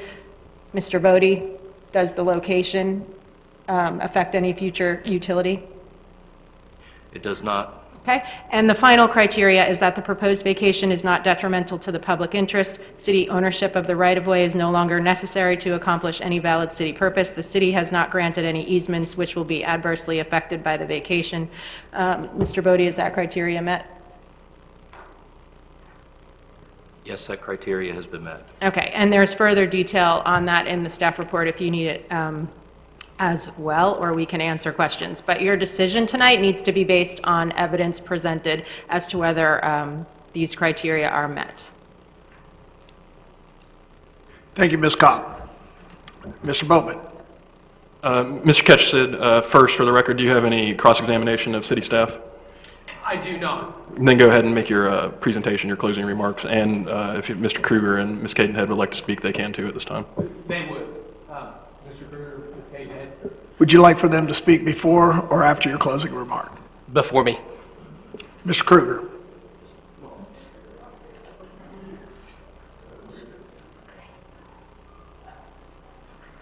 We have not been social distancing at home, so I guess hopefully this is okay. Tim Kruger, 604 Harbor Lane, my wife Jill. Jill Cadenhead. Here we are, end of a 4-year journey. Started in April 2016 when I bought my friend's lot from his widow, Merlin Allen's widow, Dina Allen. Bought the lot, I had a permit for a driveway exactly where that driveway is today. Had a permit for bollards. Had a permit for shrubs to basically make ostensibly a fence line all the way down there. We have a permit for all of that. I thought I had a permit for a gate because I had a picture of the gate on the permit, but apparently that's where things got a little sideways. I went to the city staff and the city said, well, you got to go to city council to get a gate. So I went before the city council February 5th, 2018. And halfway through that presentation, the then city attorney Jeff Burns said, well, no, you're applying for a vacation. And even Councilman Morgan at the time said, well, can we vote on this? And he said no, and that's what started this whole thing. 4 days later, I met with David Campbell and Mr. Bodie, and they said, look, there is a process. It's a partial vacation. Said, it's not going to be that big a deal. It's going to be easy. So here we are, $79,388 later to date. So anybody says I'm getting something for free, it's just simply not the case. Those are engineering fees, city fees, attorney fees. That's not at all a dig on Mr. Ketcherson. He's earned every nickel of his. You know, nothing, you know, the money is the money. And you know, people might think I'm rich. We're not rich. We just work very hard.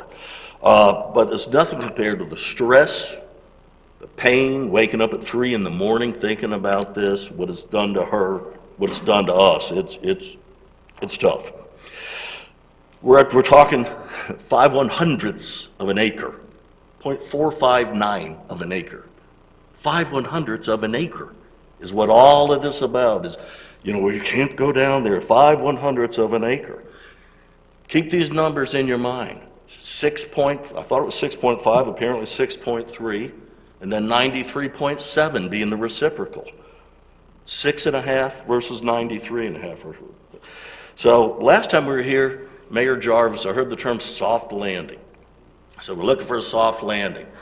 Councilman Braden looking for a soft landing. What is the soft landing? Kind of the inference being, well, maybe there's a negotiation. Maybe there's something that should have happened. And I got to tell you, I thought I was a pretty good negotiator, but apparently I am the world's worst. Because, you know, you go to buy a truck and it's $30,000, you tell the guy 25, he says 29, you come back at 26, you end up at 27.5, you get a truck. Well, let me explain to you what we've done. When we first came before the Harbor Board, Guy Tadlock said, well, can you move the dock over 5 foot? Because that's what, you know, people want to swim. So I said, well, that really doesn't, that kind of hurts me, really hurts Mr. Tanaka. So I talked to my brand new neighbor, spend a, you know, neighborhood capital or neighbor capital. He says, well, okay, Kruger, if that'll make you and the city happy. So we graciously agreed to move the dock 5 foot over. And then the first time the LPA and all of this is blowing up on this next door site, I meet a guy, Brian Otto. He spoke earlier. There he is. And you know, he was at least civil on the website. So we began a dialogue. I said, well, Mr. Otto, what's the problem? He said, well, you have a 3-point turn there, and it's going to kind of get very close to where you access the water. And I said, well, I got to be able to turn around in there, but I kind of see his point. So guess what we did? We took out the 3-point turn to make Mr. Otto and his 9 kids happy. And so then he comes here today and he's like, well, you know, I can't throw a Frisbee. But it's like, we keep giving. I gave him what he wanted. He wanted a 3-point turn. We were going to put in shrubs, you know, as we backed away from this process. You know, we took time. We said, I mean, they hate us. We don't want to be hated. So we took time to think and to talk to our rabbis, to talk to council people, to pray. And Sandy said, we said, let's let Sandy win. Let's let Sandy win. We think it's silly, but let's take option 3. Let's let her win. She knew. She was on the city council. She knew that vacation was part of that. She sat through the presentation. Everyone in the city staff was on a call with her in October, and they all heard her say she would support option 3. So that's what we went with. And I was floored when I started seeing the signs around town. You know, we're fighting this, and finding out that, you know, that she's behind it. And then they said, well, it's too big. Make it smaller. You know, how do we make it smaller? So we shrunk it from 2,500 square foot to 2,000 square foot. And I mean, we keep trying to do everything and working closely with the staff who've been great. They've guided us. I mean, this is all the city's plan, how we're supposed to go about this. These are the rules. These are the laws. We followed them. And we encouraged the staff to advise us. And, you know, through Mr. Ketcherson, and that's what we did. We worked with everybody. We did everything we thought we were supposed to do, you know, to do this. And, you know, here we are 4 years later. And what did we get? All those points, every single time that we gave. Okay, take away the 3-point turn. Okay, let's not put in the shrubs. Okay, let's move it over. Okay, let's do this. What did we get? We got nothing.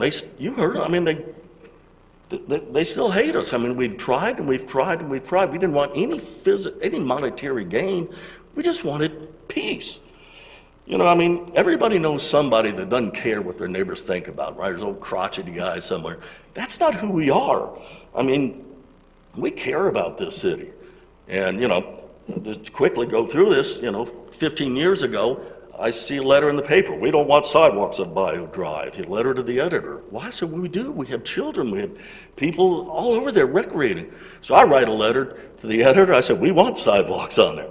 And so I get a call from Kelly Wines. He says, guess what? Congratulations. You're now on the Public Safety Public Works Committee. So no good deed goes unpunished. But I did that because, I wanted to make this city a better place, safer for pedestrians and bicyclists. And then there was the pool. The YMCA is going bust. The pool's in disrepair. And the city didn't know whether they wanted to spend more money on the pool. Who do they call? They call me. And what do? I come up here and I say, guys and doctor, please, we got to do something to save this pool. Councilman Braden, he really he wrestled with making that decision. We made that decision. I put up a large sum of money, actually the largest personal donation to that pool. Why? I've never been in the pool. She's never been in the pool. We've never been in the pool. Why did we do it? Because it was good for Destin. And I didn't want to see another tattoo parlor there. That's why we did that. And then, the Coast Guard. I hear Captain Finkel, he calls me up and says, hey, Kruger, I'm teaming up with Dewey Destin. We're going to do something for the Coasties. They're not getting paid. And you know what the narrative is, right? You turn on CNN, it's Donald Trump's fault. And you turn on Fox, oh, it's Nancy Pelosi's fault. And this is what's happened in our society. Nobody can work together. Well, what happened? I talked to Dewey, I talked to Captain Finkel. In 48 hours, I was 10 days post total knee replacement, I raised $18,000 for the Coasties. You donated.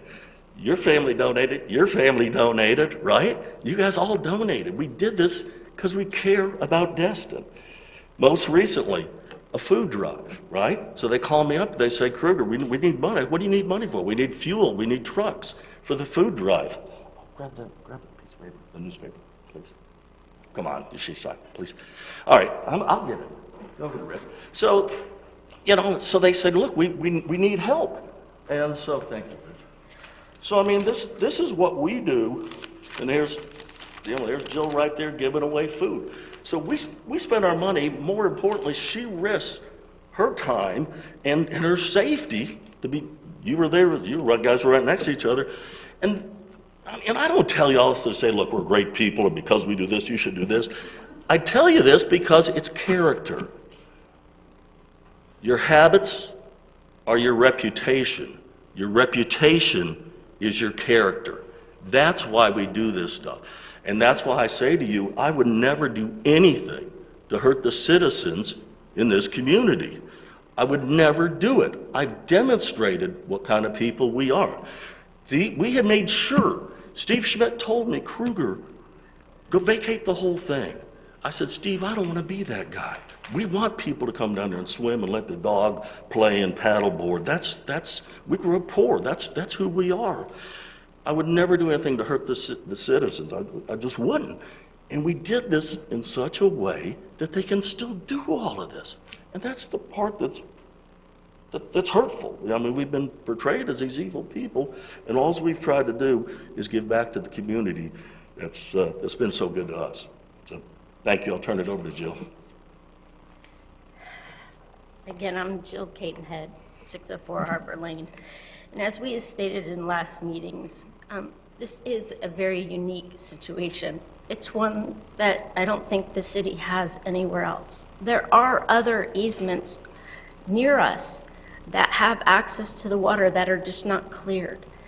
I'll go clear them. I'll do whatever I need to do. I'll do it on my time. We love kids. We love people. We care. We care. This has been, the last time I said, a horrific storm, and it continues. It has gotten worse. We live there 24 hours a day. These neighbors are very blessed to be able to come down there and will always be able to come down there for a few hours, but we deal with what happens all day long, 24 hours. We bought this property with a permit that allowed us to have access to and from our property. We have done everything that the city has told us to do. We're not asking for an exception. We are asking to follow the law and the rules of this city, and we have done that. On record, and I know we've talked about this before, city attorneys, everybody here, listen to Cindy Trammell. We continuously, as Tim said, have given and given to try to really be good citizens. We are moving over, we are not taking that view. You can still walk down, you can just about where the road is, will be just about full access to the view. You will still have a beautiful view. We're not taking that. There is so much misinformation that has been sent out against us through Cindy Trammell and P.D. Floyd that these people don't understand truly that we're not taking something from them.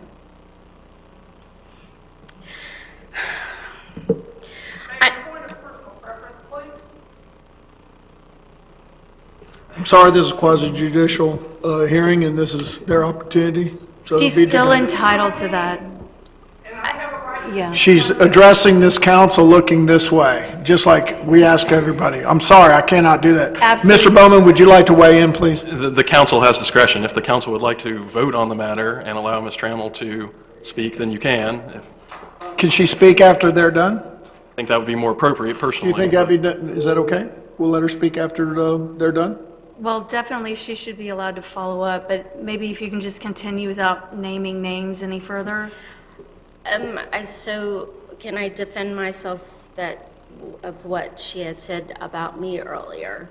Let's put it, I don't think that's the point that we're trying to get across. The point is we're all trying to work together. Our point is that she represented the community. She presented several options, and we agreed to those in front of the staff, is what I was addressing. I know it is frowned upon to bring in faith into leadership forum and politics, but my faith and how I walk life every day is what kind of people we are. We care, as Tim says, we give. We support our businesses and our restaurants, and we give, and you see that, and that is our character of what we have. We promote each and every one of you. It's just like every president that has come and gone.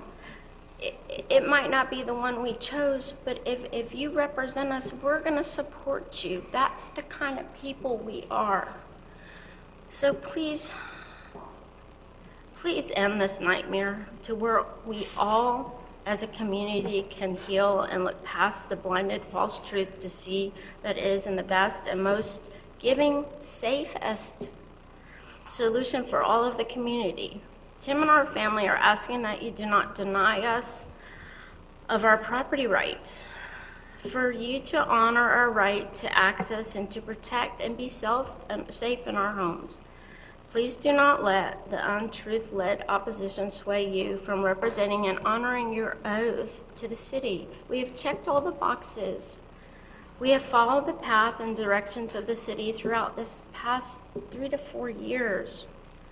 I'm praying with all my heart and soul today. Please honor our right as tax-paying citizens to vote yes, to allow us to secure our property. Again, we're not asking for an exception. We're following the rules. Allow us peace to walk out of our house and not be taunted, interrogated, to have the right and peace to get in our car and come and go safely from our home without being blocked, confronted with hatefulness. For peace for our children to be able to play basketball without everyone and anyone driving or walking or riding down into our part of our driveway with conviction, taunted. They're scared to go outside.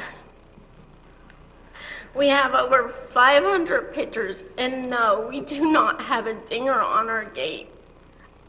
We will look at the security. I look at the security before I leave the house to make sure I'm able to get out without confrontation. I shouldn't have to do that. I should be able to leave my home and not have to be blocked and scared. And I'm just asking you, as I asked you before, what is the ultimate, most important prayer you want for your family? Health, safety, peace, love, a home that is your safe place to enjoy one another. Please put yourselves in our shoes, as if we were your loved ones. We would want, what would you want? What would you fight for to provide this for your family? We're asking you to please honor our right as city tax-paying Laura citizens to access our property and honor our right to be safe in our home. Please end this for us all now, please. Thank you. Appreciate it. So my advice on the Robert's Rules point of preference issue is that you allow Mr. Ketchersid to finish his presentation, then you will enter the deliberation phase. In the resolution 20-09 that you just passed, you are allowed to consider evidence during your deliberation phase. So if Councilmember Ramswell or another council member would like to ask Ms. Trammell any questions at that time, I think that would be appropriate then. I would also advise that at that time, after Ms. Trammell is done speaking, you allow the applicant and staff an opportunity to respond if they would so desire. Okay. I just thought that the mention of Mr. Kruger and/or Mrs. Trammell in the course of the discussion was based on the fact that these were the two parties that were most representative in the community. So I just wanted to make sure that we were on good footing there in a quasi-judicial setting. So, you guys are good. All right, sir, why don't you come up? Thank you. And very briefly, first, we'd like to move the application and presentation matters into evidence as timely submitted. Ms. Kopp, any objection? No objection. They're in the record. Second is, while I acknowledge that you do face an emotional, tough decision tonight, the options before you tonight are, as stated earlier by one of your fellow councilmen, yes or no. There are no more options on the table today. We've had meetings for, and when I say we, I include myself, with various members of the public and city staff, city attorneys for over 2 years now. And Mr. Kruger, what I can tell you is he's followed the process. He went through LPA, he got his recommendation, he went to the first meeting, we got the first reading approved. The second reading was postponed because of COVID-19 through nobody's fault. That's just how things came down. But the I's have been dotted, the T's have been crossed, and the applicant deserves a decision from you tonight. And in closing, just thank you for your time and your consideration tonight. Thank you, sir. Mayor, we're now entering the deliberation phase. At this phase, the council may discuss any matter they wish, deliberate, make a motion, ultimately vote. Also, as I mentioned earlier, if a council member would like Ms. Trammell to speak on the issue that was just raised, I think now would be an appropriate time. Following Robert's Rules of Order, should we entertain a motion before discussion, or in this particular situation, we could? You can do it either direction, however the council, whatever the council's pleasure is. Yes, I'd like to have Ms. Trammell come up because I believe in accordance with Robert's Rules and a point of preference, just as if it was a point of order, she's entitled to comment. Okay, we had a motion and a second. Go ahead, Ms. Trammell. Thank you. I'd just like to address the defamation of my character. There is not one thing that I've said or done up here that has not been supported by petitions, both written, and the support of my neighbors. I was selected, and I gladly served as the spokesperson.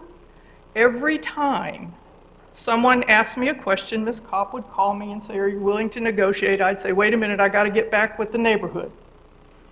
I got with the neighborhood. We made decisions. I went back to Ms. Kopp. This was our decision.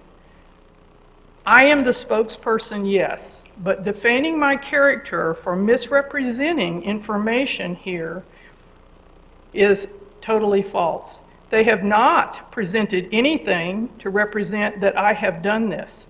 We have asked for that documentation to show where I have done this. No one can present it. So I'm thinking now, I don't know what the procedure is. I don't know if a public apology is necessary, but this happened at the last hearing, and it can't go on. We were chastised for not bringing up their name, to making it professional, to calling all of you Mr. and Mrs., and yet they get away with it. I think we need to address that. But I will not stand here and let people defame my character and say that I have been spouting lies when no such thing has happened, and there is no proof to that matter. Thank you. And you're absolutely entitled to talk, and that's why I wanted to make sure and bring you up, just to address that. Thank you, Preble. Is that all? Is there any response? Applicant has no response. All right, I'll entertain a motion. We have before us the second reading of ordinance 20-07-CN, providing abandonment of a meandering portion of Harbor Lane right-of-way. I'll entertain a motion at this time.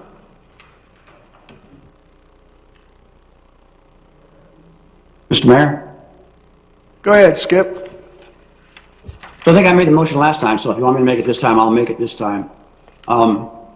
I move that the City Council direct staff to install streetlights at the end of Harbor Lane and approve proposed ordinance 20-07-CN on second reading with the following conditions: putting up an opaque fence or barrier, including shrubbery or anything that could create a vision impediment to the remaining right-of-way, shall not be allowed.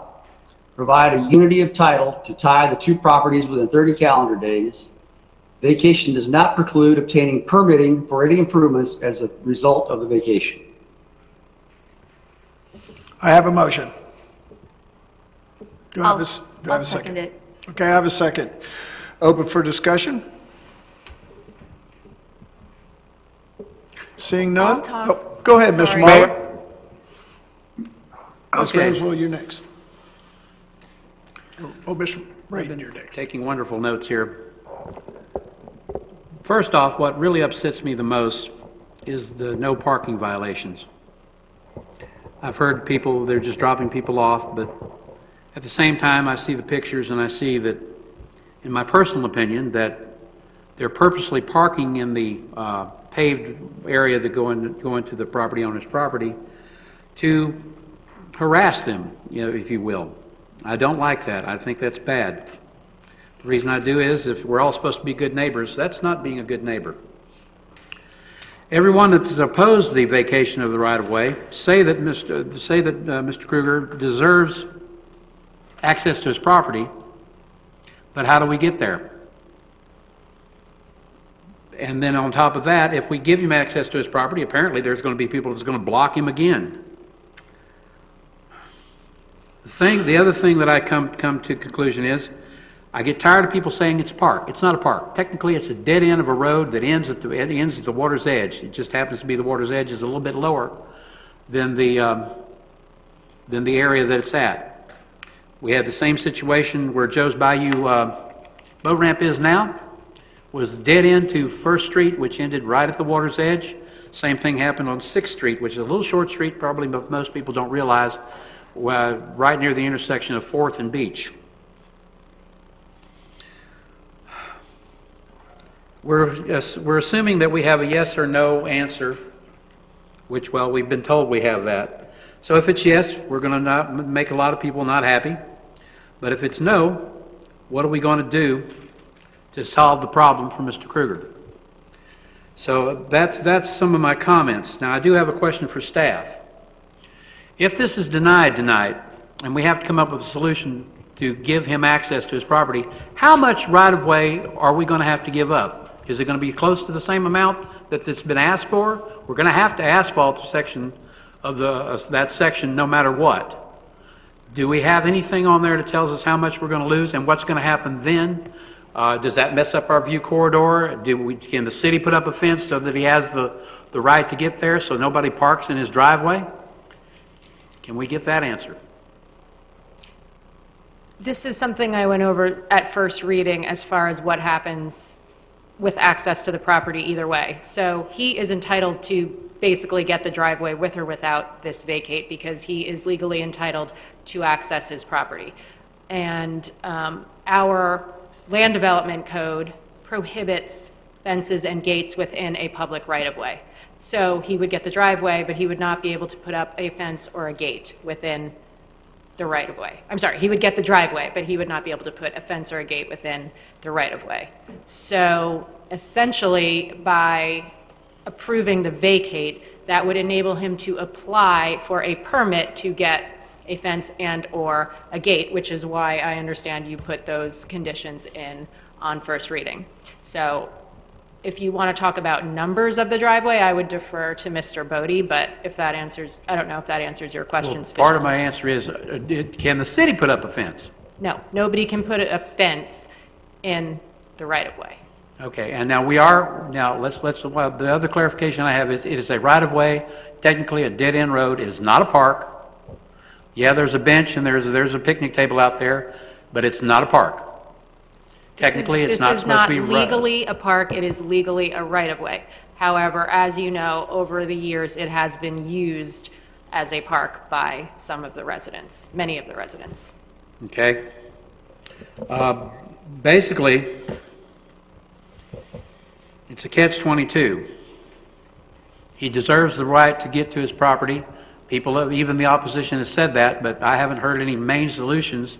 And like I said before, what upsets me most is the people violating our no parking rules and even parking to where they can't get in or out of their own property. I mean, my personal opinion is I don't know if anybody in the opposition would like it if I'd do the same thing in their right-of-way, in the city's right-of-way area to access their property. I don't think they'd like it. I know I wouldn't like it.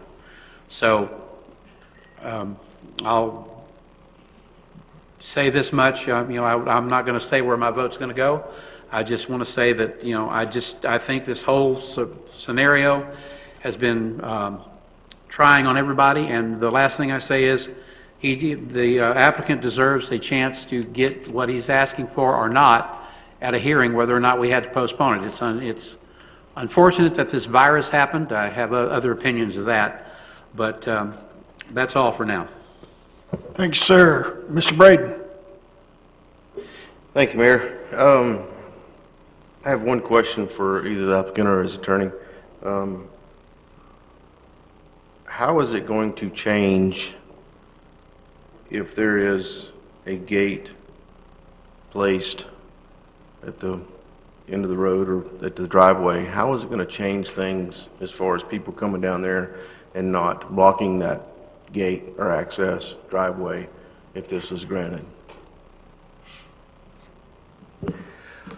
Well, hopefully a gate and a fence will serve as a deterrent to folks that are pulling up to just what is now an open space, and I guess assuming that they can park there. However, there are signs there that say no parking in tow zone, but they do it anyway. But the answer to your question is hopefully that fence and that gate would be a deterrent to those folks. It would also transition from city property to personal property of Mr. Kruger, at which he would have more legal rights to enforce that without relying on code and compliance. Thank you.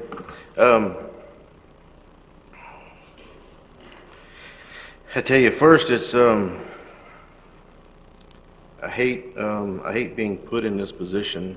Really, I have great friends on both sides. And I know everyone in this room and everyone watching would be in the same position, you know, if you got good close friends on both sides of this thing. You know, it's tough for me unless I was just legally bound to vote yes because all criteria were met on the application, and it's my understanding that I'm not. Is that correct from one of the attorneys? If the criteria are met, you should vote in favor. If the criteria are not met, you should vote to deny. Yes, am I legally bound to support this motion tonight because all the application was met, all the criteria? No, the code actually provides discretion. It does say may, technically. Okay, thank you. And I've heard about, you know, the LPA passed it, but my problem with the LPA is it's my understanding that the applicant has friends on the LPA and they voted to support it, but they gave no explanation whatsoever. I guess they never am I off base there? Go. Yeah, let me address this real quick, and we'll let Mr. Ketcherson speak to it as well.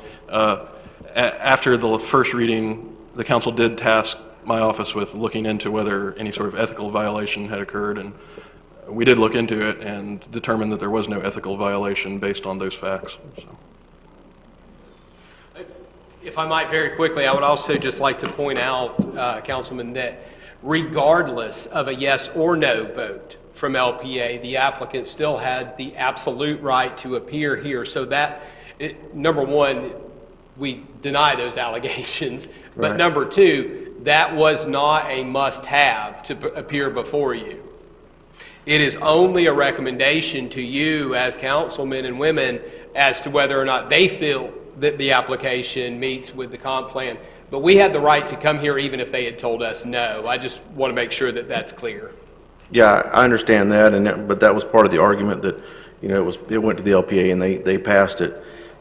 So basically we should pass it too. And I don't know, I guess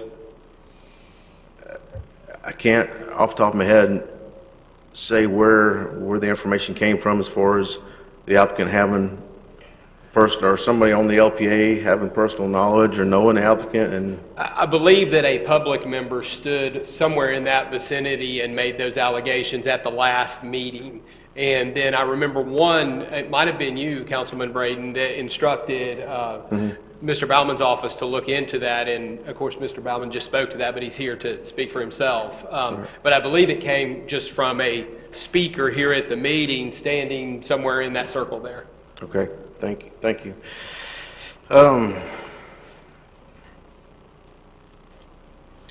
I guess it, in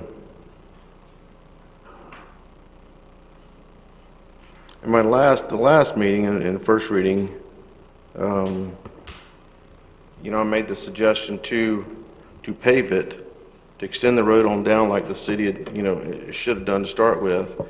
And that would, if the city paved the road and paved it past where the proposed driveway is or where the driveway that is now to where the proposed vacation would be is 20 feet. And if we pave the road from the far edge of the driveway even further south to where the property starts to decline and go down the hill, it's roughly 42 feet according to these architect drawings. Which in my mind, I'm thinking if we paved it 30 feet past the driveway, if somebody did pull down there, that would give them room to get on past the driveway and not be blocking the driveway. I don't know, I've beat myself up over it. I've tried to, I mean, even sitting here tonight, I've beat myself up trying to convince myself, you know, to support this thing. And it's been, you know, every time you hear from somebody, you think, well, great idea, you know, I'll support it. Well, no, that's, you got a point there too. No, I can't support it. But going on my past, every time a vacation of right-of-way has come up, I have voted no on it because I just don't think we need to be giving up land. And, when I ran, I told the people that if they would put me in this seat, that I would support them. I would be a voice for them. And, man, they've come out, and I think they're running neck and neck with the people that's filled this room for the strip club, and not want to have that put in Destin. And I've got one other question for staff. Can anyone get a permit to place a fence or bollards in a right-of-way?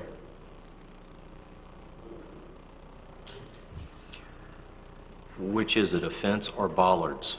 Either one. A fence, no. Bollards, with conditions. Yes. I'm just wondering how the staff that's no longer here gave them permission to correct me if I'm wrong, put up a fence or put up bushes or bollards or anything else in this area without going to council. I mean, we've got residents that put big boulders out in the right-of-way by their driveway, and they had to remove them. So I'm just wondering how could staff issue a permit or give them permission to do this in the past? The Land Development Code allows bollards as long as they are not in the clear zone along the edge of the roadway. But these were clearly put right in the middle of the road if the road was to extend on. So I guess basically what I'm getting at is I hate that, they got some bad information or started off, I guess, was told, they could do something when really the people that told them that didn't have the authority, to tell them that or give them the permission.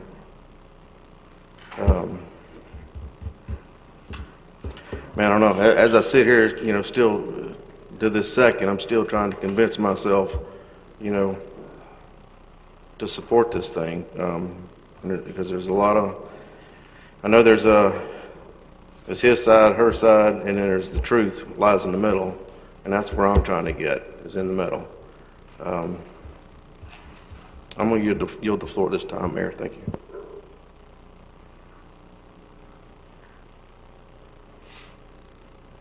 Just to answer Councilmember Braden, with respect to how prior staff could have allowed a gate or a fence in the right-of-way, they couldn't. So to the extent that they ever did, it would have been an error. Thank you.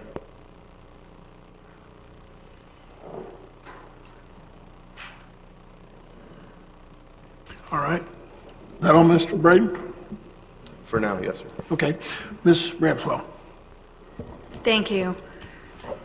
Clearly, this is such a divisive and terrible thing for everyone to be going through. I mean, everyone, from the applicant to the neighbors to the folks opposed to the folks support. It really has become neighbor against neighbor. And I hate that anything like that is happening in this community. We've seen situations like this before, and it's ugly. This is ugly, and it shouldn't be. And I wish there was some easy solution, but clearly there is not. And, what Mr. Braden just sort of unveiled, and I've talked about before as sort of my fallback rationale, is the fact that we had an employee that said, yeah, do it. Gave him permission multiple times, permits. And so, yeah, that person shouldn't have done that, but Mr. Kruger was empowered to do that by the information he was given by this former employee. You know, it's so awful. And, you know, and I sit here and it's something now that has even embroiled, you know, families in this community, people that don't even live over there, but their friends visit friends that live over there. And now all the kids are interested in what's going on. I'm like, how on earth how does my 8th grade kid even know about this situation? I mean, it really, I'm not joking. It's gone that far. And so it's so difficult to sit up here and try to pick one or the other. And so just like I said last time, I really have to go back to what I would have done. And honestly, I can't say I would have done anything very different from what Mr. Kruger did. He had a permit. He was putting things up in accordance with the permit. He may have, you know, taken some strides, but maybe not. But anytime he was asked to change anything or modify something the city discovered or somebody complained about, he did so. That's what I'd like to think I'd do in the same position, or any of you guys would have done in the same position. And the bottom line is the access is still there, and I thought it looked better than it had before. And I've prefaced that with before that I'm not there all the time. I've only gone, you know, a few times in the last couple of years, so I don't know what it looks like on a regular basis, but it looks so greatly improved. I do know that that side to the right on that borders Odom's property, I believe that is, actually looks wider than it has. And what I'm trying to get to here is that I really think that as much as this is being viewed as a taking away of something, let's see how we can give back. And I mentioned this at the last meeting. I know there are at least, I think, 3, somebody said maybe 4 other similar drives or lanes that go down and end at the water like that. I would love to direct staff to look into those, which ones there are, and let's make other ones. This one is so beautiful and popular. Let's do it some more. I mean, and you're not going to lose this one as it is. I know it feels like you're losing it, but the access is there. It's beautified. We're going to put in lights so it's safer. You can still get to the water. The kids can still go play. I hate that it had to come to this. It's not my fault, clearly. It's nobody here's fault. But we've got to try to come to some resolution. And if we've got to go this way, if the council votes to go this way, regardless whether the vote goes one way or the other, I think we need to look at improving those other lanes, those other accesses as well. Because clearly, folks want that access. They want to be able to get to the water. And let's do it. Let's use this as an opportunity to expand our accesses and allow the public more opportunities to get to that water. That's it. Thank you, Ms. Ramswell. And any further comment? Go ahead, Mr. Morgan. You look like you... Yes, sure. This issue has gotten so personal, and I can see it here, and I wasn't at the last meeting, but these decisions are worse to me than, harder to make than the ones we just made with the shutting down our beaches, you know, because it is personal, and it's much more neighborly. And on every side of this issue, you know, the Krugers have been wonderful community partners and great customers of mine for years. And on the other side, I've got nothing but respect for the Trammell family. I think they're all wonderful people. And I see that, but that's obviously not how people feel tonight. And when I missed that first meeting, I was watching it, and I will say that when Ms. Cadenhead was speaking, there was jeering from the crowd, and you know, that's just reprehensible. You know, that don't bring that kind of stuff in here, and people wonder why our politics have gotten so nasty. I don't see what goes on Nextdoor. I don't see what goes on Facebook on these things. I don't have the time. I have 2 kids under 4 years old and 2 businesses that I'm trying to keep open at the moment. And, you know, so when I see that, I can't see the little internal politics that are going on our social media apps and at the park. But when I hear laughing when people are speaking up here, and when I hear jeering, you know, it's just, it's awful. And so people wonder why our politics have gotten so bad. That's one of the reasons, you know, because people are so damn mean. And, you know, and I'm casting blame at the people who are sneering, because I don't think you should do that.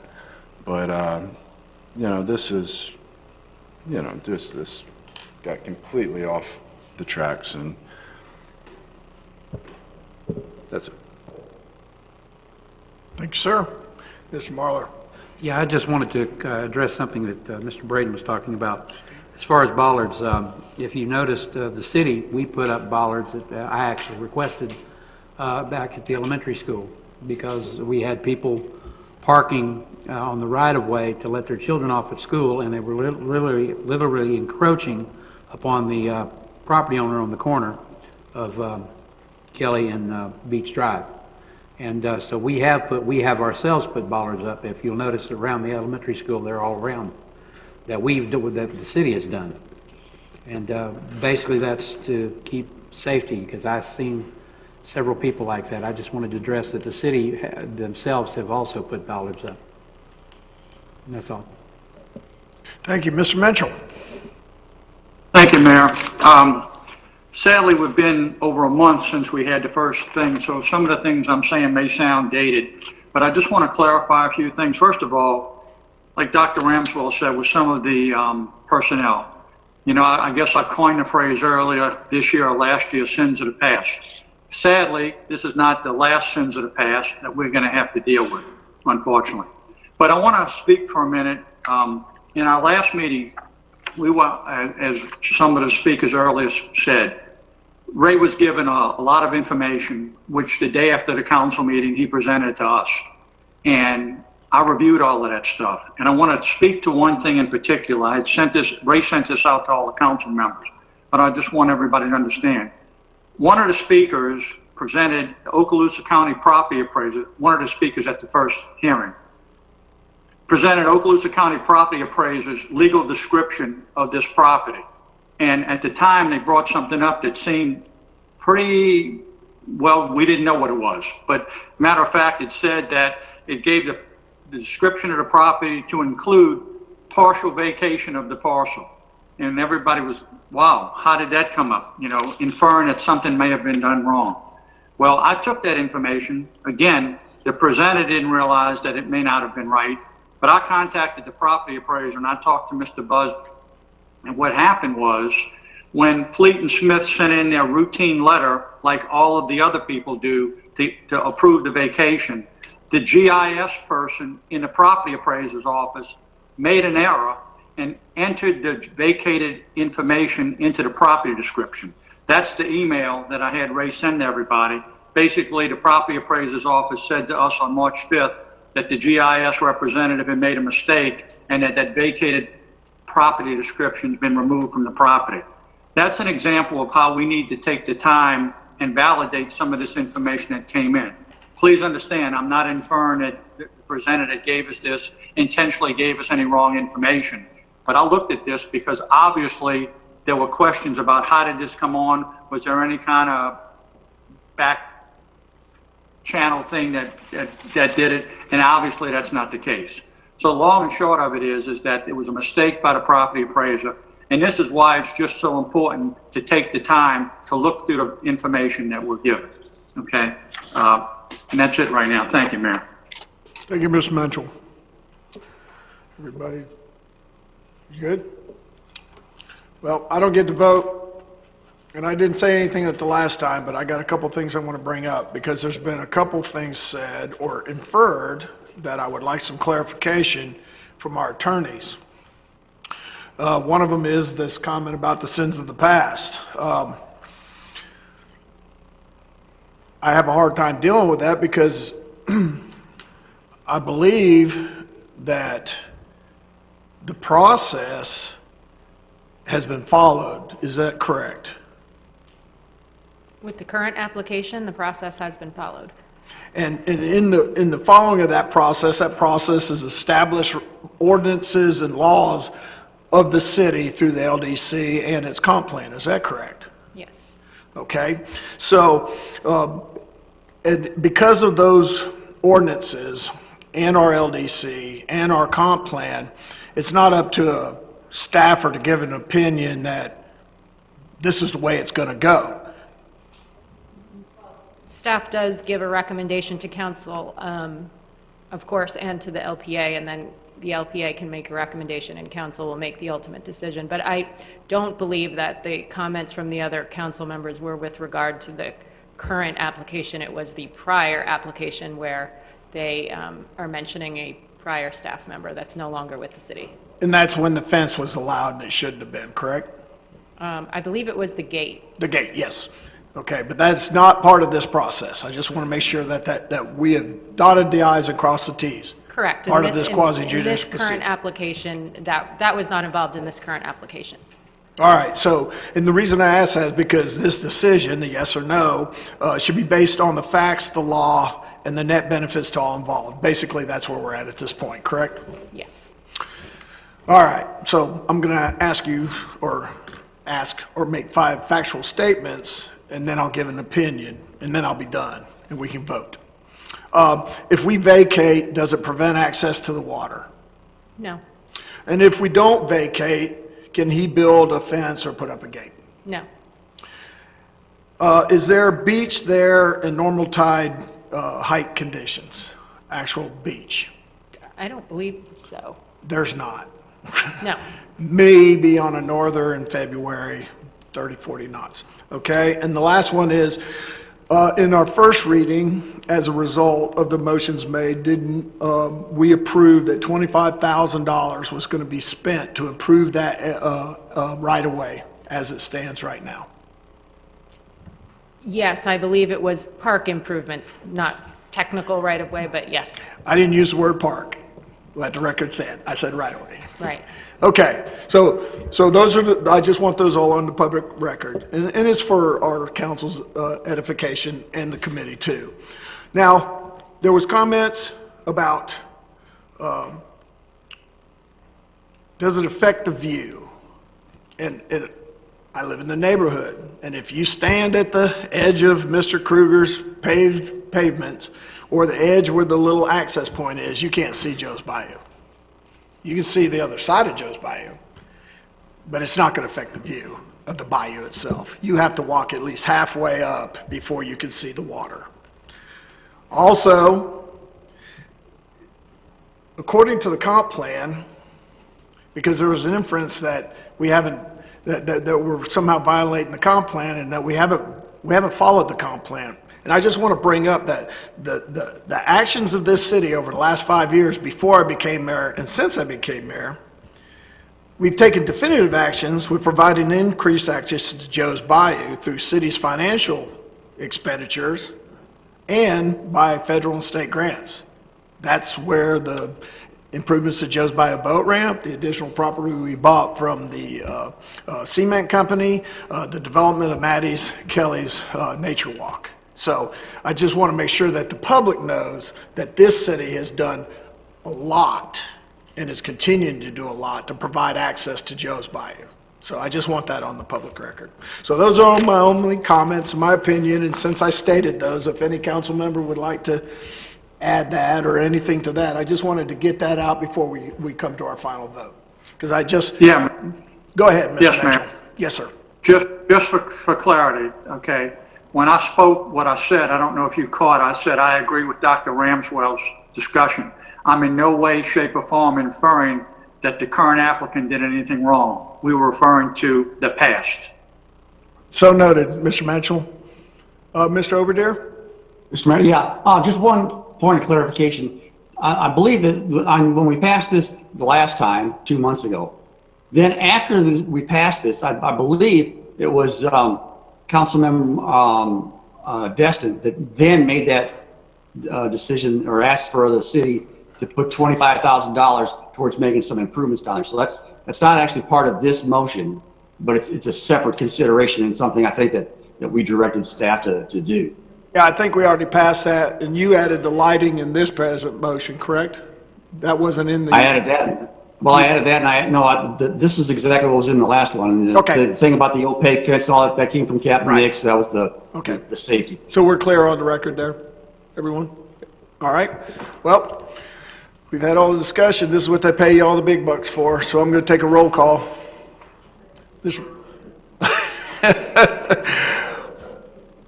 Hey, look, we're kind of wearing the same color shirt, so I'm going with you first, sir. Mr. Braden. Pass. Unfortunately, you got to earn your salary tonight, sir. No? Ms. Ramswell? Yes. Mr. Marlar? Oh, Mr. Mitchell, sorry. Yes.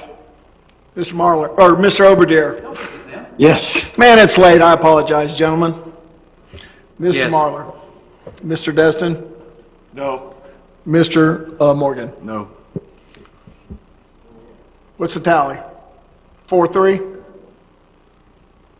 4-3 in favor, correct? 4-3. Okay. Motion passed, 4-3. All right, that's the end of that. Let's take a 5-minute break, and then we'll follow up with the, we have one last item on the menu, and then comments from the commissioners.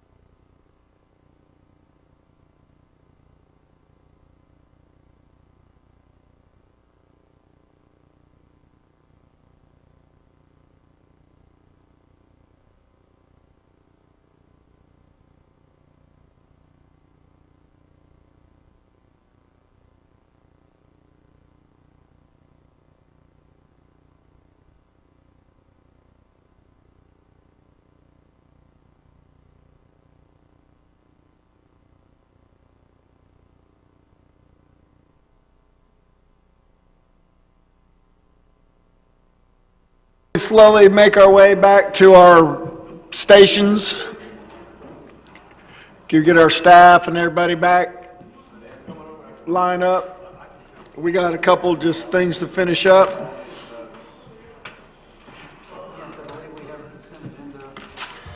Yeah.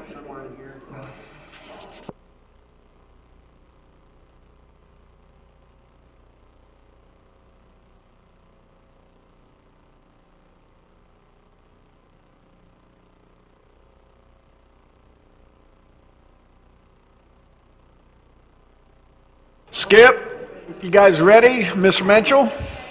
Good? Sure, go ahead. All right.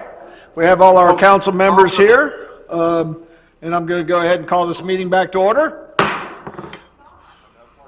Sorry about that.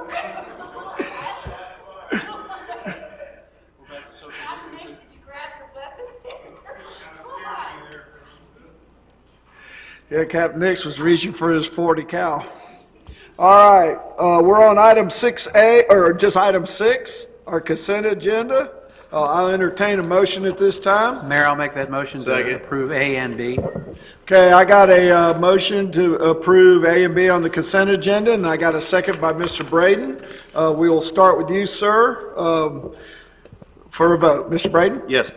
Ms. Ramswell? Yes. Mr. Mitchell? Yes. Mr. Oberdehr? Yes. Mr. Marlar? Yes. Mr. Destin? Yes. And Mr. Morgan? Yep. All righty then. Let's just go right on down the line. We won't break our line up. Mr. Braden, you have under A1 Harbor Boulevard Streetscape. Go ahead. Yes, sir. Can we get the as-is picture put up, please?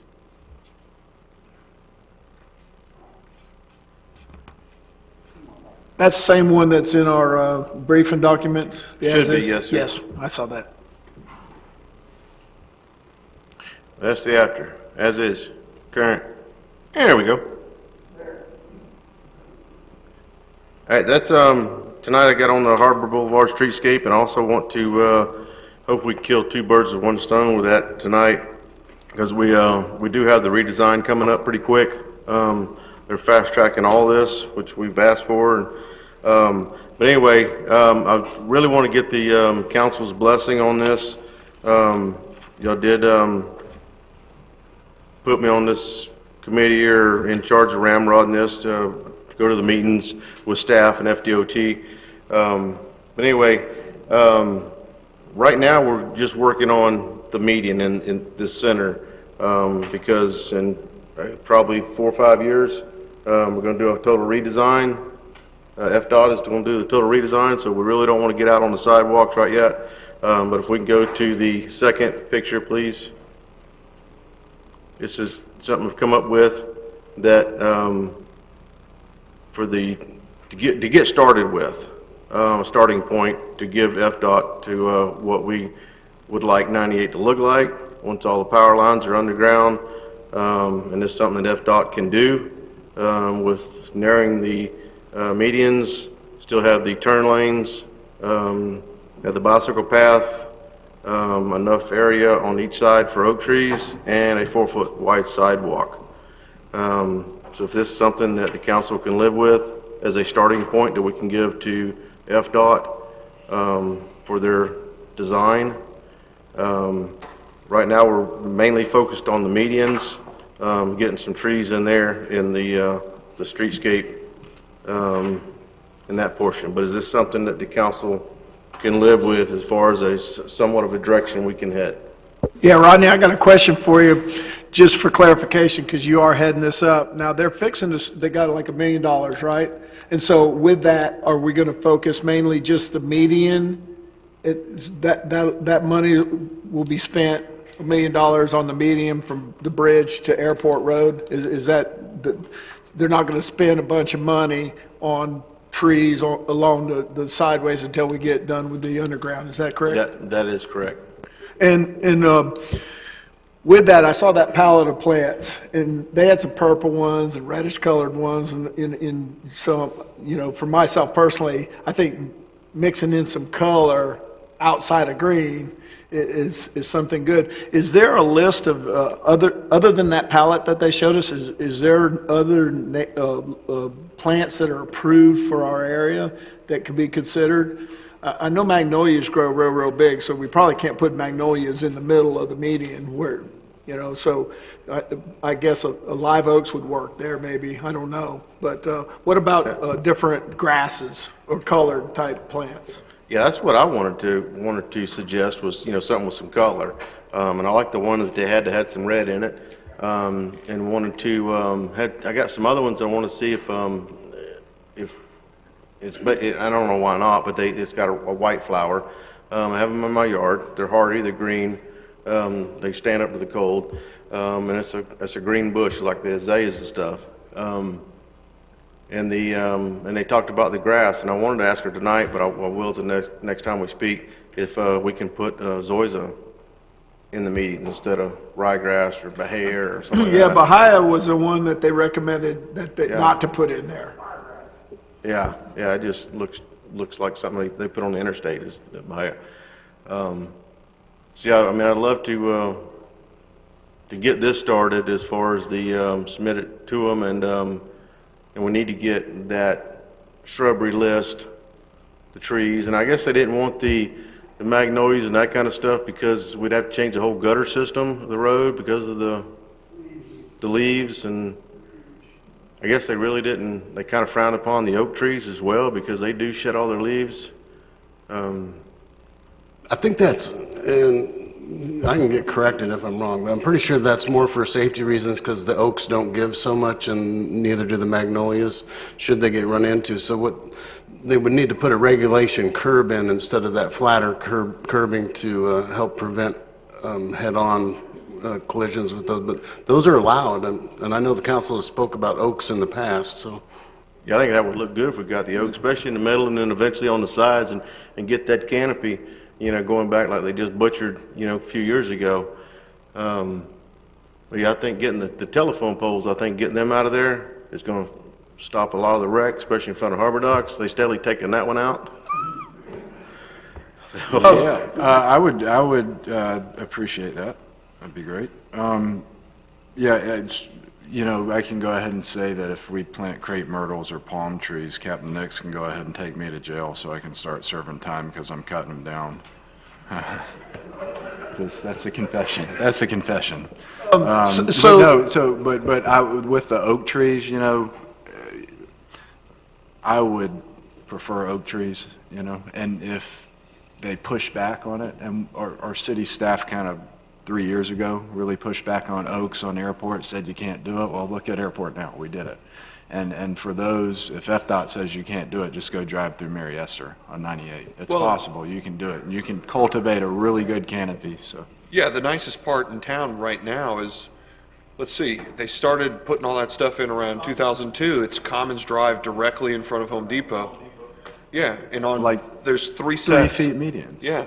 And it's the portion that's in the middle, and yeah, there are a couple oak trees you can see where somebody slammed into them. They're kind of scarred up, but they've now had. They started out, they were kind of shrubby and kind of small because when you buy them brand new from the nursery, I mean, you can't get the ones that are 10, 20 years old because you'll pay a fortune from them. But I mean, the thing's been in there for going on 15 years now, and all of the canopy has grown in together, and you're traveling through a tree tunnel when you go in front of those areas, and we can do that. It's just we got to get started on it. I think we can sell them on the oak trees. I know we have to raise the curbs for the protection, and that'll be done on the redesign. So by the time these trees get big, hopefully we'll be done. You said that was about 5 years from now on the redesign? Yes, sir. Any comments about the FDOT safety? Yes, Mayor. Go ahead, Steve. Rodney, just as a reminder, please, if you remember last year, and let me back up. Earlier tonight, we heard, I think for the first time, about the possibility of putting up fences. So that's obviously something for consideration. But last year, we spoke about shrubbery to basically form a barrier, whether we have a fence or not, to serve as basically to funnel people through those choke points, which are our crosswalks. So obviously, I'm all in favor of what the other council members said as far as the trees. but these shrubberies will serve, if we can't put up the fence, will certainly serve as semi-barricade to keep some of these fatalities from occurring. Just something for your consideration. Yeah, I agree. That would be one, the suggestion I'm gonna propose to DEFDOT was to, run the shrubbery with different colors and whatnot as much as possible to create that, because that was their recommendation a couple years ago, is to prevent people from running across the median and go to the crosswalks. And where we don't have line of sight issues, Rodney, I think Parker's one that brought up azaleas. I mean, there's places like you go to Mobile during the spring, there's places that are just absolutely gorgeous. So, that'd be, when you're working with them as part of the plan, to find areas where we could, and azaleas, they get pretty big. Of course, they can be cut back too, and they continue to grow. But that would be another consideration. In fact, there's probably areas that you'd like to put a live oak, but it might not be safe to do that. But some azaleas would be really nice, because once they get mature, I've got some azaleas that are over 7 feet tall now. And so that might be a good option. Well, as much as it was a joke, it sounded like a joke, I was serious about the yuccas and the holly, maybe even prickly pear cactus, because, I mean, if we can't put fences up, we definitely need a deterrent to keep people from jaywalking. Yeah, let's get some barbed wire while we're at it. Yeah, well, natural barbed wire is much better, and I think, if it's not one of those three, at least something that's rose bushes are also a good idea too, So something to keep the people from jaywalking and get them to use those crosswalks would be good for me. Do you need any direction, Rodney, or just consensus? I would really like to get the blessing of the council. I think it's a great starting point. I mean, I think it's probably as easy as consensus. I'd like to piggyback off, and I'm happy that he brought it up. We did instruct staff several months ago to include streetscape design resources and proficiency within the RFQ that we are seeking for our undergrounding utility consultant and contracting or contractor. So since that was instructed, are we sure that that got included? Because we want that entire scope of services to kind of be dovetailed and handled under one umbrella. So that's kind of a question to staff. Kind of it is. I believe it was, but I would certainly check because the draft is still being finalized. Okay, yeah, because I know that all of this is going to have to happen basically at the same time, and we want to make sure that we've got somebody who's proficient and able, at least from an organization perhaps big enough to be able to handle it all. One question based on the project that we got to try to give them answers by May, which is mainly the median. You said when we do the undergrounding, are we going to be in the process where we're kind of putting stuff in, tearing it back out, and then have to put it back again? Or if we just do the median, then our undergrounding will be off to the side, and we won't be redoing the median during this process. Once we get the median going, that part will stay. That's my understanding. That part will stay, and a lot of that undergrounding will probably be that directional boring. Instead of a motion, is it okay? Is everybody bob their head yes? We'll get through consensus with the Rodney's plan. We got thumbs up from our guys on the screen.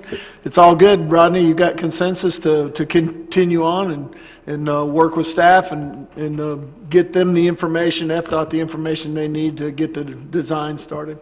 It's on you. That'd be great if we can give them that photo or whatever we need to get started on their design so we can get that 90% back to council and go from there. Thank you. Thank you, Mr. Braden. Anything else? No, that's all tonight. Thank you. Okay, Ms. Ramswell. Thank you, Mayor. So, submerged land lease, there's actually two issues surrounding that I wanted to talk about. The first one is that we just had millions poured into Noriega Point. And when you review the submerged land lease, we don't have a submerged land lease for Noriega Point. There was a submerged land lease easement that was given to us purely during the stabilization phase. And so I had mentioned to attorneys and some staff members in a meeting last week whether this was something that we should pursue. And they agreed with me that this is important for us to pursue because clearly, if you've got the sand, you want to be able to control people coming into the sand as well. So I wanted to see if I could get council's direction or something to direct staff to look directly into obtaining that submerged land lease for Noriego Point. I have a question to that. If they grant us an easement, that means we're not paying a submerged land lease payment. If we look into getting a submerged land lease for Noriego Point, will we have to pay annually? I think It's the only thing I'm worried about. Councilmember Ramsdell might know better than I actually, but I think that our easement's only temporary as the project is ongoing. Is that correct? The one that we have now was temporary, done just for the stabilization project. So what we can do is And it doesn't even cover the entire point. It's almost like the tip and then maybe the first embayment and a half or two. So what we could do, if it's council's pleasure, is just engage in a dialogue with FDEP and see how feasible this is and bring that back to council. Yeah, I just wonder if it's one of those classic cases where you just don't say anything. So I know at the marina where I docked my boat, that was $22,000 a year they paid for those 40 slip, the submerged land lease. I wouldn't imagine what the hell Noriego Point would cost on an annual basis. We aren't going to have any commercial slips or So we don't build a have to- dock or anything. It would just be purely for the management of that wet area surrounding the The beach. swim areas. Yeah. Yeah. I don't know. The embayments in particular, and of course, if the price is unpalatable to council, you are under no obligation to enter into any lease. It would be more of an information-seeking venture at this time. Okay. We need a motion or just a Yeah, I think if you could direction? direct the attorneys and staff by motion, we'd appreciate that. Should I make, or should I? Yeah, have- go ahead. Go ahead and make the motion. We'll get a second. and Okay, I'll vote. go ahead and make a motion to direct our attorneys and staff to look into obtaining a submerged land lease for Noriego Point. Second. We got a motion. We have a second. Any further discussion on it? Seeing none. Mr. Braden? Yes. Ms. Ramswell? Yes. Mr. Mitchell? Yes. Mr. Overdeer? Yes. Mr. Marlar? Yes. Mr. Destin? Yes. Mr. Morgan? Yes. Votes unanimous, so moved. Go ahead, ma'am. Alrighty, so the next topic I have is also submerged land lease, but this is one that we are supposed to have. This is the one that is adjacent to our Heritage Park and is also involving the Destin Fishing Fleet as our adjacent neighbor. And I guess the first thing I wanted to take a look at, and I don't want to skip around too much. I have the page numbers, but I'm not sure if everybody has the same packet with page numbers that we have. But the first thing I'll bring up, just because it's the order of the documents in the packet, was the slip fees. So if you look in your packet, those first few pages when you come to my name, and these were already sent in an email from the city manager as well, that includes the check that we send to the fleet. It included a copy of the check that the Destin Fire Control District gives to us, and then there was also a copy of the bill that we receive from the fishing fleet to pay for the slips. And if you look at, let's see, what page is that in here? Page 302 in your packet. That is actually where I pulled through, and y'all can see all this for yourself, and you received this as an email, but it's where I actually went through and I explained how this calculation was done. And you can see by looking on page 253 in your packet how it's spelled out. It's actually calculated by the 40 slips that are the total number of slips that the Destin Fishing Fleet Marina has total, including ours. And so how we're being charged is essentially all the fees and income that they're receiving. They divide that by 40 and then times that by 3 for our 3 transient slips. And so the problem with that is it's based on the commercial income garnered by the fleet. And our 3 slips are government property of the city of Destin and our transient. So we should not be paying commercial rates for our 3 slips. So this is something that needs to be addressed because that's a problem, and it would probably be a problem for the trust as well, looking at the different terms that we have to meet with them and not paying additional amounts and such. I mean, they are very, very careful about the terms that are in that contract. In fact, I have a note here. There's a section that talks about specifically what we're supposed to be responsible for in those payments. And if you look at which one is that? If you actually look at the riparian rights lease, which begins on 262 in your packet, you'll see that there's a section in there that actually is highlighted, and we'll look at this again later for another one, but it says on page 5 of that lease agreement, which is page 266 in your packet, costs attributable to operation, maintenance, submerged land lease fee, and other expenses attributable to the 3 slips allocated to the city. So we shouldn't be paying any sort of monies that are being paid on income generating slips. So my request is that we have I guess it would be our attorneys and probably reaching out both to the fleet and the trust about correcting the charges that we're being charged for these slips. Second. We have a motion, we have a second. Continue on. Go ahead. I know you're not done. No, well, I mean, do we want to address each point separately, or what's the preference? Yeah, I think that they might be different enough that we might want to do them separately. On this, I would suggest that we just engage in some information gathering at this time and maybe bring it back to council. Instead of engaging directly with the trust and the fishing fleet at this time. If in the course of our investigation we think it's necessary to, I think that'd be good to give us that discretion. But I think that we really just need to do some fact-finding and bring it back to council for further action.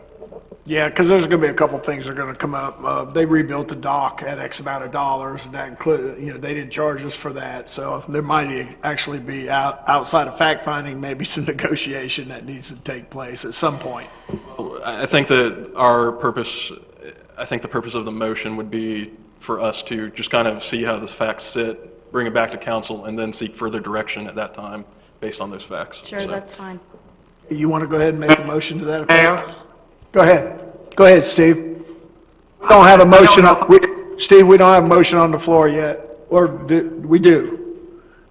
We do. Councilmember Ramswell, could you just put it in your own words what your motion is? Yeah, Steve, you're up next. Hold on just a second. To direct staff to look into what we're being charged by the fleet for our transient non-income generating slips. And the attorneys, correct? Yes. Okay, thank you. So it's attorneys and staff to look into the non-revenue generating slips. That's a motion. Do I have a second? Second. Okay, I have a second. Mr. Mitchell. Thank you. I don't know if I'm getting ahead of Dr. Ramswell. It's kind of hard doing this remote.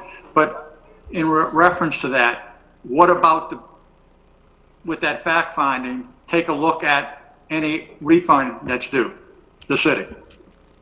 So noted. Sure, yep. I think that's part of the motion. Yep, that works. Okay. All right. Okay. So we have a motion and a second. Is there any further comment? Seeing none? Mr. Braden? Yes. Ms. Ramswell? Yes. Mr. Mitchell? Yes. Mr. Obadier? Yes. Ms. Marlar? Yes. Mr. Destin? Yes. Mr. Morgan? Yes. So moved. Votes unanimous.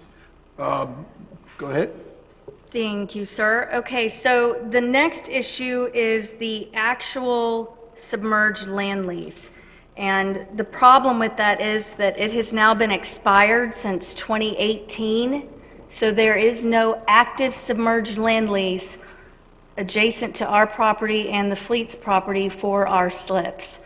And one concern with that is when you pull up the information, and this is if you look on page 307 in your packet, before they get ready to issue a new lease, they come out and they do an inspection of the facility and the slips and, you know, all that good stuff.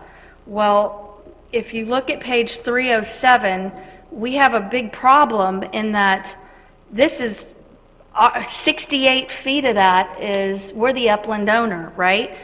Our park is based on being able to provide water access, transient slips, the boat, the kayak launch, and we are not even listed as an owner on this report.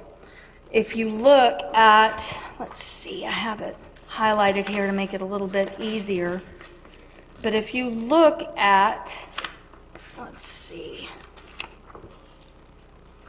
sorry, as you might imagine, I've got my hands full with stuff. Okay, so if you look at where it lists current owner, it says Destin Fishing Fleet, Inc. It doesn't say Destin Fishing Fleet, Inc. and City of Destin. Contact person is Marianne Wines with the Destin Fishing Fleet. If you scroll down, lease information, number 9, what is the current upland use? Marina and charter boat business. Not marina, charter boat business, and city park, but just marina and charter boat business. Has the upland use changed? No. So this is indicating that we've always been a marina and charter boat business. Number of upland units, that's not relevant right here. What is the linear footage of the shoreline owned by the applicant? 350. Now, the city has 68 feet, and the fleet has 282. And you'll see in your packet, I included the deed, the city's deed to our property, as well as a rental deed, a warranty deed, memorandum of agreement, for the fleet that identifies that their property is 282 feet. So that clarifies the 350 feet total. So you can imagine, and I'm not sure, this is where I'm not clear. I do know that a prior one listed 0 transient slips. I'm not sure if wet slips for public rental or anything of that is something relevant in this case, but the other information is disturbing enough that we're not even listed on this. I would think that's a problem for the trust, especially as we're preparing to build this park and open it up to the public. We need to have our name or the trust name, somebody on that indicating that we are that upland owner. So my request would be that staff and the attorneys look into correcting that ownership information and having a correct inspection and a correct submerged land lease issued.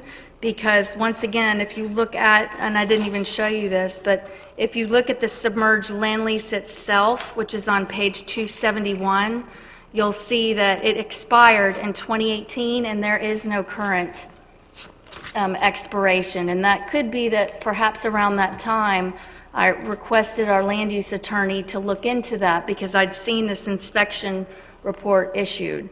And so nothing further was done at that time. So that is my request on this, is to take a look at this, and I guess I just said it, I don't want to repeat myself unnecessarily, but do you need that in the form of a motion? I think that would be appropriate. Do I need to restate it? I can short. Contact the DEP, the fleet, and the trust about, oh wait, that's the wrong one. Contact DEP about the renewal of the lease with correct ownership information reflected. Second.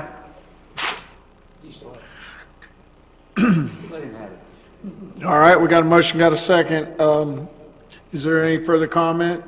The information that I have is that the lease is an active lease, is the status of it, and It's been renewed, although it's under challenge. That's the information I have. So that's Yeah, we have, semantics. yeah. Okay? All right, so we have a motion, we have a second. Does any further comment? I'm going to go ahead and take a roll call vote. Go ahead, Ms. Braden. Yes. Ms. Ramswell. Yes. Mr. Mitchell. Yes. Ms. And Overdeer. I have one question. Go ahead, sir. Dr. Ramswell, on this thing, do you want to put some sort of Yes. date on this? Do I want to do some sort of what? Have some kind of suspense date, like when we expect this back? Kind of a ballpark figure? 30 within a days, month? maybe? Since we're in the middle of a vote on this motion, can we do that another motion or consensus after this is finished? Absolutely. That makes Yeah. sense, sorry. Go ahead, Mr. Mitchell. It's difficult under these circumstances, so we'll address that as soon as we get done with this vote. Okay? And you said yes, Mr. Mitchell? You're a yes vote? Yes, sir. Okay, Mr. Overdeer. Yes. Mr. Marlar. Yes. Mr. Destin. Yes. Mr. Morgan. Okay. So, You already heard it. you haven't made a no all night. You haven't made a no all night. Oh, you did? Oh, that's right. Oh, I didn't vote yet. Well, I voted while Steve was speaking, but yes. go ahead. Yes, Mr. Morgan is a yes for the public Right, that's record. a yes. Yes. Maybe. And for the public record, Mr. Morgan has had some no's today. I stand corrected. Okay, so to address Mr. Mitchell, would you like to make a motion to put a date certain on our previous action? I just wanted Dr. Ramswell to consider that on all of these. I don't want these things just to be open-ended, and we're talking about this 6 months from now. So can we just make an amendment or Just be a new motion, just. a new motion? Okay. How many days do you need?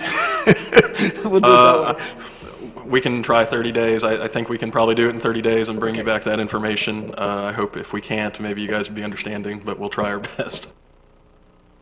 Okay, so then I make a motion that this request be completed, this request being the request to look into changing the ownership and renewal of the submerged land lease, 30 days. I got a motion? Got a second? Go ahead, Steve. Dr. Ramswell, what I was talking to you about as a suggestion was you've made 3 motions, and all of these things are open-ended. I think when we do these things, we gotta, whether it's 30 days, 60 days, if we leave it open-ended, we'll be talking about it at Christmas time. I just think we need to have some time in there to help staff understand the priorities. Well, you don't want to take that long because some of us won't be here at Christmas. So we'll leave this one at 30 days because the other one might require more time, so we can go ahead and vote Sounds on good. this one for the 30 days. Okay, we got a motion, we got a second. We'll go ahead and take a roll call vote. Yes. Mr. Yeah. Ramswell? Yes. Mr. Mitchell? Yes. Mr. Overdeer? Yes. Mr. Marlar? Mr. Destin? Yes. And Mr. Morgan? Yes.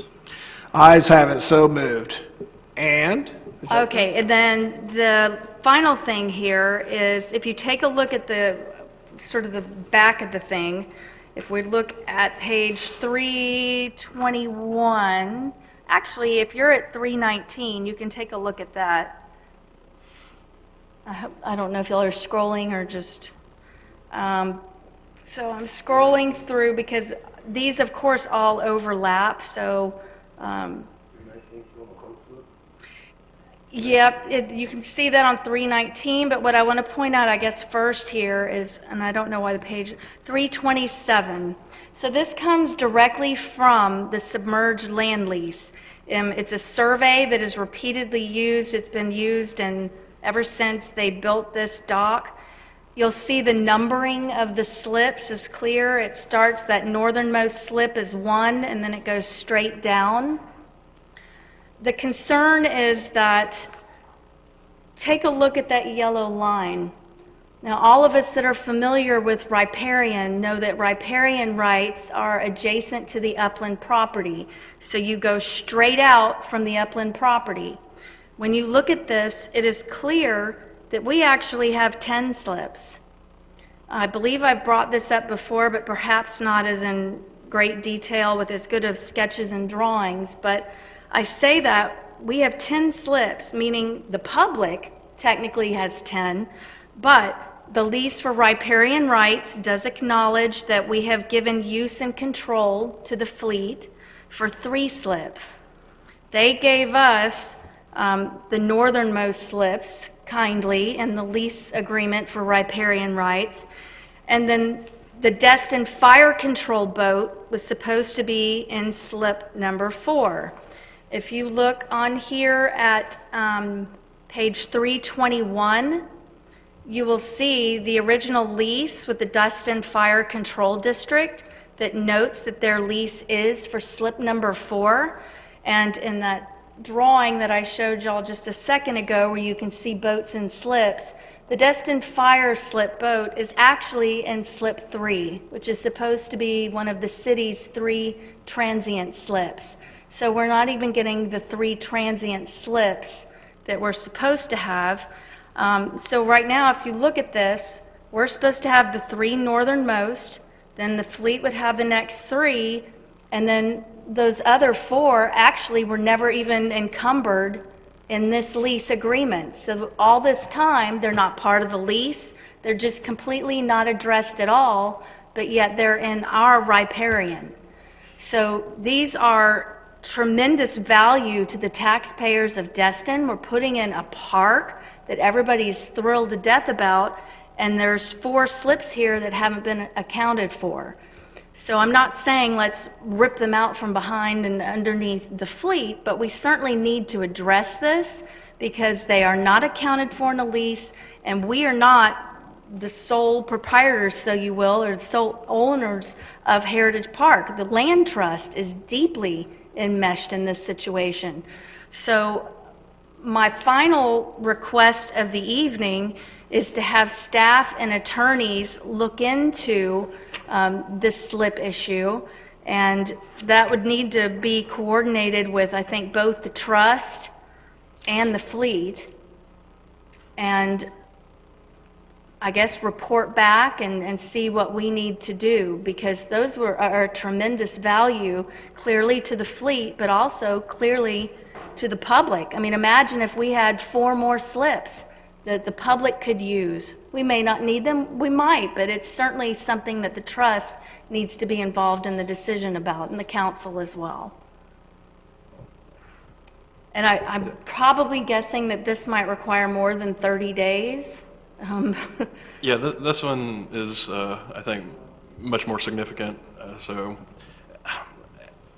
I'd request at least 60 days for this one, if not 90 even, if council would be so kind. Okay.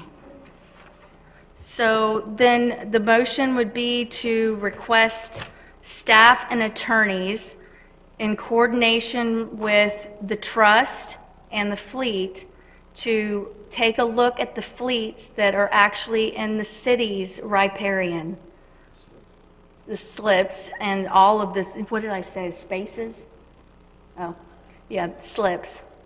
Slip of the tongue, haha. So yes, and if you could report back, what, 60 days? Okay, so that would be the motion. Second. All right, we got a motion and a second. Any further comments? Seeing none, we'll take a vote. Mr. Braden? Yes. Ms. Ramswell? Yes. Mr. Mansfield? Yes. Mr. Overdare? Yes. Mr. Marlar? Yes. Mr. Destin? Yes. Mr. Morgan? Yes. Vote is unanimous, so moved. Is that it? Thank you. That's it on that. All right. Earlier we had talked a little bit about the Harbor Lane accesses, and I don't know that I ever made a direct request, but if we could have staff literally take a look at the potential access points along Harbor Lane to identify where they are, how many they are, what's feasible for us to maybe look at improving, I'd like to make that request. And report back in, I don't know, 30 days? Lance, looks like you're about to have a stroke. Yeah, you mean Joe's Bayou, right? Not Harbor Lane. There's only one on Harbor Lane. Yes, because that's the name of that street. You're right. Whatever that, along Joe's Bayou on that street, and I apologize, wrong name. Bayou Drive. Bayou Drive. Do you need a formal motion, or is just a direction It'll be on the satisfactory? action. I think we're okay. We'll bring it back. Okay. And that's Ray will it? put it on his action list. All righty. Thank you, Ray. Mr. And Marlowe. that's it? Thank you, ma'am. Mr. Menschel, I keep forgetting the heroes on the screen. Well, practice makes perfect, right? That's right, that's right. Thank you for your service, by the way, sir. You as well. First of all, under my name, I had the Bernie grant, and I just want to reflect on that a minute. We've already covered that, the 51% letters going forward, but this is another one of those things that slipped through the crack last year. When this came up last year, I told the staff at the time, we need to look at this for this year, so that's where we don't lose out on funds. Well, sadly, we lost out on funds. I know the city manager now, we have a grant person, so I hope next year when we're talking about this, it won't slip through the crack. This is money that we do not have a police department, we do not have a sheriff's office. The sheriff's office would benefit from this, but we have schools in Destin. There's different grants that we could get and give to the sheriff's office, so I don't want to miss out on free money. Next couple of things. I got several questions, I think probably for the city manager to start off with. Obviously, COVID-19 has created multitude of issues, but what's the status right now on Airport Road construction? Are we still on schedule for that to take place as scheduled? I'm going to let Mr. Burgess answer that. He's just been in contact with FDOT as of today. Now, Councilor Mitchell, we're required to submit a maintenance agreement back to FDOT. The design is still underway. We received the initial maintenance agreement from DOT about maybe a week or 10 days ago. Mr. Bowman had some comments. I forwarded those back to FDOT, and we received their second volley today. But the design is... I'm sorry, the design is slated to be done almost imminently. So we're still on track for construction this summer, like scheduled? That is my understanding. After the design, FDOT will execute what's called a push-button contract to fast-track that project. Again, last year, early this year, they promised us we were going to have construction this year. Want to just make sure we stay on track with that. City manager, the other thing, I think you've already done this, I'll ask if you did, but James Lee Park obviously is not ours, but I brought to your attention, I sent some pictures, I guess 2 meetings ago, the disrepair of the sand fence and whatnot along James Lee Park. Have we had any contact with the county regarding that? Because it's worse than ever. And I'd ask that we make contact with them again to try to fix those fences along James Lee Park. We can forward that to them again. We did discuss it with them immediately after we had seen it the first time. Right. Regarding James Lee Park, and I would just say kudos to my fellow council members. When we voted to open our beaches full time, and obviously the county didn't, well, I'm the only council member that lives south of 98, and I'm out there all the time. And I can tell you these reduced hours or these limited hours isn't working as far as the county is concerned. The beaches are crowded nonstop, so to say they're going to be out there for 2.5 hours and then clear the beach, it's not possible. Captain Nix couldn't do that. Nobody could do that. So it just kind of validates that we made the right decision. Another observation, I've got several things, but I think it's quite obvious that we do have rental houses, and I think our code compliance is dealing with that, but we have quite a few rental houses that are being occupied. And we've increased the activity this weekend. The helicopters started flying again. And I know we just got an email during this meeting regarding that, so that's being addressed. The next question I have regarding the spreadsheet, Lance, the Friday tasking sheet. I ask you to consider, instead of numbering each department with their own sequential number, why don't you just do one sequential number no matter what it is? Because every week it's changing. So if I refer to something task 1 this week, it's task 6 next week. Just go down and issue sequential numbers and just keep them going. That's just something for your consideration. We can do that. Thank you. The towing contract. According to that thing, it looks like the attorneys have had it since first of last month, they were looking at the rotation issue. Where do we stand on that? How long do we have before we can get this rolling? I think that's the last obstacle we have before we can put this in place. Joey's coming up to the mic. It's about 30 days out. Staff and I are working on it. Okay, all right.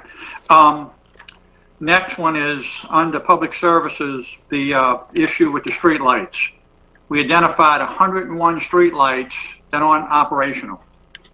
Do we know if those lights have been replaced? Those lights, we got a email from Pamela Martin with NextEra Energy, used to be Gulf Power.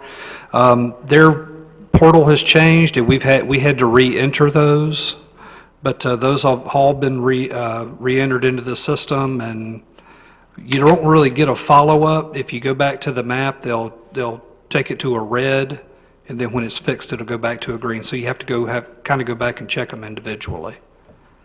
But we're gonna start doing that on a quarterly basis. Will we pay? Did we pay for all these lights that were out? I can't say definitively. Okay. And then I guess the last thing that goes along with the street lights under task number 9, okay, we've got actually the Gulf Power inventory, which you know is my pet peeve or whatever. I know you've got information on there that they have an issue that it was of no help to GIS. Bottom line is, can we get an accurate inventory of the lights from Gulf Power that we're paying the bills for? We asked for their GIS of streetlights, and we were told on multiple occasions that they would not provide that to us.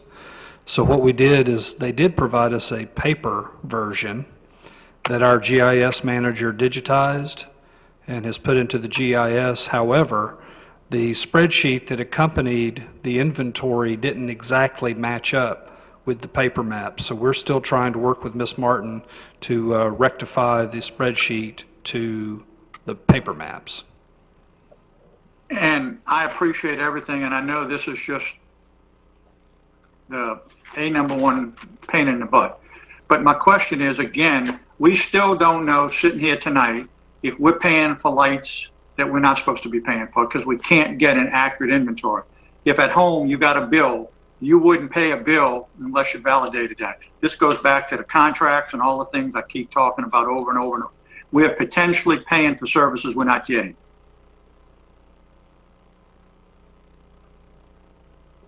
That's possible. Okay. What can we do? How are we going to remedy this? Let me work with Ms. Strickland in finance to see what kind of a hold we can put on these payments until we get this rectified. Okay. All right. Again, thank you for that, and thanks staff. A couple of other things real quick. Thanks again to staff for this hookup. I've had a bunch of technical problems as we've been on this tonight, and I've been on the phone with Matthew. I want to thank him and everybody else on that. I also want to take the time to thank Dr. Ramswell for all of that information that we just voted on. I know for a fact, because I've sat there and listened, you tried to bring this up years past, and it fell on deaf ear. Thank goodness tonight it didn't. So thanks for all your work. Thank you. That's all. Thank you, That's sir. all I have. Is that all right? Thank you. Mr. Oberdeer? Yeah, just a couple things real quick. Lance, question to you, and I apologize for not bringing this up when we talked earlier today, but we talked about this last week, and I visited with Webb about it. If we come into any kind of a solution to this problem where we've got people out there that have made permit applications, but they're all sitting there waiting to be approved either by some of our citizen committees like Harbor and Waterways or LPA or whoever, and they can't meet because they got the same problems that we have. Of course, we're able to meet because we've got all this technology that the city provided to us. We haven't given that to all of our citizen committees. So how are we going to handle that so these people can go ahead and get these construction projects finished? I'll answer that, Mr. Oberdeer. We are actually working on our facility plans right now, and part of that is addressing our boards and and finding a way to start prioritizing some of these projects and finding out also the capabilities of our boards to meet. Some of our boards might have some protected categories or vulnerable categories, so we're sensitive to that. So we are starting to reach out to them as well as work with our individual department heads who work with those boards and come up with that game plan and also identify what projects are priorities so that we can get those in the queue. Okay, good. And then the other thing, just refresh my memory because it's been a couple months since we talked about this, but the $25,000 that we're going to give, that the city's going to try to use to fix up that Harbor Lane right-of-way access to the water. Did we turn that over to Parks and Rec or Parks and Rec Committee, or how are we going to figure out how we're going to spend that $25,000? And how are we going to involve the citizens? Because I know they're going to be interested in making some input. How are we going to do that?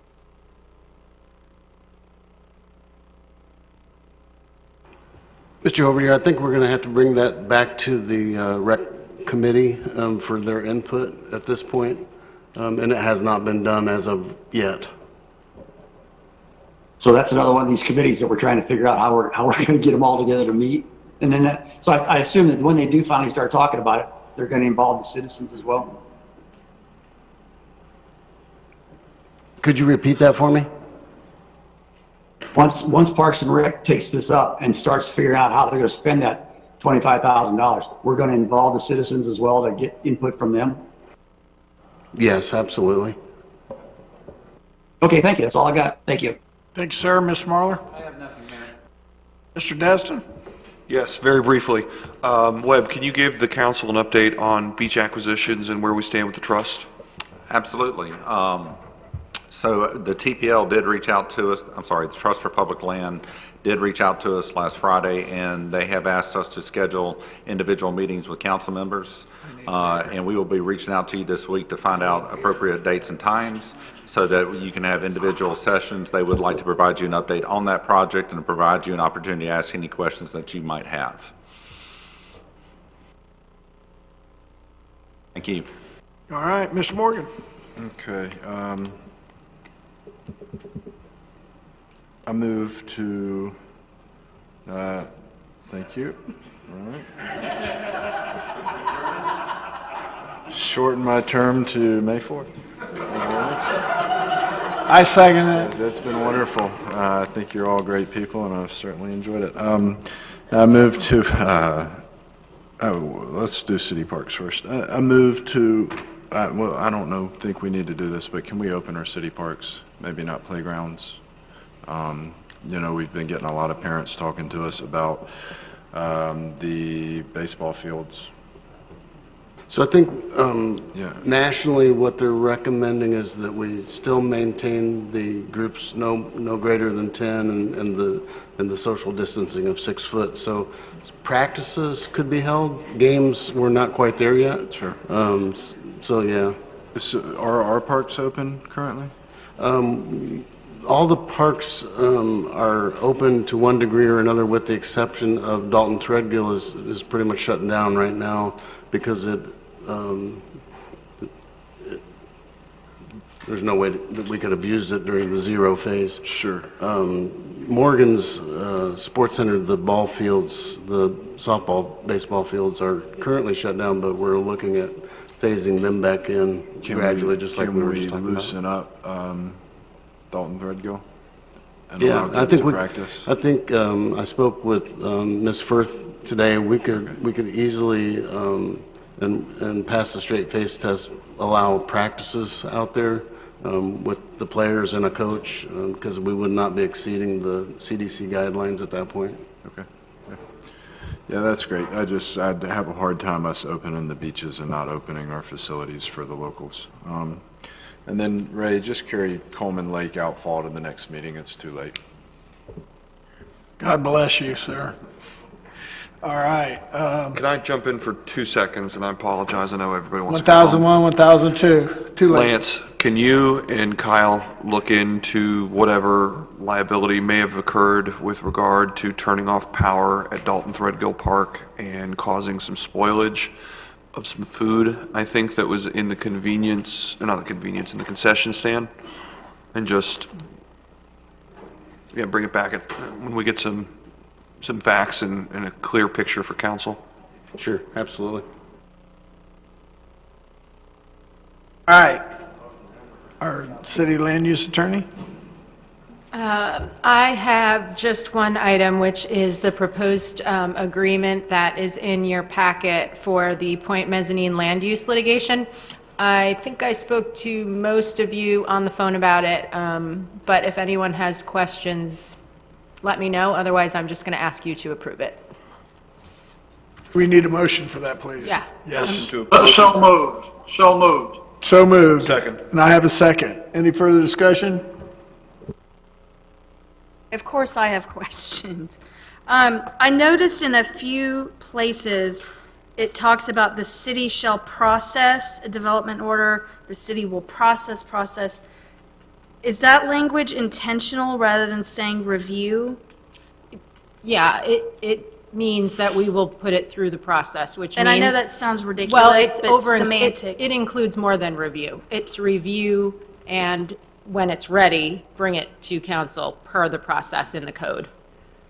So if we had... Yeah. And It's then- not guaranteeing a result in any direction. Okay, right. So on page 3 of the agreement, number 10, I note it says regarding attorney's fees, it's talking about the terms of this agreement are otherwise arising out of or related to this agreement. Could that be other potential lawsuits or anything? Yeah. Okay. I think I'm good. Okay. So we have a motion, we have a second. Any further comments? Seeing none, Ms. Braden. Yes. Ms. Ramswell. Yes. Mr. Menschel. Yes. Mr. Overdare. Yes. Mr. Marlar. Mr. Destin. Yes. Mr. Morgan. Yes. Anything else, Kim? Is that good? No, I'm just going to make a couple of tweaks to the agreement and fill in the blanks with respect to attorneys and things like that. But other than that, once it's final, I'll bring it to you to sign. Thank you very much. Mr. Bowman, last but not least. Nothing from me, Mayor. Okay, well, we have a public testimony at the ever meeting. Public comment. Go ahead, Ray. No, Wampler- this is, we got to Ken finish up. Wampler email.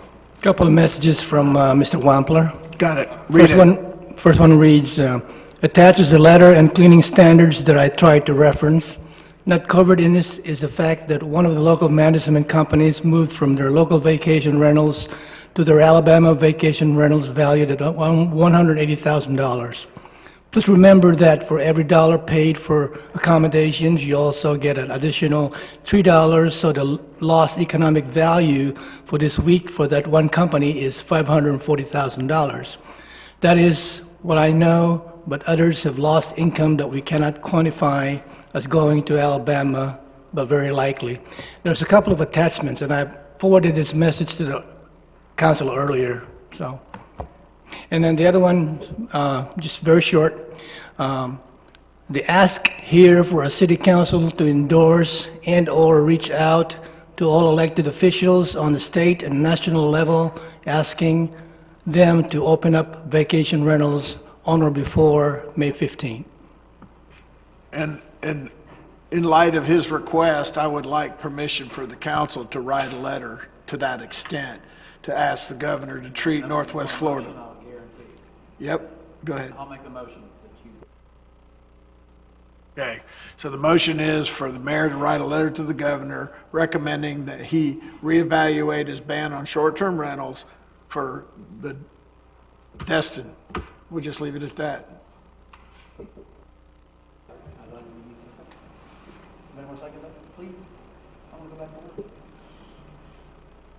Motion, no, I can't make a motion or second it. He made the motion. Oh, we're waiting on a second? I'm waiting on a second. We got a second. Second. Any discussion on that? I'll work with Lance, and then we'll run it by Kyle before we send it to the governor. If that suits everybody, okay? All right? Mr. Yes. Braden? Yes. Ms. Ramswell? No. Mr. Mitchell? No. Mr. Oberdehr? Yes. Mr. Marlar? Mr. Destin? Yes. Mr. Morgan? Yes. So moved. I hereby declare this meeting adjourned. Wait, right? Matt doesn't have any, I already got him.